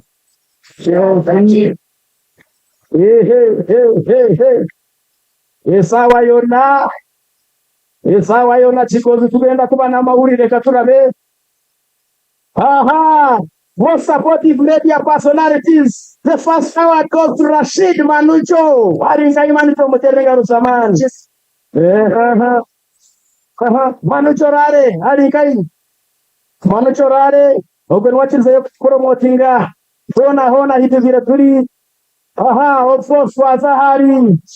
Of course katu wanzo tezeka tegurechi. Aha! Let's social media supportive. Supair muterenga rosaman. Supair. Supair banange huyo. Supair abande TikTok crime. Kore nawe muterenga rosaman. Supair bachanga. Oh. Most supportive personalities in Chiruhura and Ibanda. Save you, Madisa.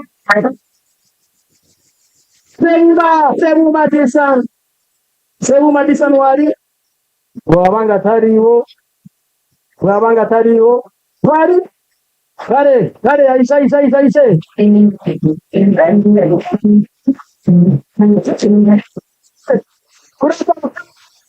kureta mshahidi media personality kijana mani ya mutuse kijana mani mutuse aliwa sebu maisha mwere chiraboche. Okay, happy Saturday. Kijana mana mutuse huyo muwele wa siana Vijana man, honorable. Hey, hey, hey. Ladies and gentlemen, Ejin Soa, most committed nature, Erfin Fizuka from features from Revival TV and Revival Radio. Muterengaro Saman Mononga Chidi Achko the Burunjinyo. Muterengaro Saman, Harinkai. Oh, Kampala chapter Saka Solomon from NPS. Short. Konkatar Hoy, Travetor, Vivek, Ladies and gentlemen, thank you so much. Thank you so much, ladies and gentlemen. Mwechiruse kwa Zahaba TV abakora bakize promoting ninga bakize gukora bamweta Elias Rutugusa Muterengaro Zaman TV we Muterengaro Zaman ari ngai wari obatariwo wari Elias Rutugusa wari kare kapherezaho. Ladies and gentlemen, ladies and gentlemen, ladies and gentlemen, notable mentions budget on the Tayari TV. Any representative from Tayari TV batira mpira yona kandi basponsor Mbaterengaro Zamani. Youngest player yisha wachiruhura nuwogwe narika chiruhura uko mwana tiro mpira narika chiruhura Hassan Mbaterengaro Zamani no. Aba tayari bajana Mbaterengaro Zamani bija kuteza chishana na right honorable deputy speaker. Aha kare Mbaterengaro Zamani. Okay. Tayari TV. Mwinchiruse habweshonga ya time. Kwaza kuza ahapereza medals kandi chakutandika na losing team kandi losing team ni bajeta bushenyi mu DJ bahereza music.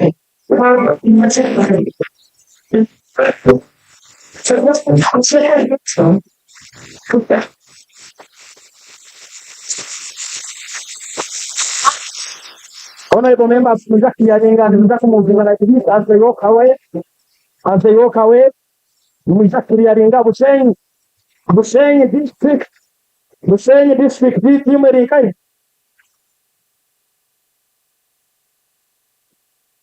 Team ya Bushenyi district muzaki dereza as the second runners up. Bushenyi district DJ leta Bushenyi. Thank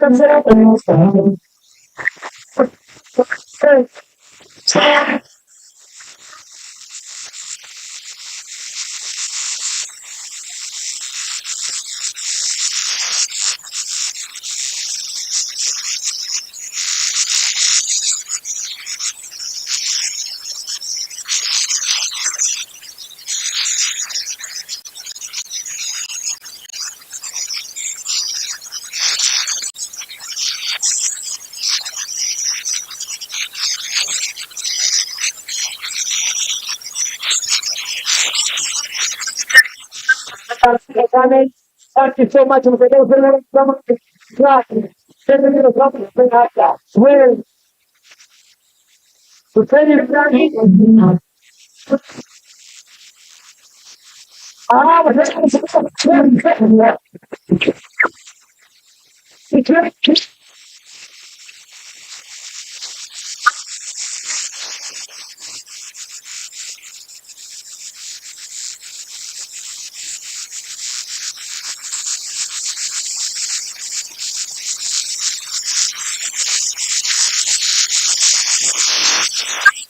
From our referees are ready, our ready to stand and referees.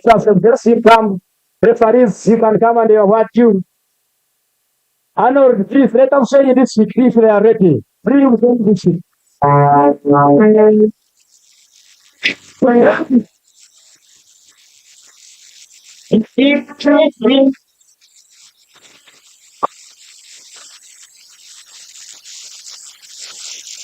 That's what winners, there is our referees. Referees are part of the winners. The medals.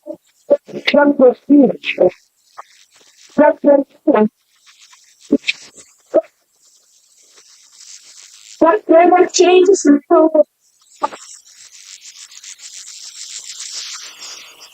Where is our medals, our winners, where is our referees? Yes. Winners, even the referees. Referees are ready. Referees can walk. Please, let the referees. Please, referees, please. Take hands, take hands. Thank you so much, the referees. Thank you so much. Let's let it here.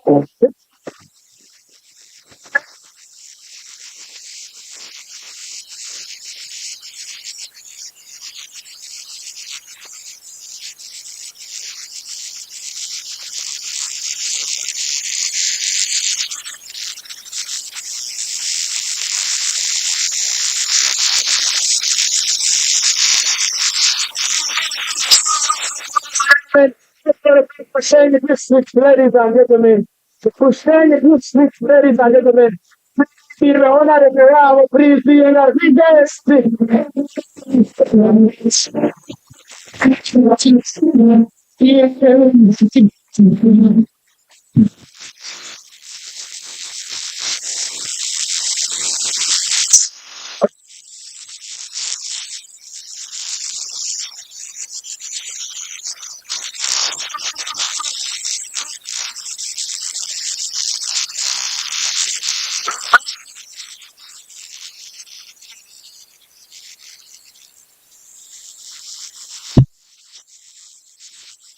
Second, my count.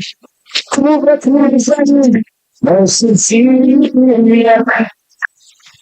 Pushing.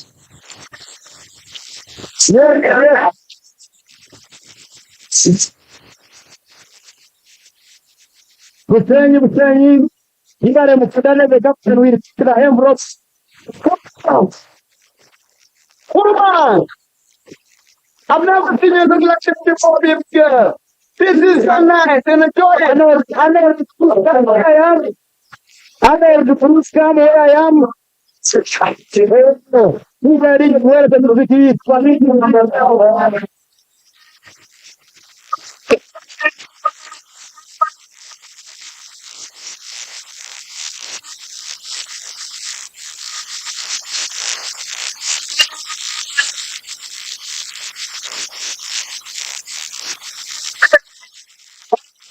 One photo, please. That's not so much. What happy photo? What happy photo? Thanks up. Thank you so much. Trying to satisfy all the African you will represent me so much. Thank you so much. So much, Pastor. Thank you so much. Thank you so much for saying. I was a private slant. Thank you so much.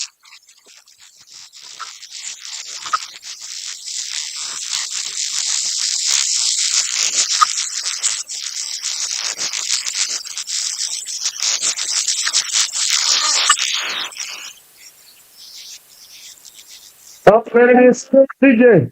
I want him to confirm he has received 10 million for Bushenyi from General Mosca in Rugaba. That is 10 million. God, everybody. To allow you to invite the team as one. StarTimes. 26. IBANDA.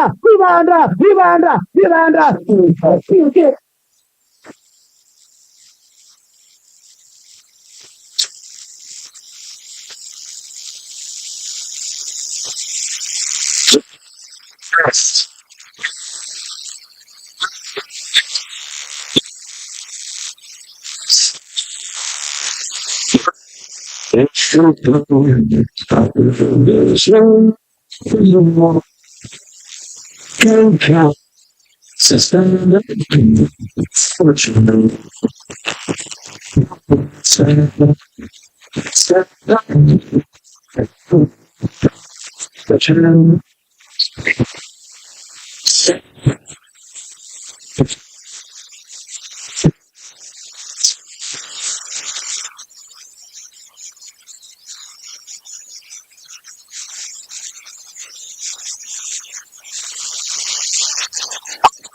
pansoro muzani na kweshengereza abanyibanda batara bazana muri ga stage nimuza kundetere ikintu cya problem tuza kundetere ikintu cya problem.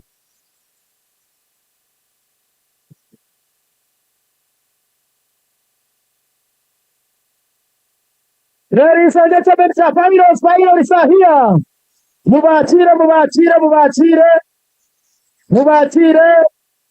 Mubachire mwikirize baze ndabyo hakarangwa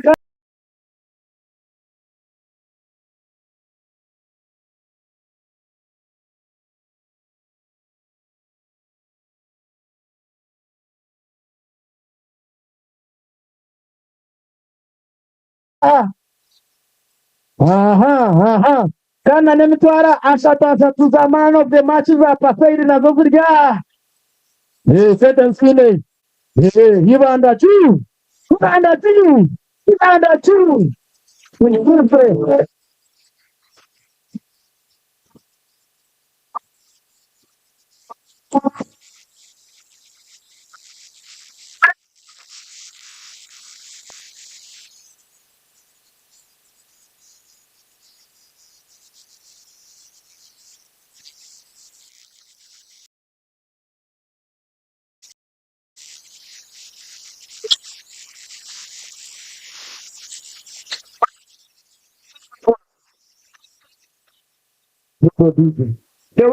Tewe kingi twagambireke Joto Kenerugaba mo CDF kan chairman wa PRU abare milioni 15 zoleka abantu bomanye zero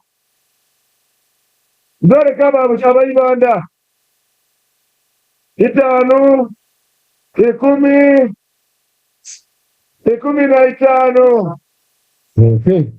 hati chairman baram bore chire timu zona honorable na niendoga the sente zona za timu zona bajende na sente za watadango organize sabazirya timu zona ba captain baije ba captain 10 aha muleke correct captain honorable chairman aha muichise order ipe ya turuhura ayewe mbibe mukago aisha ya chire sente za turuhura district honorable mukago arai aha honorable mukago arai bawaza wa hechkopo ntako bahakavuyo ati mbere ni ngamba yes tubanze tugabe chikopecho aha okay chikope barudo okay kendo gabe ba captain bo kai promu budget 1 milioni 2 okay ati bana wanu barudo bagende ati wa chikope bagende dale ladies and gentlemen celebrate introduce you the winning team.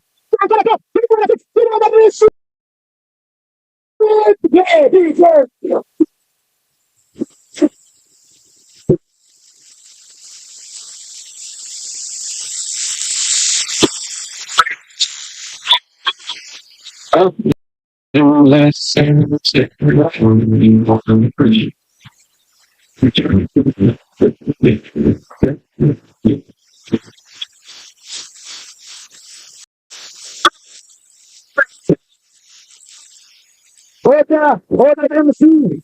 Munchirize, the winning team we have organized for you the other side. We are going to go there and celebrate. We are going to attend the other side. There's some like that. Wait. Our guest of honor, please. Our guest of honor, please. Our guest of honor, please. Nani Charango here is a team for us as the organizers. We have a check of 2.5 million shillings that is going to Shirhura, Tungamo district as the semi-finals. They are here. Tungamo, come captain. Anikashinga. Muchures captain, Muchures is here. Captain wa Shirhura na wabena yeteweka sa. Nyambo handika ryecho nyamba handika ryecho hadisemo muchureza agenda na milioni 2 nekishaka jama organizer na milioni 2 okuruga mafande MK batere mungaro tamani confirming otungire milioni 2 confirming order Mr. MK. Confirming as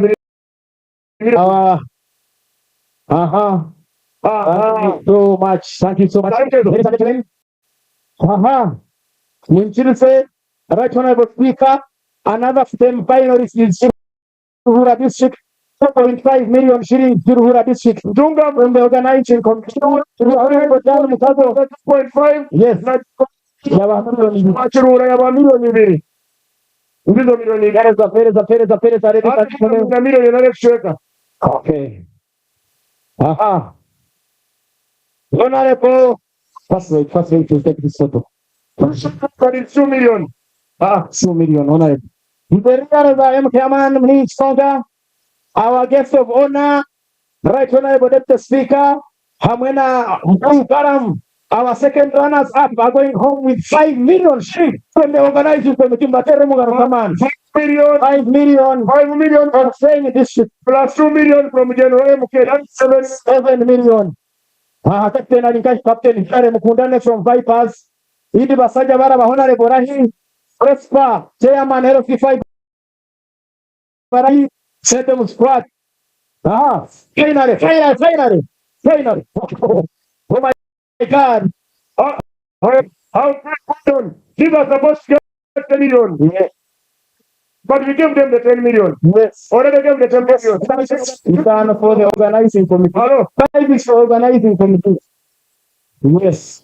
So I give organizing committee to who? We give it to them. Here. Yes. Then how many teams do you have in the competition? 13 teams. 13? Yes. So the first Bushenyi already got money. And IBANDA have got. So they are not getting. Yes.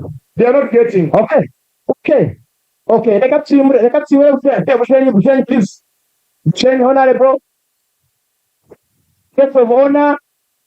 Just so we say. Let organizers want to get their 5 million. Confirm 5 million from Moscanerugawa.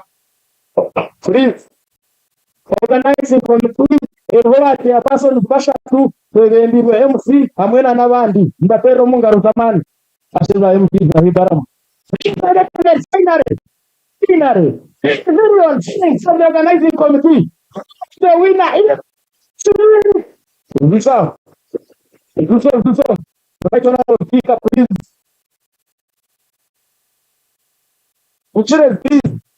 Let's have the winners take their whatever. Let's have the winners. Let's have the winners. They are 10 million shillings, ladies and gentlemen.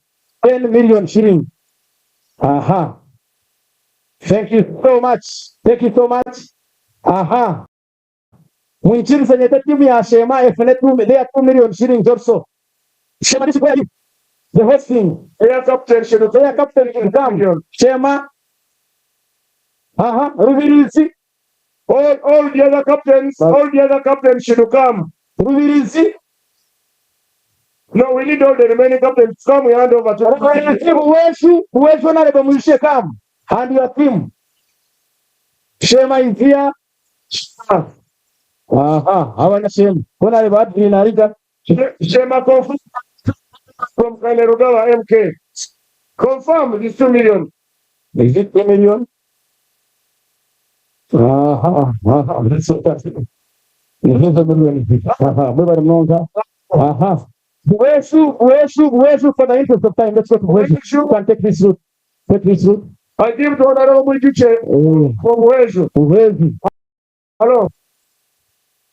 Honorable Mujiche from 2 million. From all day. Honorable Mujiche Takajra MK Hokaseta MK Yanswata na Chumsera Mungaro. Rumizi. Give it to me. Ladies and gentlemen, give me a very serious. Hey, ready to go to IBANDA. Confirming the fact that I'm super proud of you. Niringa. Isinjiro yarga hori fenemba rasite. Isinjiro pera arite hori fenemba rasite. Bere da zaisi. Matunga milioni General Mosque. Okay. AZAM order. Kare mtende. Aha, katfune Mbararasite. Mbararasite. Honorable Patrick Musinguza coach bebana biteyo kanisa kwakireza Mbararasite. Mbararasite. Honorable Charity. Aha. Confirming the ones to Honorable Patrick Musinguza confirm. Also come and pick Mbara district from Mbara district. You can pass. Aha. Mbara district now. Honorable Patrick Musinguza will receive on behalf of Mbara district. Mbara district. So abambara district now batunga milioni 2 zinte. Mbatinga na sama nonga abambara district ya fere. Ewa. Rwampara and Kato. Roma. Ejene? Kato isa. Okay, Rwampara wansi. Sande mitoma Tanzania. Na yetu kutua. Leta sete mwana leta sente. Aha. This is for Rwampara district. Honorable Charles Gabrano will receive on behalf of Rwampara. Yazkwata na umutero mugaro zamani. Tusikiaje Timu ya Kato district. Kato district. Reverend Nwabe nakura timu eki tingani waka. Chairman 5. Reverend Nwabe nakura timu. Reverend kwa milioni. Aha. Kale mwebale mnonga mwebale. Ladies and gentlemen. Roma ametoma. Zawo.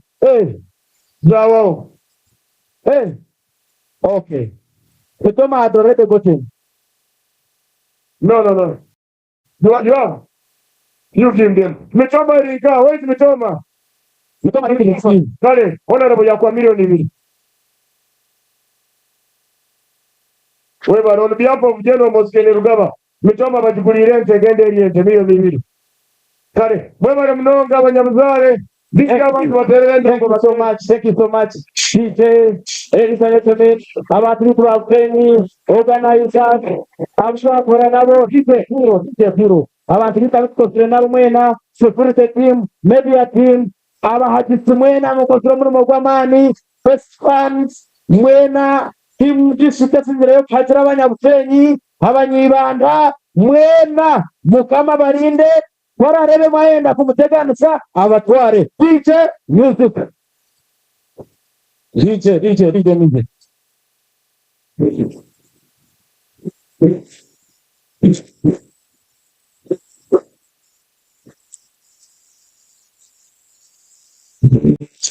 To be the best.